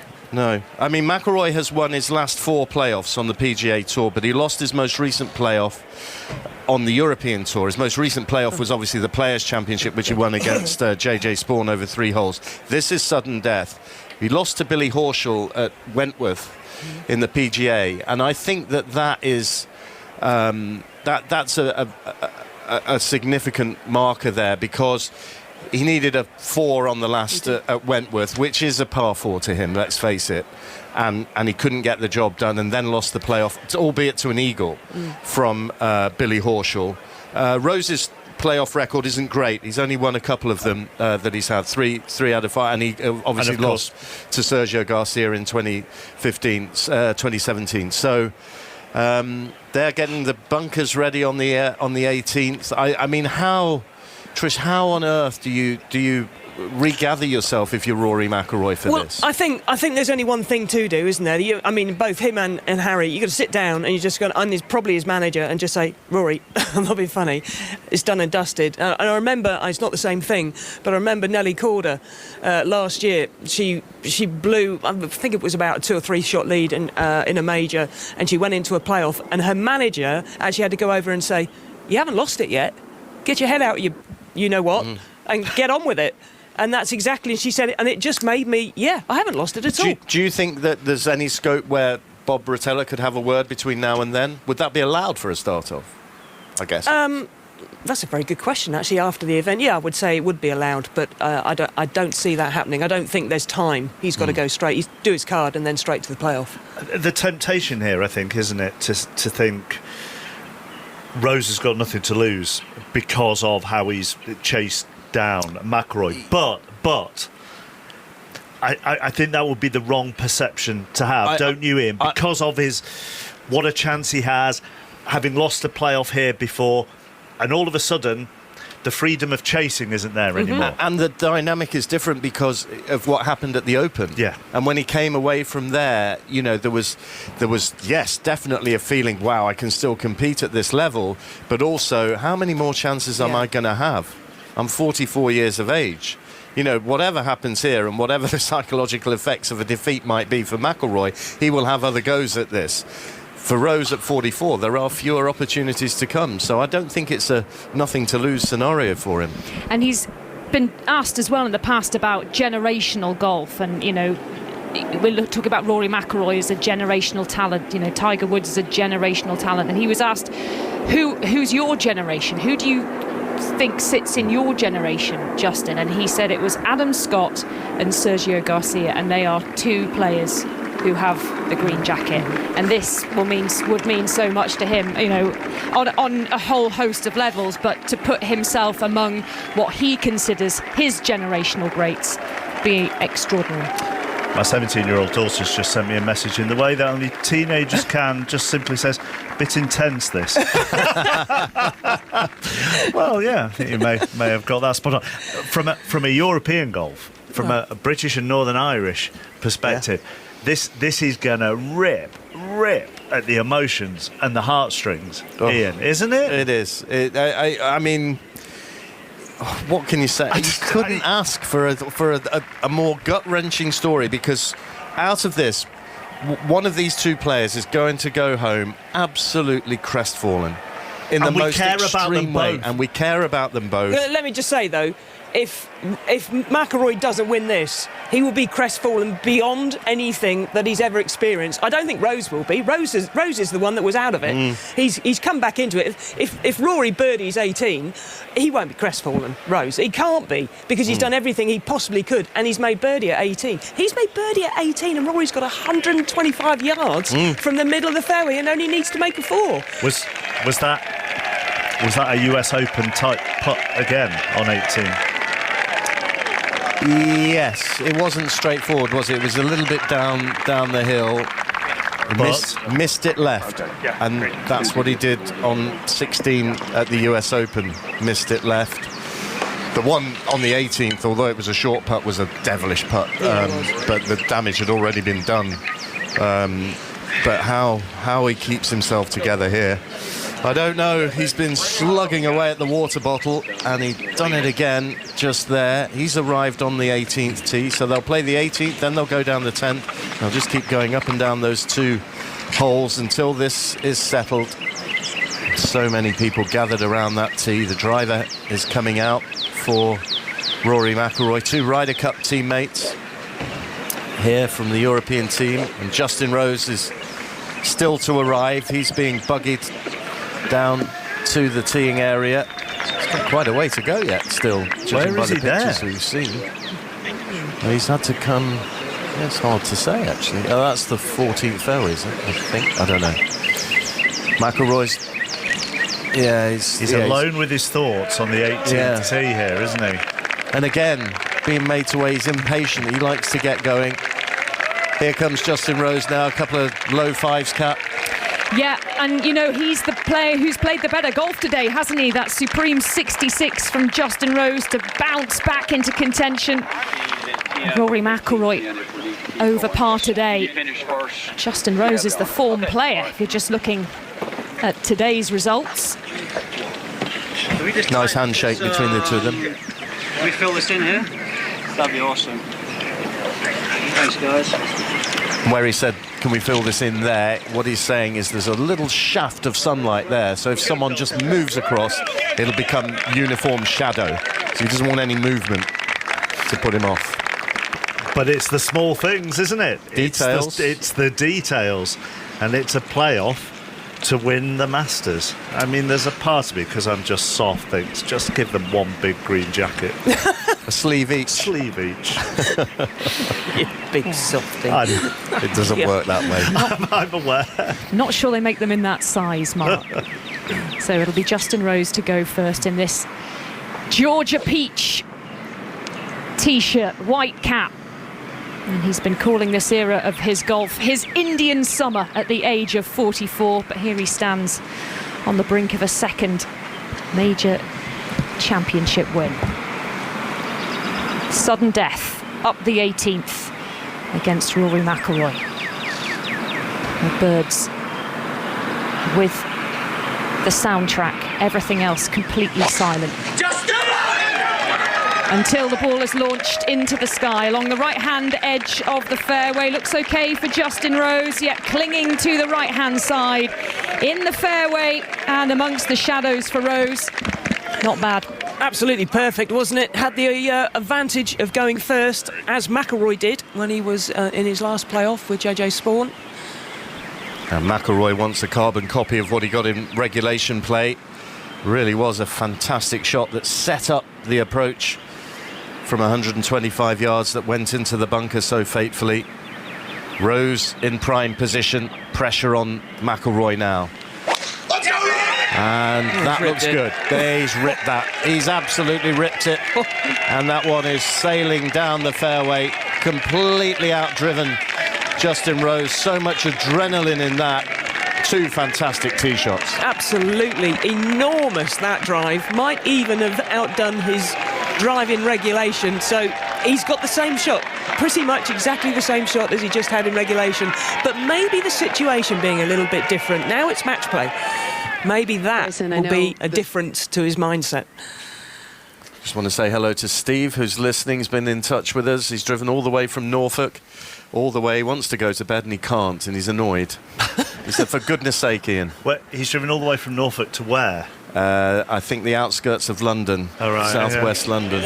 Right, just keeps driving around there for a while. He'll be fine. Might be stuck in his car for a while, or maybe he's gone inside and put on his radio or his smart speaker. 6 minutes past 12. You listen to 5 Live and BBC Sounds, and we are in a playoff for the 89th Masters as Rory McIlroy and Justin Rose head down 18.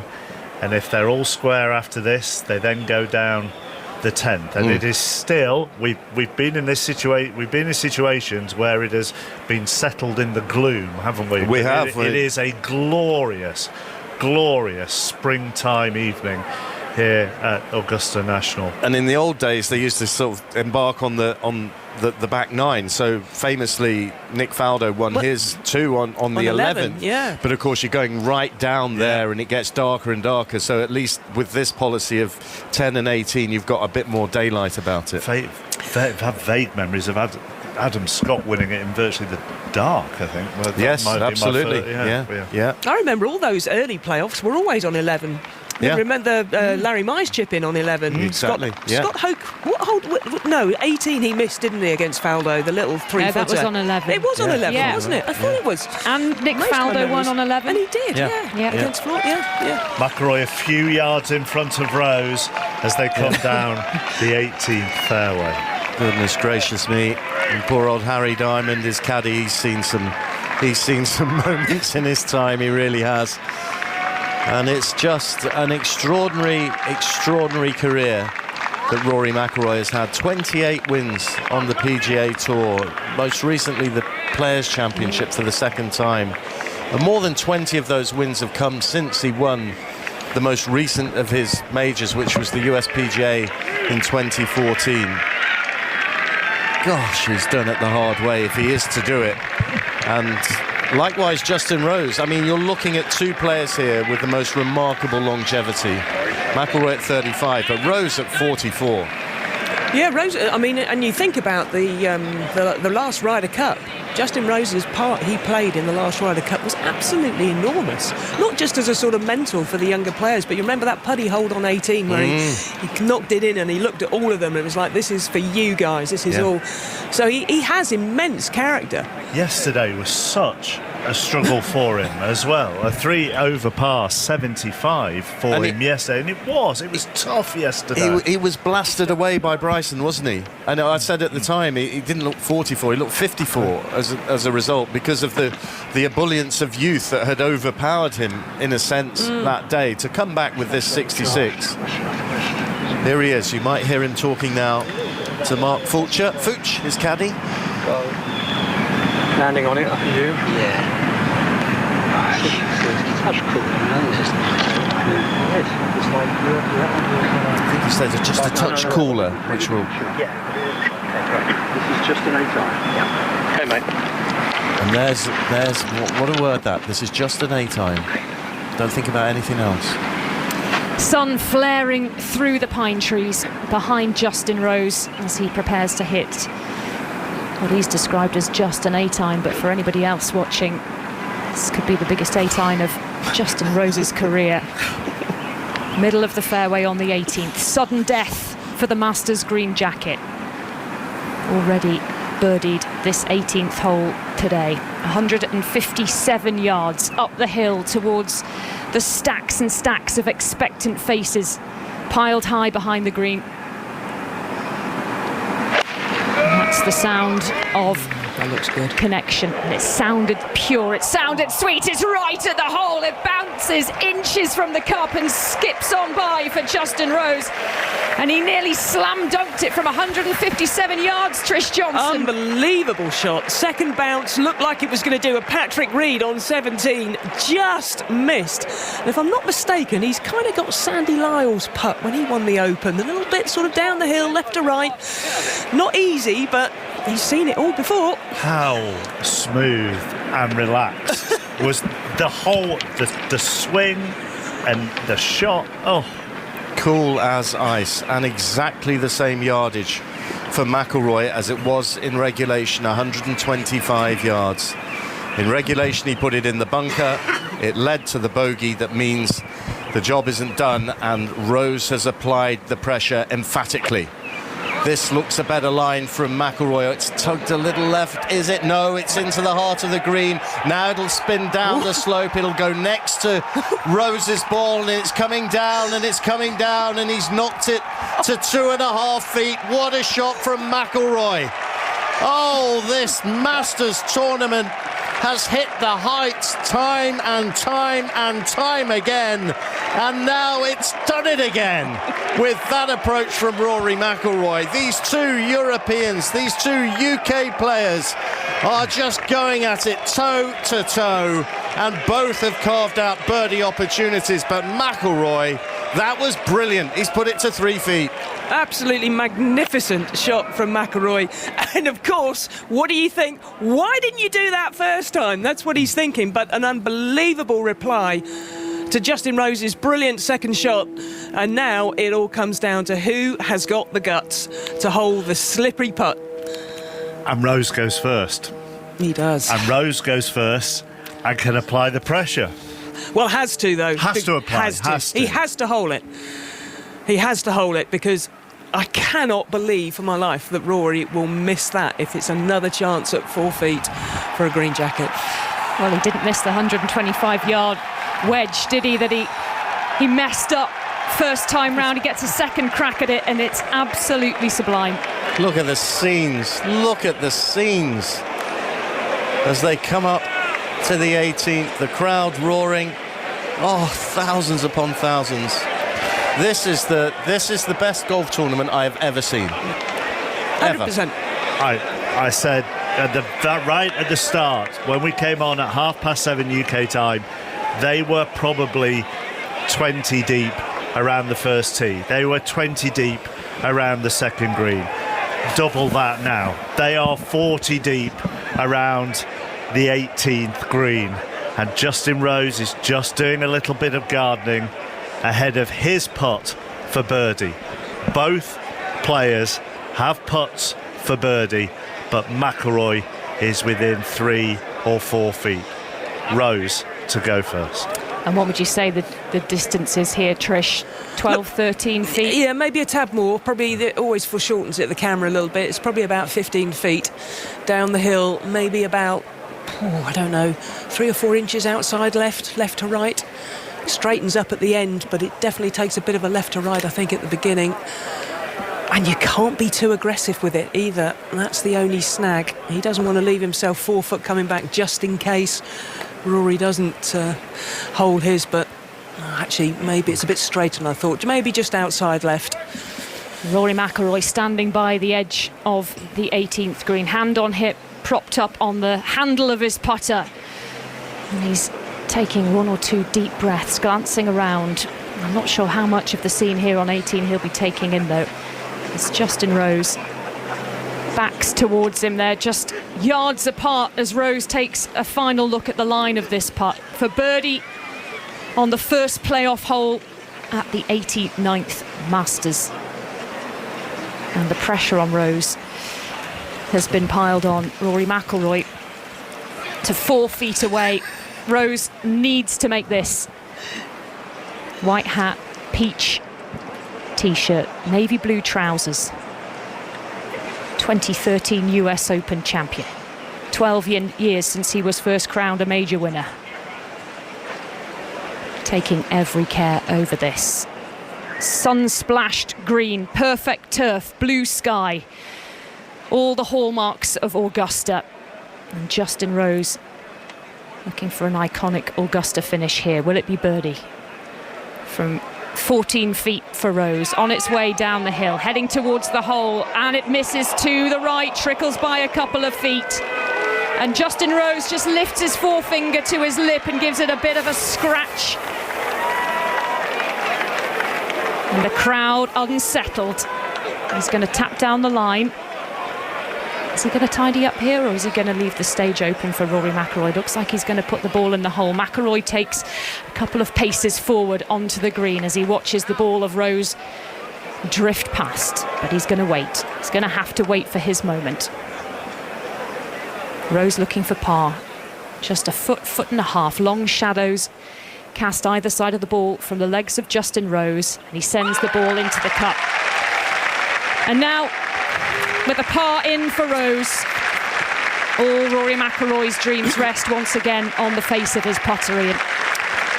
Yes, this is surely it. This is surely the moment. It's got to be. It's got to be. Look, this is 2.5, 3 feet. What an approach shot from McIlroy. What a way to regather himself after the disappointment in regulation play. This for the career Grand Slam. 2.5, 3 feet. And here he is, the man in the grey-blue shirt and the light trousers, the white cap. McIlroy for the Grand Slam. Sends it forward. He's done it! And he sinks to his knees. And he shakes and he convulses. At last, at very, very long last, Rory McIlroy is the master.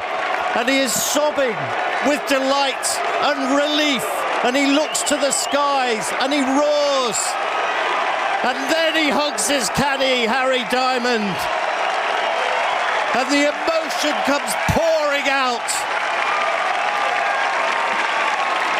He is complete, an all-time great.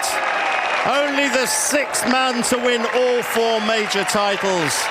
And then the most sporting of embraces with his Ryder Cup teammate. And Justin Rose hides his obvious bitter disappointment and congratulates warmly Rory McIlroy. Incredible scenes on the 18th green at Augusta. And McIlroy is roaring with delight, flings his cap away, puts his hands over his eyes and then bends double. And he's just shaking, convulsing with emotion. It's all pouring out. And then arm in arm with his best mate and his caddy, Harry Diamond. He somehow emerges from the 18th green. The tears are flowing. You can see them glistening on his cheeks as he comes over. Sober handshakes with the green-jacketed Augusta members. And now the embrace with wife Erica. His head shielded by the hat she's wearing, the white wide-brimmed hat. And then daughter Poppy, who stole everyone's hearts at the start of the week by holding that putt in the par 3 competition. And the cuddle and the lift from the champion. And Rory McIlroy's eyes tight shut as he hugs his girl Poppy. And he pops her down. And here comes Erica from underneath the ropes, along with Poppy, who looks a little bewildered at the pandemonium that is surrounding. And there's Sean O'Flaherty, the manager of Rory McIlroy, the long-time manager, and a hug for him. And the rest of the entourage from Rory McIlroy Incorporated. And more hugs. And listen to the crowd.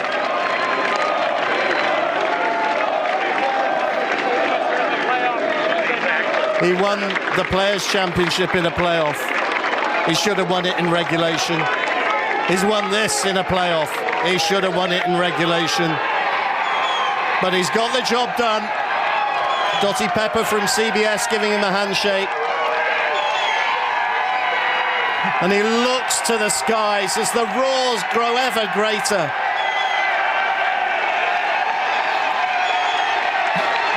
And he runs his hand through his hair, wipes the tears from his eyes, scrunches them closed again, and he chokes his thank yous because he's so choked up with the emotion of this moment.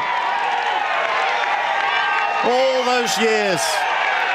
38 majors since his last success. And now he's got the whole set.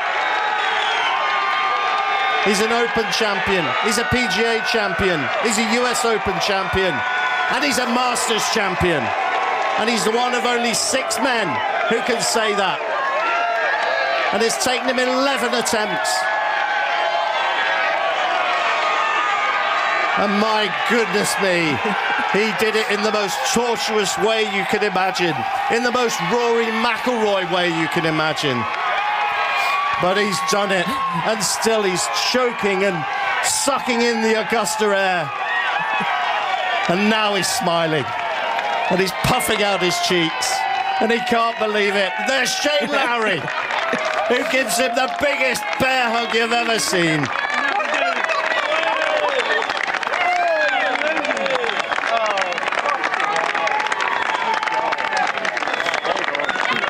Well, I never. Rory McIlroy, champion at Augusta in 2025. I know. You've got something in your eye like I've got something in my eye. And Trish has got something in her eye. And Kat's got something in her eye. And Ali has as well. Goodness me. I can't actually believe what I've just seen, really. It's... I can't imagine the feeling of standing over that 2.5-foot putt. Tommy Fleetwood, look at that. All his Ryder Cup mates, yeah, absolutely. But I think... Kate Rose. I don't think I've never seen a tournament like that, but I don't think I've ever seen someone, if they didn't win that tournament, I'm not sure they could ever tee it up again, if I'm honest. I just think it would have been too much to take.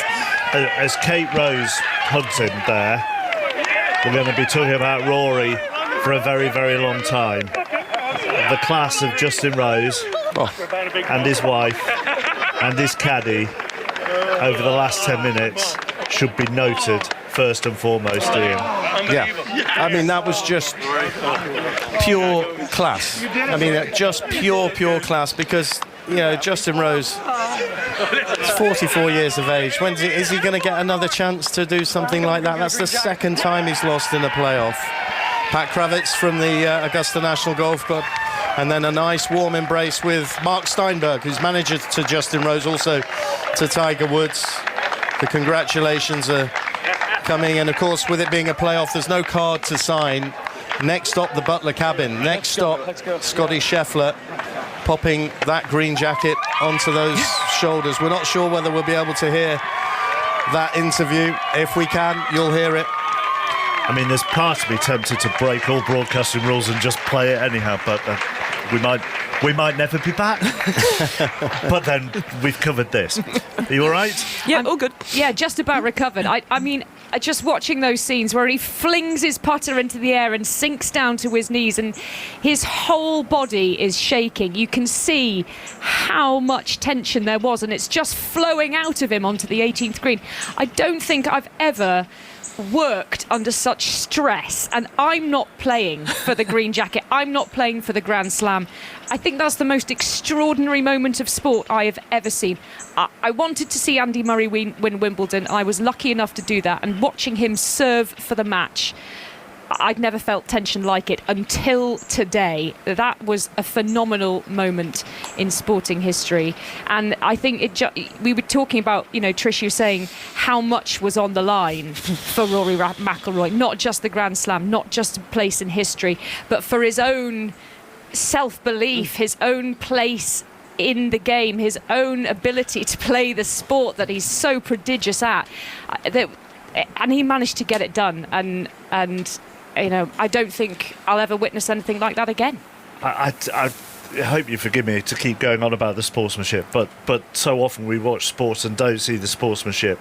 As Rory McIlroy sank that putt and fell to his knees, Harry Diamond turned to Justin Rose and shook his hand. And and the two wives who were next to each other just embraced each other. I mean, it's the sportsmanship as much as McIlroy achieving his Grand Slam dream, Ian, that brings the lump to the throat. Yeah, it does. This is how sport should be.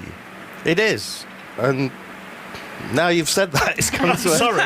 You've made it rather difficult for me to respond. No, it is. And you know, there are times when you can feel a bit dirty about golf, given, you know, all the money and the greed and everything that's been going on in the game. But at its core, there is that integrity, sportsmanship, and camaraderie. And we saw all that. We saw everything that was good about this game today. The drama that it can generate, the brilliance of the shots that we witnessed today, the terrible shots that we saw played, but reflective of the unique pressure that comes with the game of golf. And that, for me, has just made that, well, the ultimate golf tournament, I would say.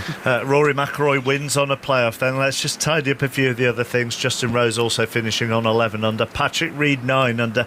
Defending champion Scotty Scheffler, despite sort of lumbering his way round the majority of the 4 days, has got himself into 4th on 8 under. Bryson DeChambeau, who started in that final pairing, 7 under, along with Sung Jae Im. Ludwig Oberg 6 under. He had a nightmare 18th. Apart from that, he would have been right in the thick of things. Xander Schauffele, Zach Johnson and Jason Day all on 5 under. I mean, we wouldn't... A fair play to Rory, because we wouldn't have had anywhere near the emotions if he'd won it by 3 and it had been a cakewalk up the 18th, would we? No, I'm sure he knew that. What a brilliant way to win it for him. Take it down to the wire, because he looked like he enjoyed every single minute of it, didn't he? Extraordinary performance in the end. Do you know what? It's funny. I was thinking when they were playing the last, it depends how you win it, but what would his emotion be? Would it be just sheer relief? Would it be, you know, banging it? And actually, it just showed us everything. what it means and how much he's been going through trying to get that Grand Slam done. And do you know the one thing I'm thinking? Wow, could it ever open the floodgates? So it's exactly what crossed my mind. You know, that's not... I mean, I remember Billy Foster saying that he said it wasn't a monkey on my back, it was a gorilla on my back, until he won a major in partnership with Billy Foster, with Matt Fitzpatrick. But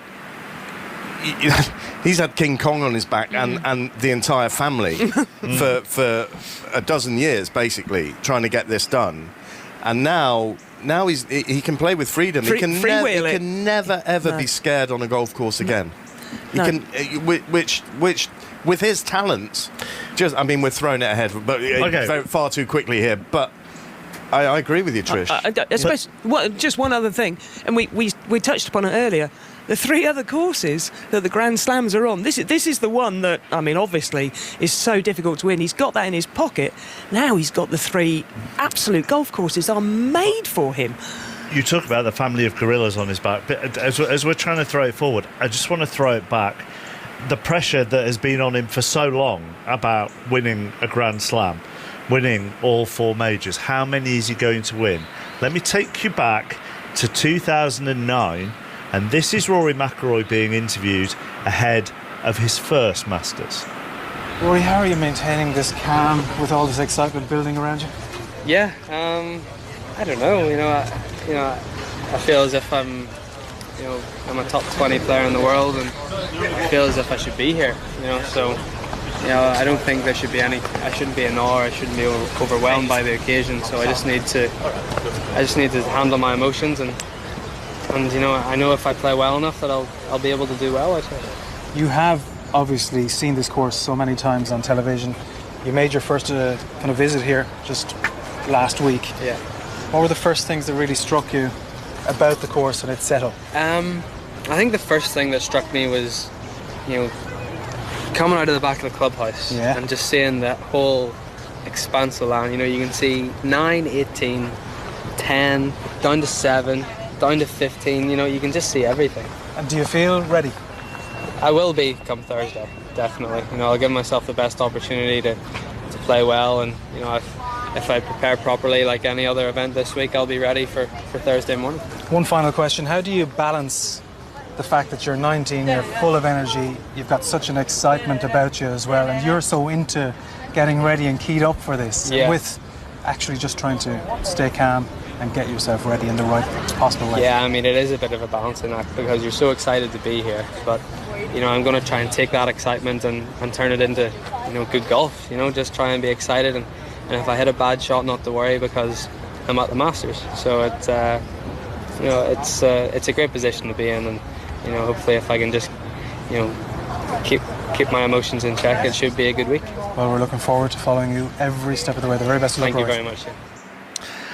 And one of the reasons for playing that is, one, his sort of freshness and excitement in 2009, as you would expect, but also to highlight, I mean, look, he wasn't being asked about winning, the Grand Slam on his back at that stage, but for how long he has carried expectations here at Augusta. Exactly. As I said earlier, he was asked in one of his very first press conferences here, do you think you can do the career Grand Slam by the age of 22?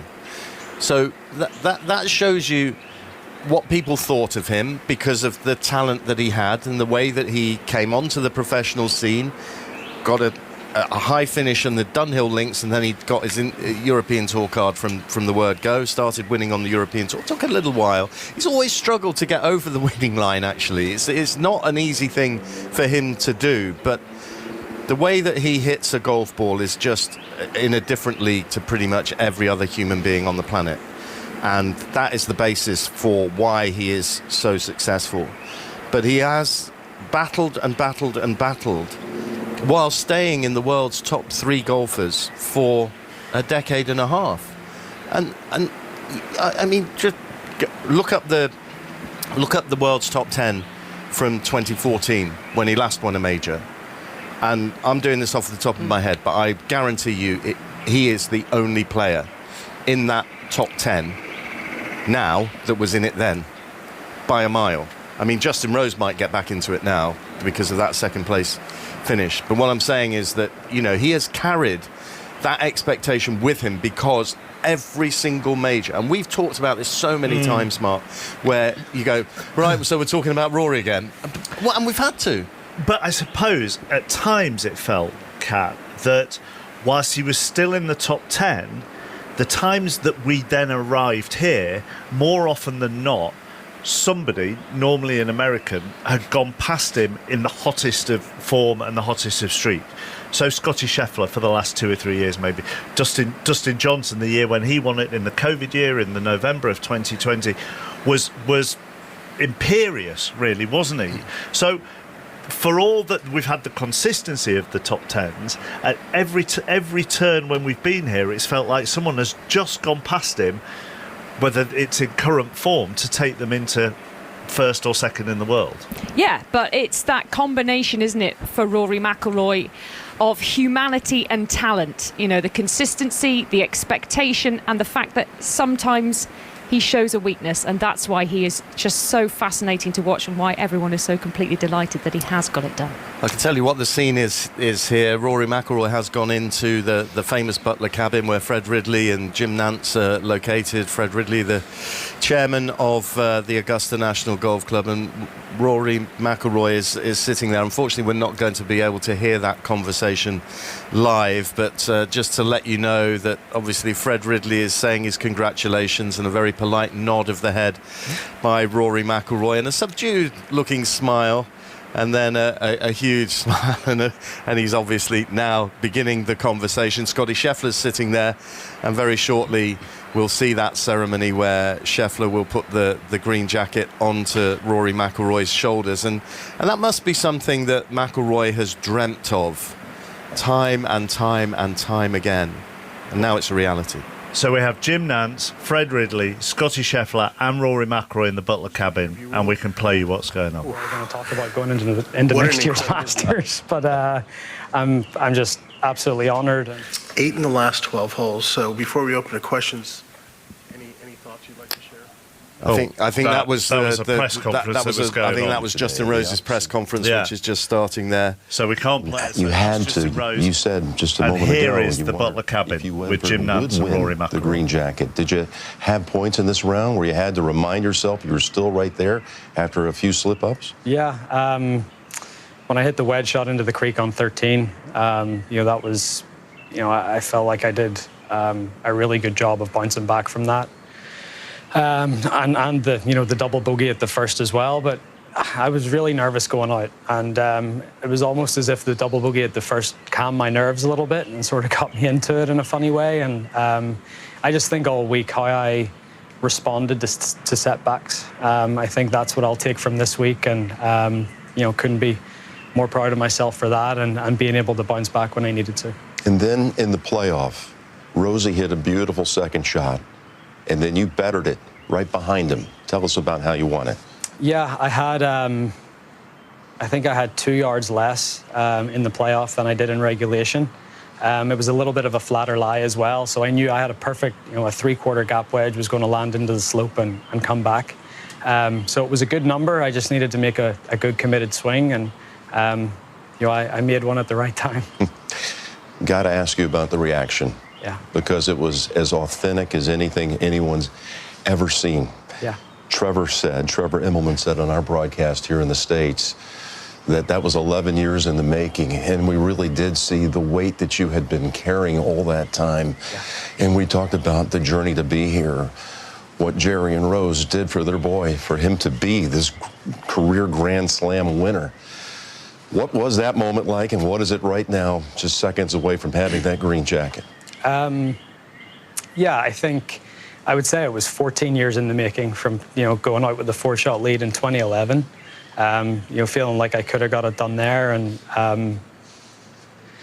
there was a lot of pent-up emotion that just came out on that 18th green. And, but, I think, a moment like that makes all the years and all the close calls worth it. And I want to say hello to my mum and dad. They're back home in Northern Ireland.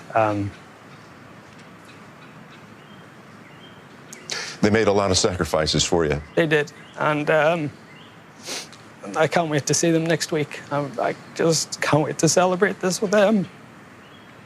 Yeah. You made a lot of people happy here today, Rory. Thank you. Showing a lot of what it takes to be a champion. It's time for your green jacket. Fred? Thanks, Jim. Scotty, you continue to be a great champion, and we look forward to watching you here at Augusta National and wear the green jacket for many years to come. We would be honored if you would now place the green jacket on our 2025 champion, Rory McIlroy. Thanks, Scotty. Oh, we got it. There we go. Congratulations. And he shakes hands with Fred Ridley, and the green jacket is on the shoulders of Northern Ireland's Rory McIlroy. At long, long last. Incredible. Incredible. He's finally got it done. He was in tears when he spoke about his parents at the end. And it takes me back to St Andrews when he went out in the final pair and he was caught by Cam Smith. And when Rory McIlroy finished on the 18th green, had to hold his second shot, didn't he? Yeah, and I remember seeing it and talking about it at the time, being opposite the hotel at St Andrews. And Jerry, his dad, had the top floor of that hotel. And he'd sat on the balcony, and as Rory walked off the 18th green, he was sitting on his own on that balcony, and he got up and he just opened the door and walked in and shut the door behind him. And my heart broke from a father's point. You're nearly going again. From a father's point of view, my heart broke for him that afternoon. And now he has the opportunity in a week's time to celebrate with his son, who has done the Grand Slam. Yeah, absolutely. And Rory has always talked about the inspiration of his father, and has always talked about how he fell in love with the game by being allowed to stay up late and watch the Masters and watch Tiger Woods win.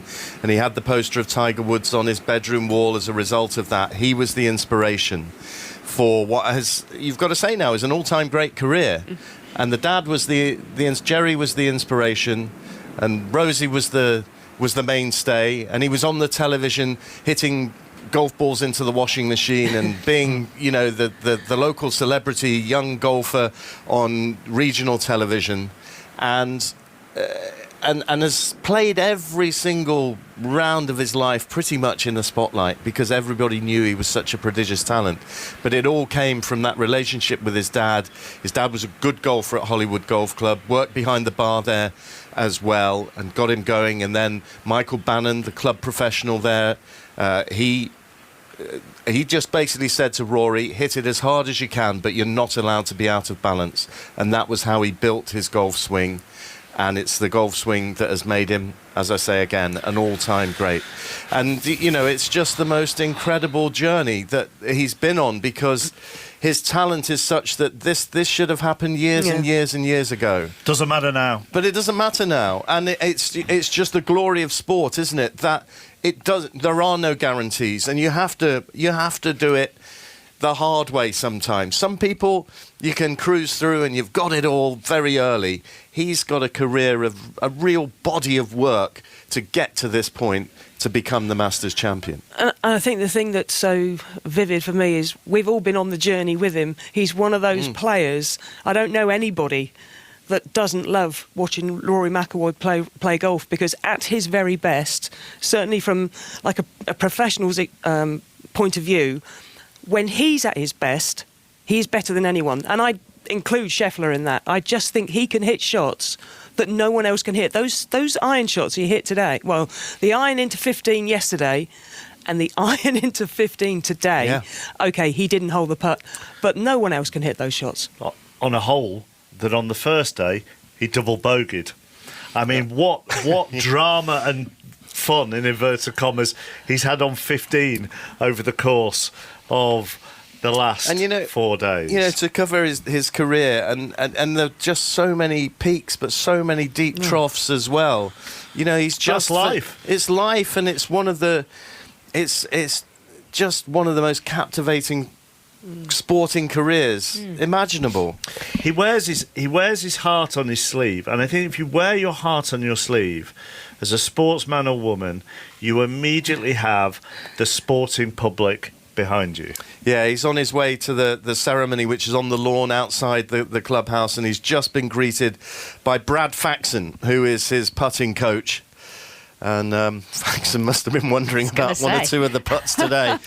But nonetheless, a very, very big and warm embrace there. And you can see the fans cheering away as he makes his way to what will be a glorious ceremony for him. And now there's just genuine joy there, isn't there? We've seen every emotion come out of him, and it's all on that practice putting green. And here he goes. Just an incredible career, and this is a crowning moment, undoubtedly. But it might lead to a lot more of these kind of situations, I think. Here he is. You can hear the cheers now. He waves with his left hand. And all the Augusta members in their deep green blazers are standing and applauding. And Rory's just saying, thank you, thank you, thank you. And a wide, wide smile on his face. There's no wiping that smile from his face, and there won't be for a very long time indeed. Scotty Scheffler's there as well, bearded figure, who gave it a good old run today with a 69 to finish fourth. That's a stout defence of the title. And who knows, these two, McIlroy and Scheffler, they could have a head-to-head battle for the ages going forward. And a nice warm conversation going on between the champion and the man who the champion succeeded. And the chance of Rory, maybe this is just age, but I don't remember chance of Tiger to this extent. Good evening, everyone. At the end, after he'd I'm won. Fred Ridley, chairman of Augusta National Golf Club. Sorry, Fred. And it is my pleasure to welcome you to the presentation ceremony of the 89th Masters Tournament. First, I want to express my appreciation to our agronomy and horticulture teams for the remarkable job they have done this week in keeping our golf course in top-notch condition.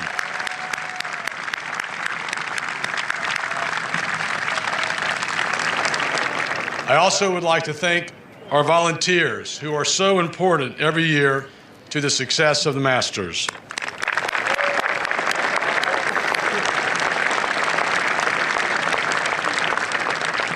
And finally, Our sincere thanks to Augusta National's incredible employees for their effort and dedication. They are represented today by Jim James, the recipient of our Green Jacket Award of Excellence. Jim has provided unparalleled service at Augusta National for 30 years and will deliver the Green Jacket later in this ceremony. Thank you, Jim.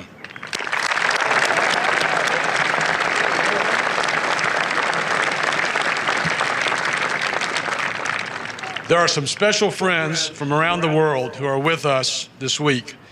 I would like to acknowledge these organizations and ask that you please hold your applause until I have recognized everyone. The USGA, the RNA, the PGA of America, the PGA Tour, the LPGA, the DP World Tour. I want to thank all of you for your help in making the Masters a success.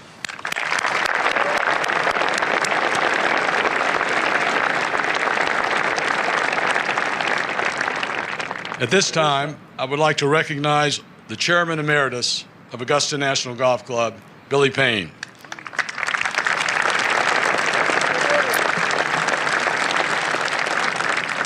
Billy, we thank you for all you have meant to Augusta National and for your wonderful contributions that you have made to the greater game of golf. Thank you, Billy. Former chairman Billy Payne, who Fred Ridley succeeded as chairman Next, of the I would club. like to recognize Jim Hyler. Jim is the chairman of our competition committees. He conducts the tournament, and he does so extremely well. Thank you, Jim.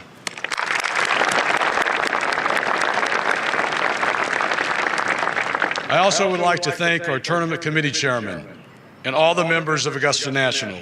Your support and participation provide the foundation for this tournament. I very much appreciate your many contributions.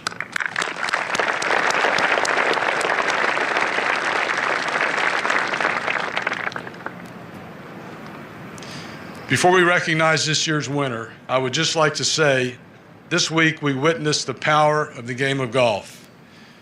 Now to our defending champion. Scotty, on behalf of the club, we always will celebrate your victory last year and the history you made by winning your second green jacket. We look forward to you returning to Augusta National for many years to come. Thank you. And Rory McIlroy sitting next to him leads the applause really for Scotty Scheffler there. Scotty, I would ask if you would stand next to me at the podium. McIlroy really stands out at the moment because he's the only one not wearing a green And jacket. now, ladies and gentlemen, it gives me great pleasure to introduce to you the 2025 Masters champion, Rory McIlroy. How sweet are those words? And he waves with his right hand and his left hand. He smiles. He breathes out and puffs those cheeks as he's done so many times today. And he wipes another glistening from the eyes and smiles, the widest of smiles. Puffs his cheeks again. He's already received the jacket for TV in the butler cabin. This is the moment, though. I would be grateful if you would please do the honor of placing the green jacket on Rory. Big smile from Scotty Scheffler. And there it is. And McIlroy looks to the sky. And then he tugs at the collar and he thinks, yeah, that's a perfect fit. The green jacket is on the shoulders of Rory McIlroy.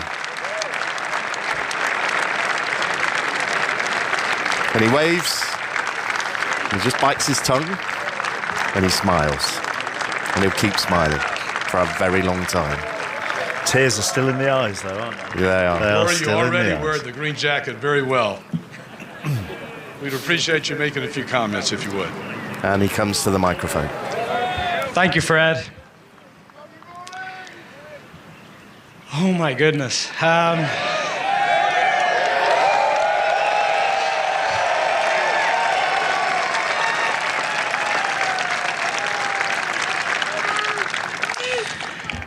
First of all, I want to thank Chairman Fred Ridley and all the members at Augusta National.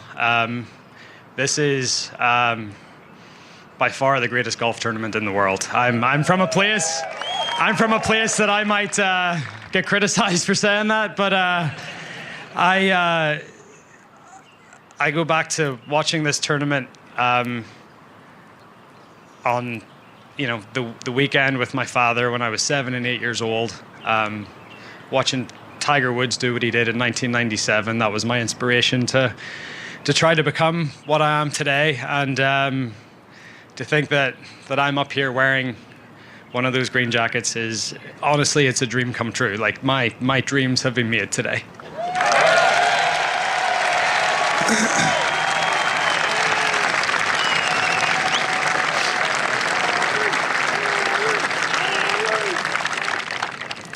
I'd also like to thank all the volunteers and the staff this week.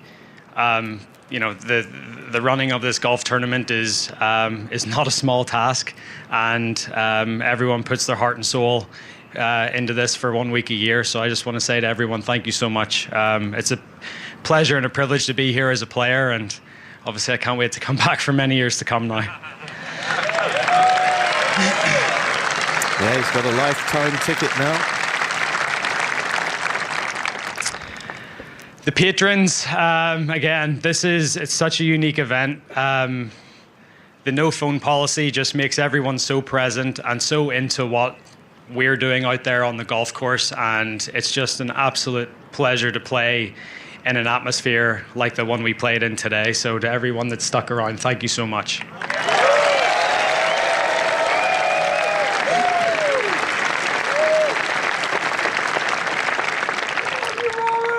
Love you too.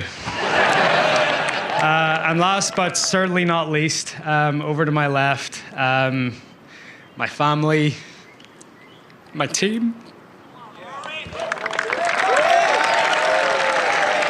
He looks to the sky there as he chokes up.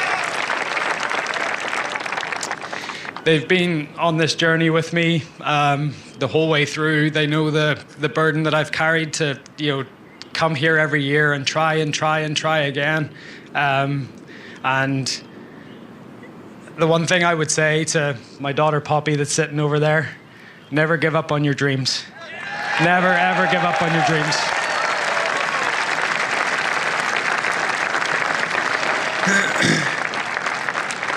Keep coming back, keep working hard, and if you put your mind to it, you can do anything. I love you.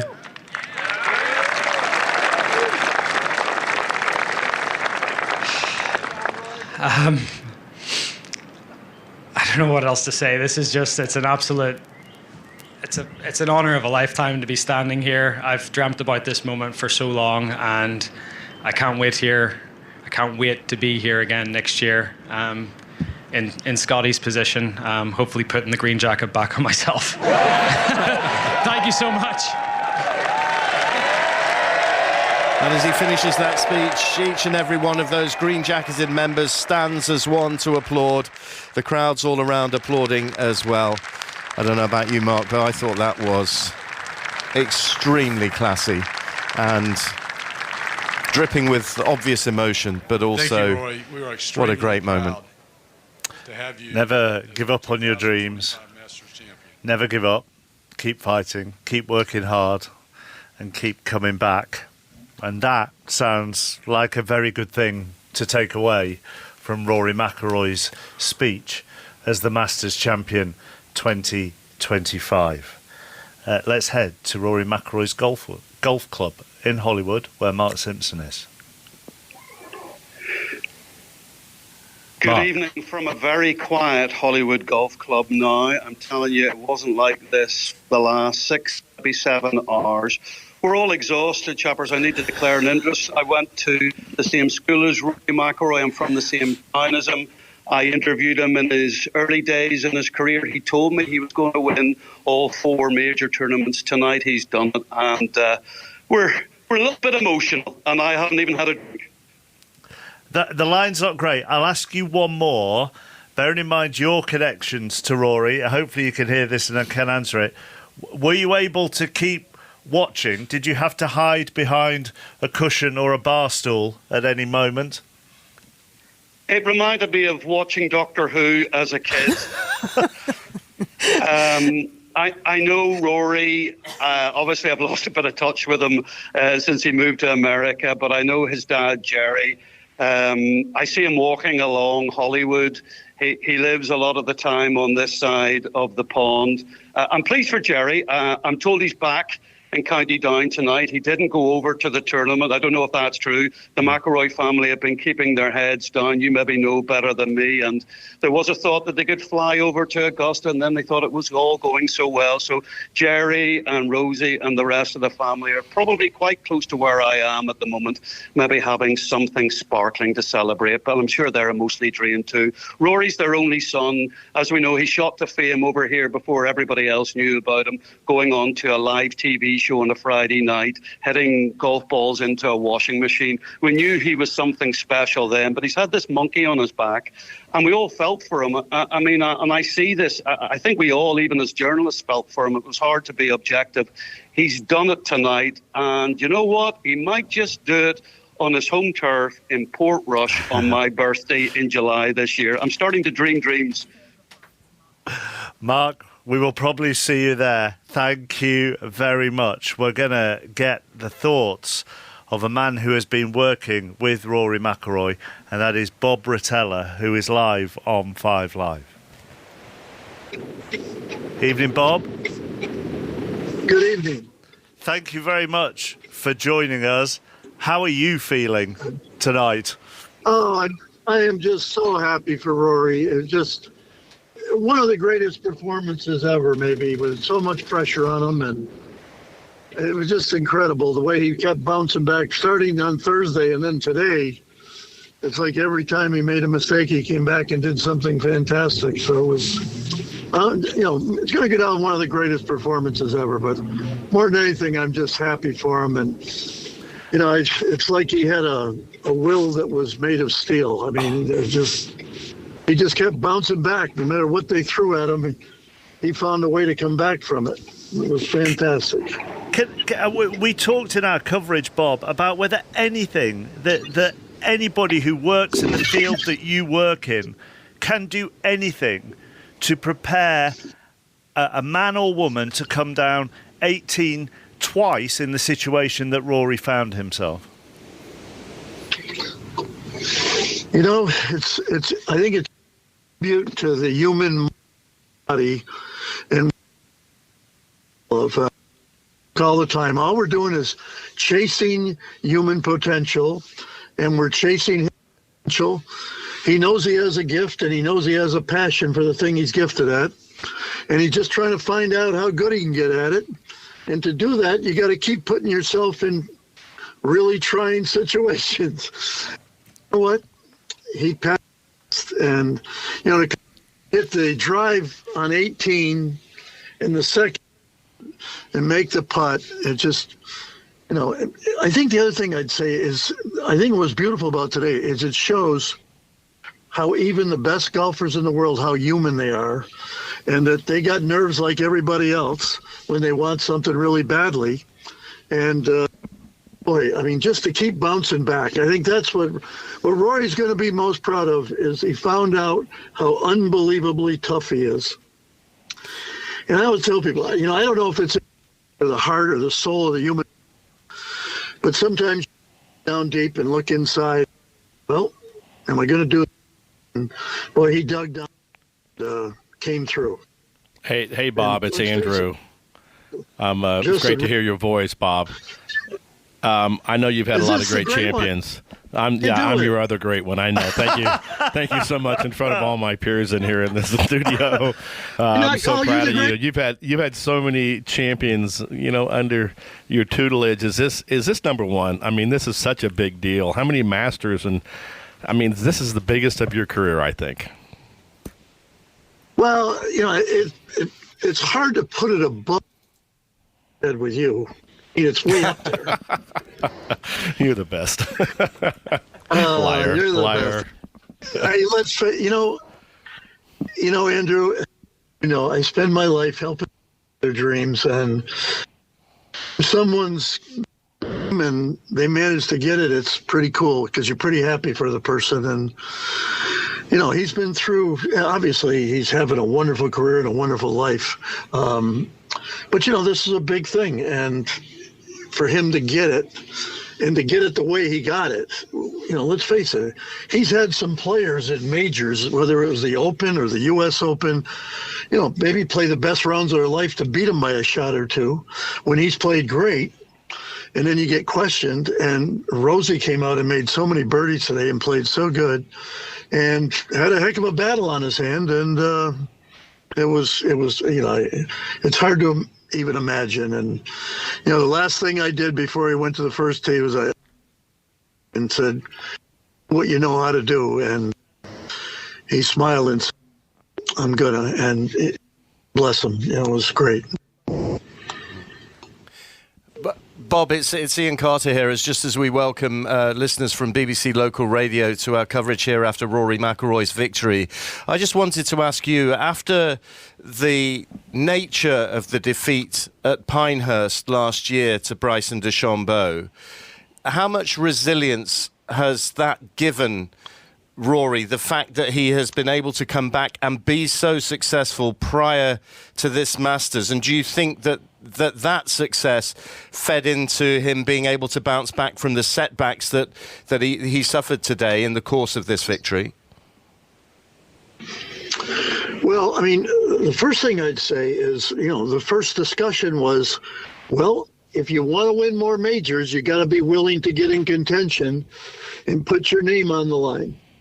Some people have an experience like that and they just decide, I don't want to get there again. It's not worth it. It hurts too much. And, that was where we started. And he was like, I want to win majors and I can handle losing. And I think the second thing is, he felt pretty darn good about how he played. I'd say the same thing with this Thursday. He felt really good how he played. He felt like he got a couple bad breaks, but he really liked how he played. He liked how he hit the pitch shots. It didn't work out the way he wanted. The second thing is you got to be able to focus on all the positive stuff and pull all the good stuff out of it and say, you know what? I know I can do this. It wasn't my turn. I think the third thing is stories in sports. And every time you get your heart broken, you have to bounce back, and it just makes for a better story. But again, you got to have the guts to keep going after it. And a lot of give up on themselves and I admire the heck out of him because he didn't. Bob, the line keeps dropping out, but I just want to ask you one more. Well, it's a two-parter word, really. Were you nervous? And at the end, did you have a tear in your eye? The answer to both is yes. I mean, it was unbelievable. I will say this. I get a lot more nervous watching him play today than I get when I play in a tournament. It was kind of like I had a daughter who played golf at Notre Dame, and it was kind of like when you're watching your own kid. It's you build a relationship, and you know how badly they want it, and you get nervous. And what was the second question? Do you have a tear in your eye when he sank to his knees on the 18th green? Did you have a tear? Yeah, I had more than one. Yeah. But I mean, and the tears are because you know how much it means to someone like that.